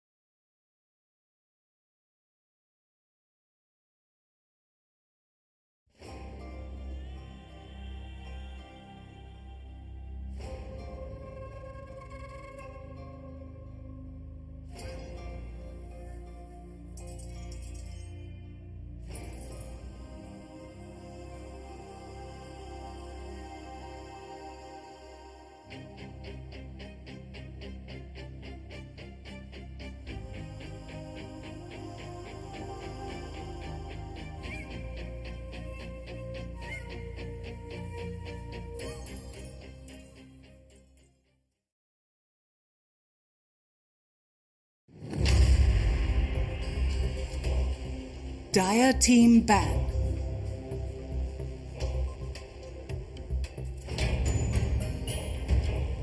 PSG LGD's turn to ban. Dire team ban. PSG LGD's turn to ban. It's just Maybe- they just have 2 TI winners. Maybe if they had 3, then there's this lower division Season 1 promotion team, RNG. I mean, they might beat them also. It's just the woes of being in the strongest region in all of Dota, my friends. You have no guarantees, other than Sparking Arrow Gaming. But other than that, no guarantees. Hey, even they put up a good fight every now and then. They did, actually. They got, like, I think 2 of their 3 series went to 3 games. And they had 10 some seconds remaining. performances. I never truly felt like they were gonna take the series. 5 seconds The game. remaining. The game, for sure. Yeah, definitely. If they have a nice draft, it may cards there's cheese, and have some Treant Protector. here in the draft. LGD is like, wow. Wow. I'm gonna take some bonus time here. Do about we what's pick happening. Beastmaster? Is he still good? They ignored it completely in the first game. Yep. Keymaster actually do not ignore the Brood Mother. They ban it out. They just want to deal with that again. We've seen the Tree and Dark series. Maybe we'll see it here again. And they banned out Enchantress, Yeah. so LGD banned out potentially one of the counters. And you could go for an Oracle here though if you're PSG LGD. Or you just take all your bonus time. Or Also works. chill. Because you must be thinking about Phoenix carry. PSG Dark series LGD. carry, Disruptor. Oracle. Do you pick Disruptor? Yeah, A hero who Disruptor. gets massively abused by the Dark Seer Treant combo. Yep, the lane is Okay. not fun. Look at that. What is with these first picks? Treant first pick, Disruptor first pick. What am I watching here? That's a new patch. So, I mean, It's true, 7.29 7.29C. Yeah, both of those heroes did massively. Dire Massively team. changed. massively buffed. Yeah. If you don't get nerfed, you get buffed. Well, Puck got nerfed, and Exactly. yet If you still stay- first If you phase. stay the same while everyone else is getting nerfed, technically you're getting a Fair buff. point. It's a fair point. Puck. Sure, call damage of the break had less, but 10 seconds remaining. That's pretty Seconds significant. sure. This hero got nerfed like 5 patches in a row, and we're still saying, sure, but But you're it's a- still good. it's still good. You're a good. Puck. One test is Agams is the same. Yeah, it's Team fine. Legion Or- Commander. Legion Commander, of course, as expected. Wait, what? XXS. Yeah, versus Disruptor pretty good. Versus Puck also solid. The new Shard is so XXS good. was doing work on this in day 1 of week 3. So, Versus So- IG. no. Yeah, versus 10 IG. seconds right. remaining. But okay, 5 seconds do you remaining. treant with Commander now, or do you not play 5? PSG Either way, it's LGD fine. team This is the ban to lane. ban. Holy, right? Yep. Legion sounds good on paper. Yeah, I feel like getting a.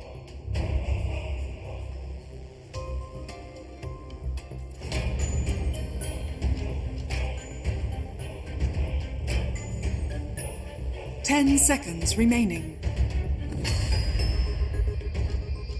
5 seconds remaining.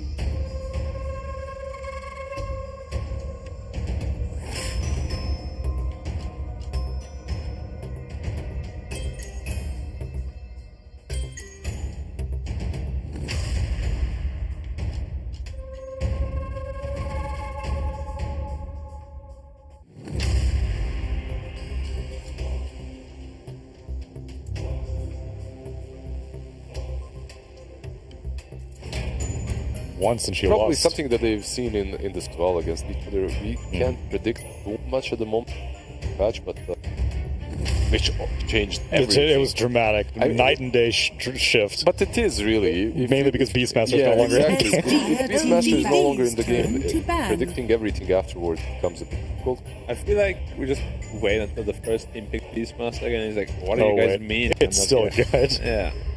Wait, I have to throw 7 X's now instead of 8? God Or rather forbid. 8 instead of 7? I was like, alright. The thing is, Let me just do that. heroes like Puck 10 literally seconds died in remaining. one roar.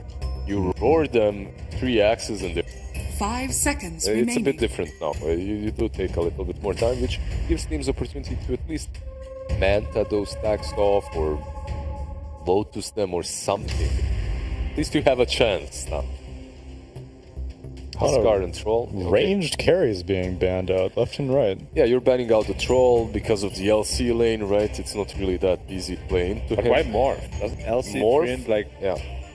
LC Treant would PSG abuse LGD's Morph. turn to ban. PSG Right job. LGD's turn to That pick. it's also pretty good And versus why Jug. SF? SF is dead here. White Album. That's why. Season Yeah, 1, that's White true. Album, SF. Only against DP though. Only against DP they picked it. I believe some teams tried it when there is no DP 10 and they seconds didn't. remaining. Because SF is... SF? SF. Dire Yo, how about team some pick. Faceless Void for LGD? Why not? No, they go with Elder Titan. How didn't you see it up? It's still team fight. It was an obvious pick, man. It was an obvious pick. Yeah, but this makes maybe a disruptor on the 4 roll with that no talisman into Aghanims we have seen. 10 seconds No talisman remaining. in Philosopher's Yeah, the Stone. Philosopher's Stone, that's the Philosopher's Stone. core Yeah, aspect. and seconds Elder remaining. Titan will lane a bit better. It's still not, even for a strong puncher such as Elder Titan, if you're playing in PSG you lose. LGD. Yeah, you don't outpunch them, even though you're ridiculously strong. Leshrac, of course. Third pick. Versus Puck mid. Obvious. Again. Elementary, dear Watson. Why we have such a hard time for the draft? 10 seconds obvious. Okay, remaining. how about now? Faceless Void for LGD. 5 seconds remaining. Sure, why not? Oh.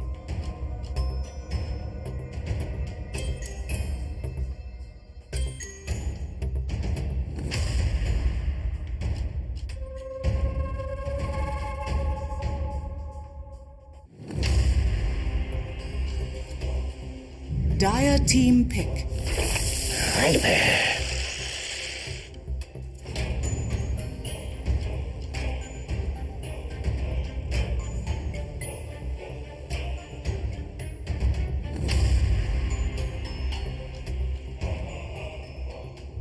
Ten seconds remaining.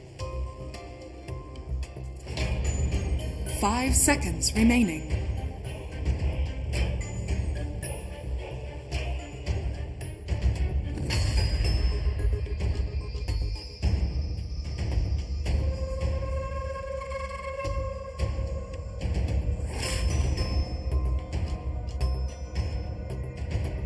Dire team ban. PS. Wraith King!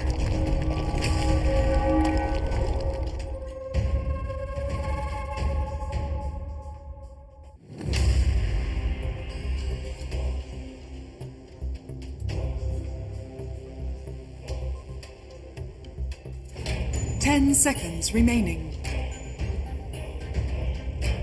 Dire team ban.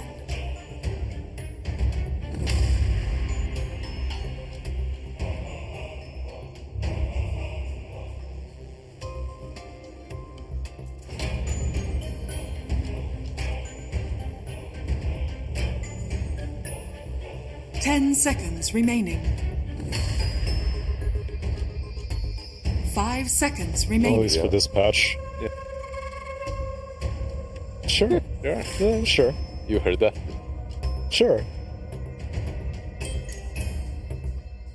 Alright, so LGD is still looking for a core. No illusion carries, so even if they did... Oh, well, okay, they ban out the Terror Blade, even though I think Legion would have been fine against that. And You a got Naga 20 Siren. bonus health, but be careful. Oh, yeah. All that strength, baby. Sure. Sure. Ban out the Skyrath. Sure. Because of Legion Commander. Legion, Skyrath, yeah, GN I Skyrath. still think the Lina could be good for them. Sure, 5 Treant. Sure. The Legion, You know, good lane. 10 Sure. seconds remaining. How about something to get you out of all this team fight? What? Like a cookie. Sure. Thank you. sounds great. You called it. I called it. Okay, it gives you a lot of damage in the duel and in the overgrowth as well. Yeah. Very solid laner. Like, they have these 2 laners that are beasts. 10 seconds remaining. I like Aster's draft. It looks What carry is even ugly. left? Like, 5 seconds Like all the remaining. carries are gone. This is a they're also rough setup tall for- and huge on Team Master. Like, it's rough to play against them. Big boys. If I saw this draft against me in a pub, I'd ask someone to tank the abandon. Please don't pick. Ursa? That's not sure. I wanted sure. Yeah, I'm thinking. It's a rough Ursa game. They have a lot of kite ability. If Monkey King not banned, Sure. Sure. the Raid King is solid. Zalsish It's not one of these meta carries anymore. It can still work. got buffed a bit. I mean, did he Good only team come fight. back to prominence because the Scepter made him relevant? Yeah. That was And it? Battle Just Fury. the Scepter? Scepter and Battle Fury. And the Yeah. level 30 potential. Right. I was like, there was no lake and it would beat him. Monkey King. You may now select call. your Go with heroes. Sure. Sure. Sure. The entire draft is so obvious. It was a surety from the beginning. It's easy to predict the drafts from top tier teams because you kind of Know what they want to do. know yeah. what they want to do, And they know what they want to do. and they know what they want, and they're precise with their. Sure.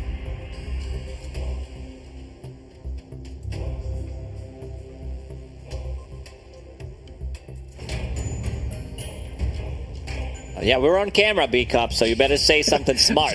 Okay. I'll try. I got it. Magma's gonna win. Wait. They're not playing this game, sorry. Give me a second. Put me on the spot. Just to 10 see. seconds remaining. Yeah, I like this sustained draft from Team ASTER 5 with the seconds Legion remaining. Commander, the Dispel. We saw what the new Shard can do on top of the Treant Protector. I'm gonna go with them, even the Monkey King is a good answer to Raid King. He dies, respawns inside the Wukong command. Blah. I'm still gonna go with ASTER. That's everything I told you before we were live on camera. I'm gonna say the same thing. No, it was, I swear. No, he did. No, he Hot really mics did. the entire time. You could have, production could tell you. Thanks, guys. I appreciate the support.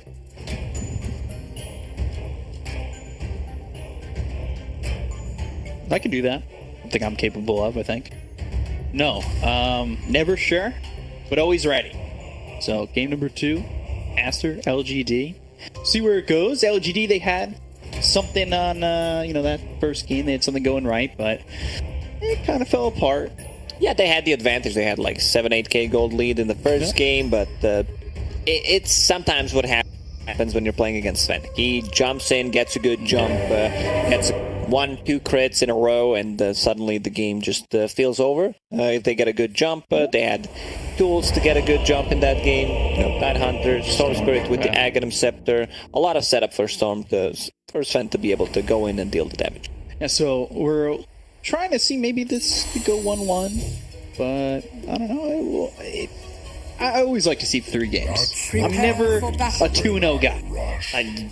And that's a lie. I just caught you in a lie because you said to me when the mics were off that you're really hungry and just want to go home and get some food. No, but this is a top tier Dota. Like, these teams are really strong. Like, you can see the improvement already from like week 1 and what we're having right now. This time around, Jin-Q will be playing Disruptor. He likes to play a bit of a different position force.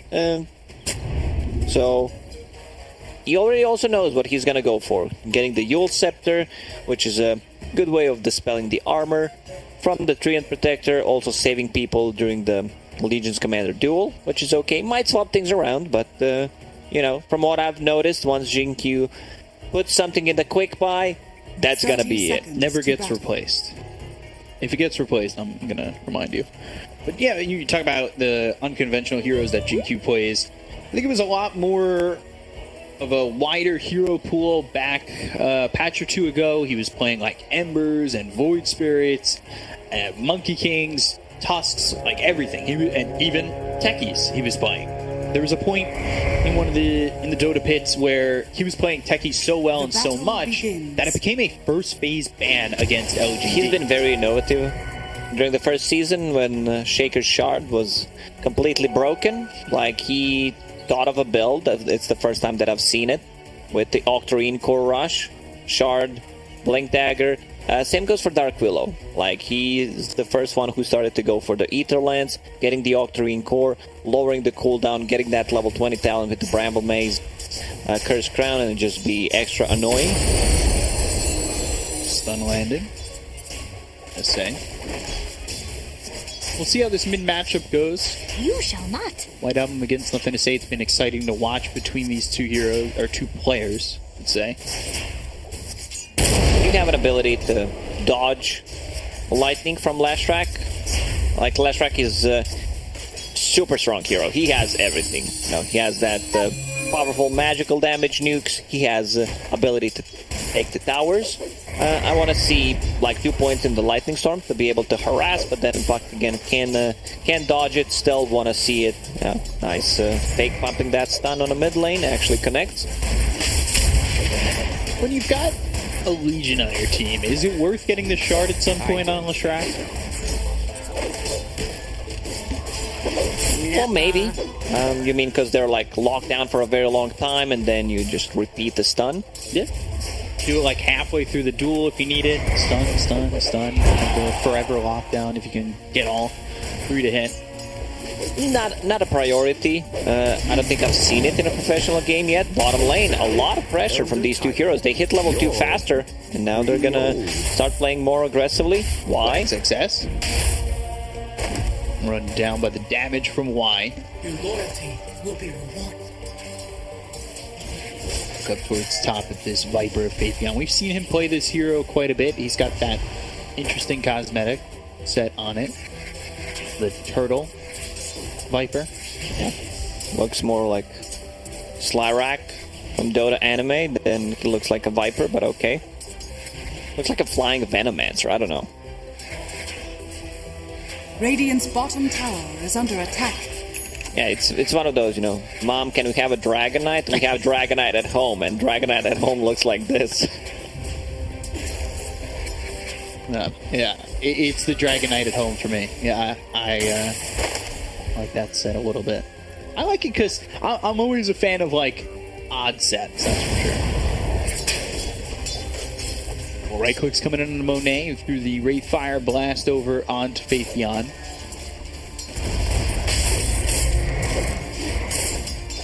Y just standing in the face of XXS, as well as Jin-Q again. Not so fast. So, you know, they're having a stun hits mid, and nothing to say, dies for first blood. White Album getting the solo kill. That should not happen. Like, this is just a misplay. I was watching the bottom lane, but yeah, here comes the tips. They also know that Lashrak should not be able to solo kill the puck, at least, so that's going to be a null talisman from Lashrak. Level 5 on top of it. Fire Snap Cookie lands, but the Balance Strike is there from Ame to save his ET. And you see what White Album's doing. Constantly just fainting out this stun, forcing Nothing to Say to use that phase shift. And he's done it successfully 4 or 5 times already. It's been really impressive from White Album. He knows how to fake those stuns and then land them perfectly, saving a point. I think 2 points in Lightning Storm is enough. Chased here, another toxin down, the right click damage on the Lanham, and the last Thunderstrike with the right clicks from Faithion are enough to get the kill here onto the Treant. Faithion does get low, but he's A-okay in lane. He has that turn. A lot of pressure, a lot of overtime damage coming up from these two heroes. Thunderstrike is also level 2.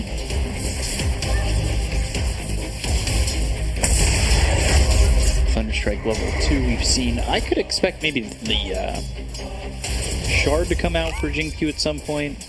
Yeah, that's a good shot. Like, use it on Monkey King, give him more attack speed, give him more move speed. Looking at the bottom lane, ton of pressure from Elder Titan. He has 2 points in the Spirit, 200 damage per hit. Y in trouble. Fire Snap Cookie away. Just a sliver of health, 25 health there. And then Lanham going down again to Faithion. LGD, once again, playing the laning stage really well, except the mid lane. There is a bit of a difference, 10 CS more, 1 kill from White Album, but Lashrak, he is gankable. Puck gets level 6 with the coil, one of the supports rotated, could potentially be a kill. Yeah, you'll have like Glimpse, Kinetic Field from the Disruptor, Dream Coil, Thunderstrike. That should be enough damage. They might even need both supports. Borax comes mid, refills White Album's bottle. The White Album looking to land that stun. Oh, almost does it again to him. And nothing to say is just he's really falling for the feints every time. And that's what left the opening for the first blood. That's what left the opening for the kill. There's the coil to level 6, but he's very low on damage.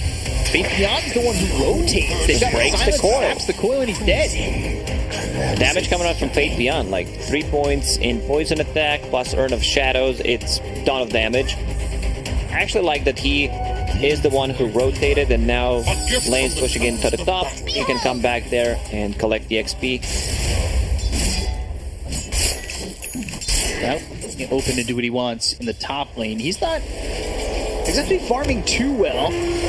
Primal Spring right clicks on XXS. Jingu almost procking. Or popping. Just a 1k lead for Radiant's LGD. top tower is under attack. That kill on a White Album really evens up that matchup over mid.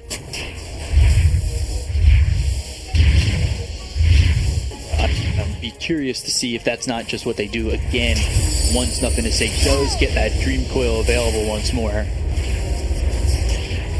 White Album trying to put the pressure on the tier 1. With that Diabolic Edict, they've left the Legion alone bottom. For the most part, Ame's there by himself as well, as Y is just using the pull there. Yeah, this bottom lane not going well for Team Aster. Monkey King plus ET doing a ton of work, especially ET. 2 points in Astral, completely zoning out 2 heroes, so they need to go on a different side of the map and try to make things possible, make things happen. These heroes are not very good at rotating. Like Snapfire's okay, but they don't have that guaranteed stun. They don't have anyone to just start a fight. Like the way they can initiate is if Flash Rack lands a stun, possible Snapfire cookie, but that's unreliable. Yeah, it's not really the easiest of jumps for Aster, and it looks like they're going rules here for White Album. Ooh, avoiding the stun. Now the Dream Coil comes out. They've got Jingu coming over. Nothing to say, taking a lot of damage with the Pulse Nova. They've also brought over Ame. Kinetic Field, that lands. Strike also thrown over on Borax. A lot of damage coming in for Nothing to Say, who's surviving and leaving with 40 health. They have Urn of Shadows to throw at him, so he doesn't need to go back. Going into Veil, a lot of magic damage that can be amplified. Like, ET Aura plus Veil is always going to be good. Like, anything from Viper, anything from Puck, just Disruptor. He puts a 3rd point in Thunderstrike, actually. You can do that when you're playing position 4 Disruptor, because you don't rely that much on a Glimpse. But as a position 5, 2 points max, and then you need to max out the Glimpse. It's like they want to make a move on XXS. Gotta remember, it's just that level 1 Glimpse, so they need to stay by. Thunderstrike, press the attack, Kinetic Field. They're still holding on to the Glimpse that they could put on the XXS. They'll look for the sweep. That will land. However, they'll back away from this. A tithe to the impurities. They could have potentially used Glimpse and try to right-click him, but there's no extra slows. Thunderstrike was available. Duel also online, but they need to bring heroes. They need to bring someone who has damage. I don't think Snapfire is enough to get a kill. They need Lashrak. Lashrak is a ton of damage. We see Wraith King also farming the jungle. This is going to be a lot slower game from Team Aster because their heroes are not that good early on. They're relying on getting the Radiance on a Wraith King and getting an item on a Lashrak. So it could be a bit of a slower start for them. So all the tier 1 neutral items have been collected. No trusty shovel still. Predictions continue. Jin Q, keep his mid, refills the bottle. I believe Borax killed the rune. The 10-minute rune, so nothing spawned. I didn't see what it was. Did not want to put himself in a bad spot. Gets coiled, dies. Gives it the rune. Feels even worse. Interesting build coming up from Fate Beyond. Urn, pretty standard stuff. Something that 33 kind of pioneered. And now into Helm of the Dominator. Very interesting. I want to see if that's going to be Helm of the Overlord, Underlord, what's it called? Overlord? Yeah. It's a 6,000 gold item, so you need to farm quite a lot. We were having this conversation walking here today, right? Yeah, but we were talking about the Jungle Venomancer, which is something Team Secret did. Seems like a meme, but it can actually work. Because it's very hard to invade the triangle Venomancer. Like, if you know how, you don't get hit by the Ancients, you don't get hit by the creeps, and you get it on a farm. Glimpse back. And they've got the glimpse, they'll have the right click damage as well as the kinetic field. Fire Snap Cookie, is it enough? No. He'll die to the poison from that poison attack of Faith Beyond. So if you wanted to go Helm of the Overlord, need a lot more gold. Obviously, 6,000 gold item, needing that ulti orb, needing that recipe. Is it worth the build up to that? Ulti orb. It's some stats, but if you look at their heroes, they don't really do well against ancient creeps. Like, you need breaking to try to hit it. It's just not gonna be enough. Like, you need to kill the heroes. This might be an interesting build. Time to take the tier 1 tower, Nature's Grasp, clean up these creeps. They've also got TP from the Sapphire, Race Fire Blast over on the face. Beyond got the Overgrowth with it. The Viper Strike thrown over on Alanum with the Mortimer's Kisses coming out. SSS is looking for a duel. He'll find it on the GQ, get the winner. Winner chicken dinner. He's got himself 10 damage. So is that what you ordered? You ordered some chicken? Seems like you're still hungry, you know, talking about the food. First dual damage, you know, something. When you see 0, when you don't see anything, and you're playing Legion Commander, you're like, guys, we have to do it. Dream Coil turnaround, Pulse Nova is going to be enough. No, they've got the silence on him. Nothing to say, now needs to jaunt out of here. Dream Coil to leave as White Album will also be healed up thanks to the level 3 living armor for Trian. Top tower is under attack. And the top tier ones dropping. Lanham also very creative with his item build, going for Holy Locket. That item is viable right now. It took us like 2 years for the item to be decent, because you get the charges more often now, and combine that with the heal that you provide, with the living armor, amplifying the heal works really good. Fate Beyond, he queued it up. He's going for that Helm of the Overlord. I'm excited. I'm excited to see this Helm of the Overlord. We'll have to see how quickly he can get it. As, he's been farming pretty well. He's 3rd on the net worth. 6k, keeping up with the Leshrac. You've got Monet farming inside the jungle. He went to the Midas, going Midas into the Radiance. Pretty standard build when you see that Midas. For the Elder Titan. Fury soon for the Monkey King. Ahmed just loves it. Battle Fury, it's pretty much always the same thing. Every hero. It was in the previous patch. I did not see Ahmed play Monkey in this one. After Aghanim Scepter got nerfed, I want to see if he's still going to go for Aghanim Scepter's second item, or if he gets like status resistance. Yeah, I feel like the Ags is still okay, but is it worth the investment this early? Because you can always get it down the line. Yeah, because Scepter soldiers, they don't attack Roshan anymore, and when you die, they disappear, so you can't get a kill after. And we saw a bit of that before it got nerfed. Specifically, I think Ahmed, there was a fight up top. You can say whatever you want. Like, it's not anyone's gonna go through the all Ahmed games and he was playing a Monkey King and call you out like B-Cup is a liar. You know, he called this one wrong. Ahmed did not actually go for it. I think he went for it every game he played Monkey King, so I think I'm safe in just saying that he did it. Yeah, I know. But there was a specific fight in my head that I remembered. Anyway. 17 minutes, 37 seconds, right? Northwestern part of the map. No, it was like 30-something minutes in by the top tier 1, in between the tier 1 tier 2. Toss jumped in and died to the... I feel like you would remember. I remember. Yep, so Viper getting closer to that Helm of the Overlord, which you can take to Ancient Creeps, which is gonna be big. XXS, by the way, when we've seen this Legion before do this, has that shard queued up. Press the attack, and now the static storm as well as the kinetic field out of the back line. He's very tanky, but Fire Splitter coming in, and he's getting low. The right clicks from Faith Beyond. They've got themselves a Wukong's command as well as a sweep out of 3 of these heroes. So Faith Beyond's going to move in with the damage as well as Ame. They've got the kill on a White Album and the finish off 4-axe. 3 heroes dead, potentially looking for a 4th. Line him on the run. Why moving in? So is Ame. They've got the kinetic field to have the damage to get the kill. It goes over to Jinkyu. They have so many things to keep him inside Wukong's command. Kinetic field, sleep, and then like the Wukongs will attack you. Dream coil. This combo is gonna be a huge problem. Right now, they need to go for a pick-off or wait until Raidkin gets Radiance and then take a fight.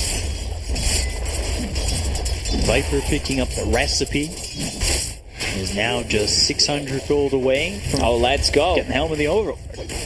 How are you gonna kill these things? Which ancients do you take? Just you take the golem. dragons? You take the golem and the dragon. 1 golem, 1 dragon. You get extra 15% of HP from Granite Aura. And the dragon, I mean, you are the dragon. Viper is kind of a dragon, right?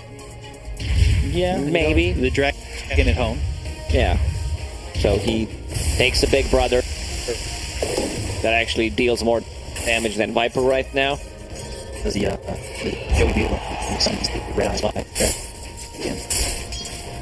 don't know that reference. Yu-Gi-Oh reference right there No. for you. Old school. Old school?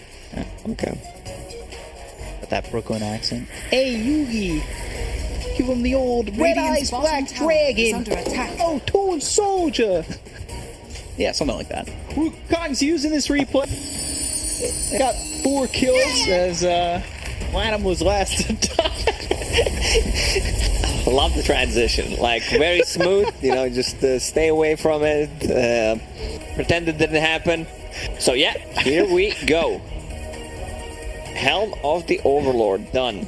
This dude has 2.3k HP. Radiant's bottom 100 damage. is under attack. Everyone is super tanky. Bounty. That granite. Radiant's bottom tower has fallen. 15% bonus HP. That's a lot. Yeah, what are you gonna do? Like, how do you kill this guy? He has 12 armor right now. Dyer's top Like, tower Raid is King, under Raid attack. King needs to hit him like 10 times plus. And when on that, it just, how do you focus on the rest of the fight? Radiant's bottom tower is under attack. Well, Mud Golems, they were a good team, but Granite Golems, like, this is tier 1 team. Yeah. Like, this is a team Radiant's that middle wins tower is under DI. attack. That's a top 2 in the EU. Granite Golems. Looking over bottom. White Album glimpse back. He's not in the kinetic field, but they should be able to get the kill. Yule's up into the air. Ame looking to set up. He's also got Faith Beyond nearby. So they will get that kill. It's all over, Leshrac. Granite Golem just right-clicking Borax and pushing away both Borax and Lanham. As Faith Beyond had TP'd bottom. You can't deal that. That's what I said. Like, they can't deal with him. Like, what are you gonna do? You need to run away. It doesn't deal that much damage, but it's very annoying. It's counting what's happening in the jungle. Let's see the second creep that he takes. Just take another Granite Golem. Okay, he wants to kill it before. He wants a different one. Watch this Granite Golem. Infinite stacking, he increases by 15%, then the other one increases the HP you have by 15, and the aura again increases. It's just infinite amount of HP if you have 2 of those. Unfortunately, it doesn't work that way. Amen. Going all in on damage, getting Daedalus after finishing the Battle Fury. So not the Ags route. Not the Ags, not the SNY. Just going all in on the damage. Just needs a bit more gold. He's picking it out. Like, Viper is, give me that dragon. Stop hitting it on me, please. So now he's got the golem, he's got the dragon. So the extra 3 armor from the Dragonite armor. Extra 15% HP. Not too bad. Splash attack. It's okay-ish, nothing too significant, but Can use the Fireball? Yeah, Fireball is good. Why is it called Fireball? Isn't Dragonite Shard called Fireball? Yeah, well, the Black Dragon had it first. Black Dragon ready to. Yeah, but maybe it needs a different name. You know, back in Dota 1 days, we had the Impale, Lion, Sand King, and the Nyx Assassin. Like Raid King and Sven had the same stun. Well, actually, what you don't know is in Season 2 anime, yeah, he actually Davion's going to learn Fireball from the Ancient Black Dragon. Spoilers. That's why it's still called Fireball. Makes sense. Yeah. Where did you download it? I'm writing it. I'm not downloading it. Okay. But can I download it somewhere? Or? No, it's still not. It's not. Okay, it's not released yet. It's just a story. It'll come out. 2k gold lead for PSG LGD. Not too much fights happening. ASTER, as I said, like they're off to a slow start. Their lineup not really good at fighting early on, so they're just chilling at the moment. Legion Commander has a Blink Dagger, has that shard, so you can break the coil. Nothing to say, understands that. Like if they break the coil, there's gonna be press the attack to get out of it. So I'm just gonna get Aghanim Scepter. Like you catch 2 heroes inside the coil plus Wukong's command. There is no counterplay. Like possibly an overgrowth, but I don't think it's gonna save you while you're sitting inside the Wukongs. And this Legion has the shard. We've seen how strong the shard can be. It really seems almost better than a BKB at times. Just considering the cooldown. 11 seconds. Having 2 seconds of spell immunity, basically. I'll go with Kinetic Field to look over at Lanham. There's the BKB. They've got the Boundless Strike as well as the Glimpse, the Fire Snap Cookie, now the Dream Coil. And they land the Super. They've got the Mortimer's Kisses coming into the Overgrowth before he ends up dying. They'll look to get the kill on a Fate Beyond. Getting low with a Viper Strike. He's dead to start. But with the BKB in the Wukong circle, ASTER will retreat, and that's not really the best Wukongs. It took them a lot of time to kill this Treant Protector. He uses the heal, the armor on himself, had still 20 Holy Locket charges, didn't even want to pop it. The nice cookie during the glimpse, and then immediately, like, when he lands, gets out, forces them to use the coil on him. But nothing to say after off to a bad start. You know, just has a pretty good game. And 700 gold away from that Aghanim Scepter. It's going to be so much easier to keep them in place. Raid King BKB done. Going into Blink Dagger. No Sange this time. Like usually we see on a Raid King casual Sange to be able to have a more damage, more tanky, amplifying the stuff on him, and status resistance, of course. Like these new items just give so much. Like, well, if you want some status resistance, here you go. Best I can do is, you know, 20%. All right, I'll take it. There's just so many things: amplifying healing, regeneration, lifesteal, reducing cooldowns. Well, at what point would be too little status resist to get? Like you wouldn't pick up something that gives you 25, or like is 10% too low if you had to build like Sange and Nash to get you that? Yeah, 10% is not really a thing. It's not enough. Yeah. The stun that lasts for 2 seconds would last 1.8. It's really not that big. But 25 is a good number. Easy to do the math with as well. Ags picked up for Puck, so they've got that Dream Coil upgrade. Definitely come in handy with Wukongs in the next fight. BKB, you know, he still needs 1,450 gold on Ame. But he's got that Daedalus. He cards outputting like one Boundless Strike could take out the supports pretty much if he has the Jingu. Duel out on Jingu to catch this Disruptor. And White Album, BKB, Wukong's committed. Splitter in a decent spot. White Album, he gets hit, but still is that BKB to look over at Ame, and he just TPs out. 2 Wukongs in a row don't hit anything. The survivability of this is really good. You have Press the Attack, Living Armor, which is amplified by Hold Locket. Even using, like, you can see Lanham. He's just keeping those 20 Holy Locket charges in case he needs to pop it on someone. There's also Mech on a Snapfire. Once Snapfire gets level 15, Snapfire Cookie, Fire Snap Cookie restores 200 HP. That's the talent you go for. Has a shard as well. Like I love this. Snapfire with the Blink Dagger and the shard. You can just potentially bounce people out of the Wukong's command. And the stun. Like, it's a long duration stun. 2-second stun. Meanwhile, Monkey King is doing Roshan while Legion Commander. Yeah. Getting some pickoffs on the sidelines. Is it Roshan? Nothing is saying. He goes down. They do pick up the Aegis. Is it worth it for LGD?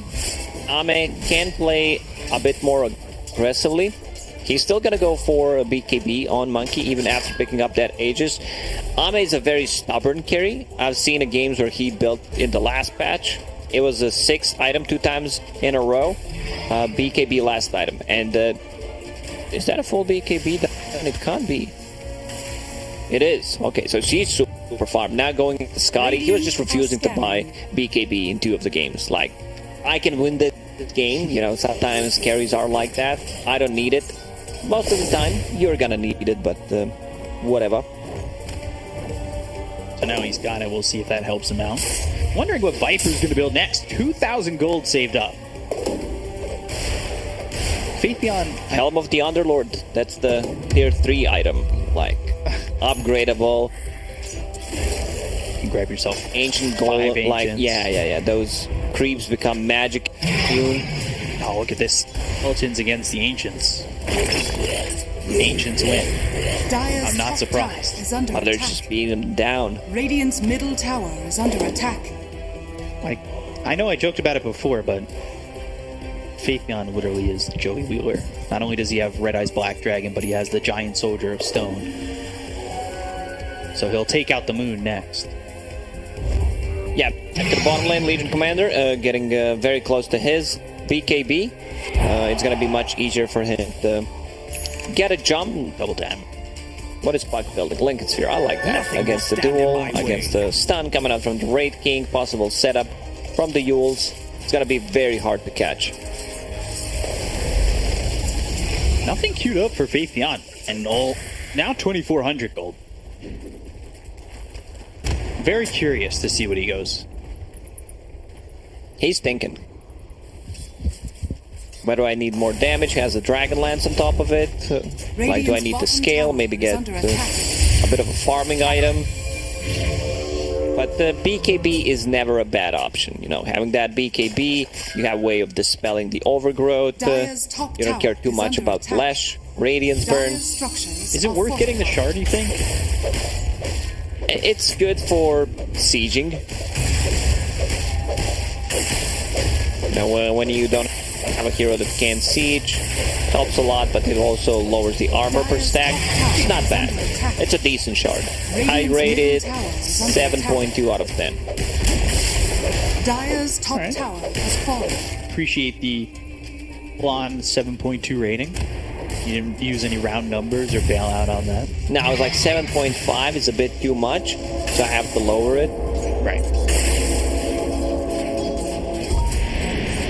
Also thinking about whether or not he wants to go Ags, because we've seen that a couple times on these Vipers. Makes that ulti 10-second cooldown. Dire are scanning. Increasing that cast range. That could definitely be in the cards here for Faithion.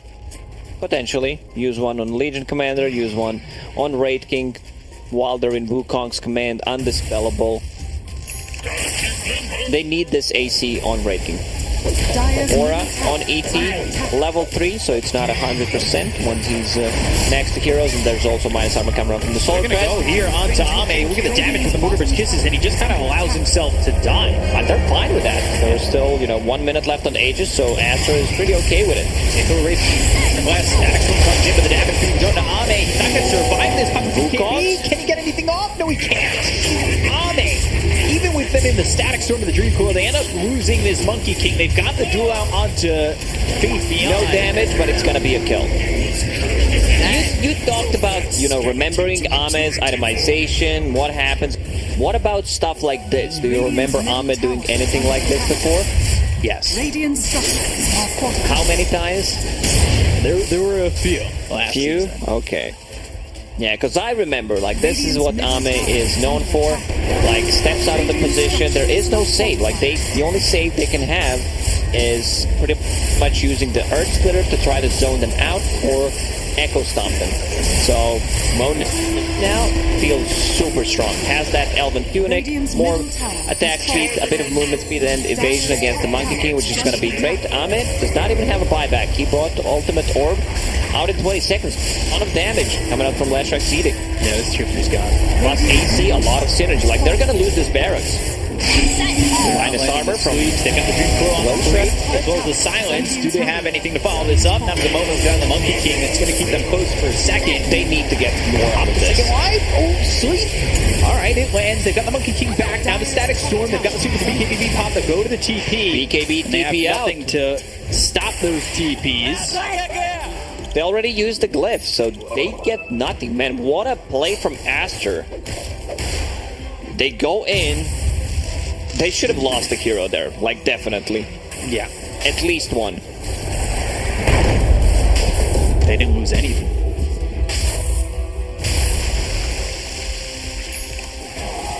So, Psychic Headband. That's a big pickup for LGD, in my opinion. Because you throw that on Nothing to Say, and it can certainly, with the Axe too, set up for Dream Coil, Psychic Headband, Snap. Yeah, they have the headband, of course. Is always a thing when Puck is in the game. It has 100% drop rate. Faithion, I believe, thought about going to the Lincolns for a second. Ends up picking up the Hurricane Pike and now going into a Daedalus. Daedalus, okay. Interesting. It's not like he doesn't even have that much attack speed anyway. He has brown boots. Not sure if that's the play. We'll have to see. Yeah, look at his attack speed. It's pretty low. Excellent.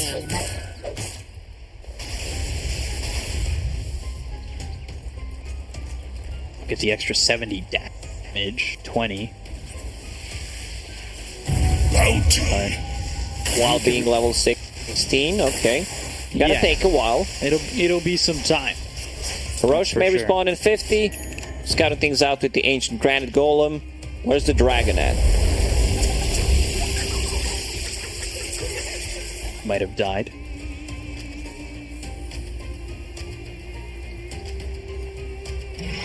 So, Oh, is that it? ooh, Axe for the Disruptor next. But that's gonna be some gold. Are scanning. Has Felly Stone and Aetherlands, a lot of cast range.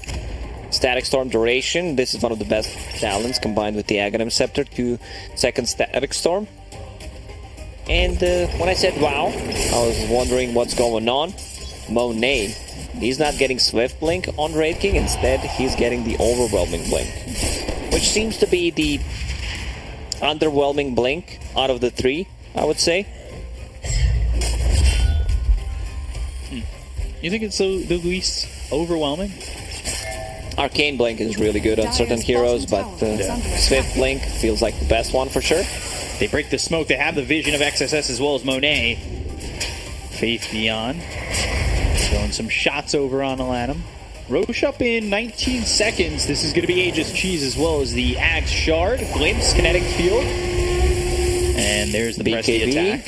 So he's got Budget the... plus a cookie to get him out of the trouble. Yep. Aladdin also has a Blink Dagger, so it's going to be much easier for him to just jump in and keep people in the place. He's also going for Overwhelming Blink. Maybe I'm missing something. He's got the Overwhelming Blink now and going Shard. It's damage, you know. Damage combined with the Radiance if you manage to blink in. Okay. They're going to smoke. Also, he bought a Shard on Raid King. They have no mana burn whatsoever. They don't have a single hero that can For burn the mana. Skeletons. Overgrowth, Boundless Strike. Got the Kinetic kinetic field, and now the Dream Coil comes out on the 2. One of those kisses from the side as well as the Woo comes, but they're already out of it. The Static Storm, though, will get the kill on the line. They'll pop the Lincolns, and they'll look over. Ame, he's not dealing with a lot of health, but Faithion's going to hit over onto Borax. They've got the Fire Snap Cookie coming around the side. They've got the Overwhelming Blink on nothing to say. And Phase Shift, Kinetic Field, keeping them away for the moment, and they've got the sweep out onto Monet. He still has that BKB to work with. Now the duel comes through. Let's see the crit away. Do they have the damage? Green Fire blast Monet. Oh, he gets caught! So does XXS! Why is Dan Monet now without his second life? He pops the BKB and he starts to run in this LGD side. Right clicks coming in as well as the Overwhelming Blink. They've got the kill on a Faithon. Nothing to say comes over the Bleeding Rip. The silence is there. Phase Shift. Ame in pretty deep. This is the balance strike. Can he get Jimmy to proc at all? Little shredder on him. Now White Album, he's popped his BKB. Nothing to say though, goes in into Borax. They swept up both Monet as well as Borax, but don't get the kill just yet. Greaves in a into the sec. tree. Primal Spring. Guardian Greaves gets 10 seconds until the reincarnation. And Ame survived. He's been stunned up. He's solo. Can't get the balance strike out. Nothing to say. He'll follow suit, and down goes Live. 4 heroes dead on LGD. Oh, what a play. Like, they get the Guardian Greaves off the extra regeneration, keeping them alive there. There's also regeneration rune on the bottom. I guess White Album will pick that one up. Get some mana. This Shiva's Guard aura also not allowing Monkey King to lifesteal as much as he would love to. But that was close. Like, if he gets a kill there, maybe if he gets a Boundless Strike. Now, ASTER, they will go for the finish. Let me just check the buybacks. No buyback on Ame. He needs 1,000 gold. No buyback on Puck. He needs 100. And there is still a bounty rune on the top lane if someone wants to TP there and pick it up so he has a buyback. Then they're going to finish the game because they don't have the buyback on Puck. Static Storm doesn't matter. Press the attack is on the Raven. They're starting to go after the throw. They took a first life out of the hands of Monet, but the right clicks are in. They have nothing to stop this, and they'll call GG. ASTER bring it back again, and LGD will fall 2-0 to ASTER. PSG LGD, they had Roshan, they had the Aegis, decided to kind of throw the game there, you know, sieging the high ground, sieging the tier 2 tower. Ahmed dies once, dies second time after he...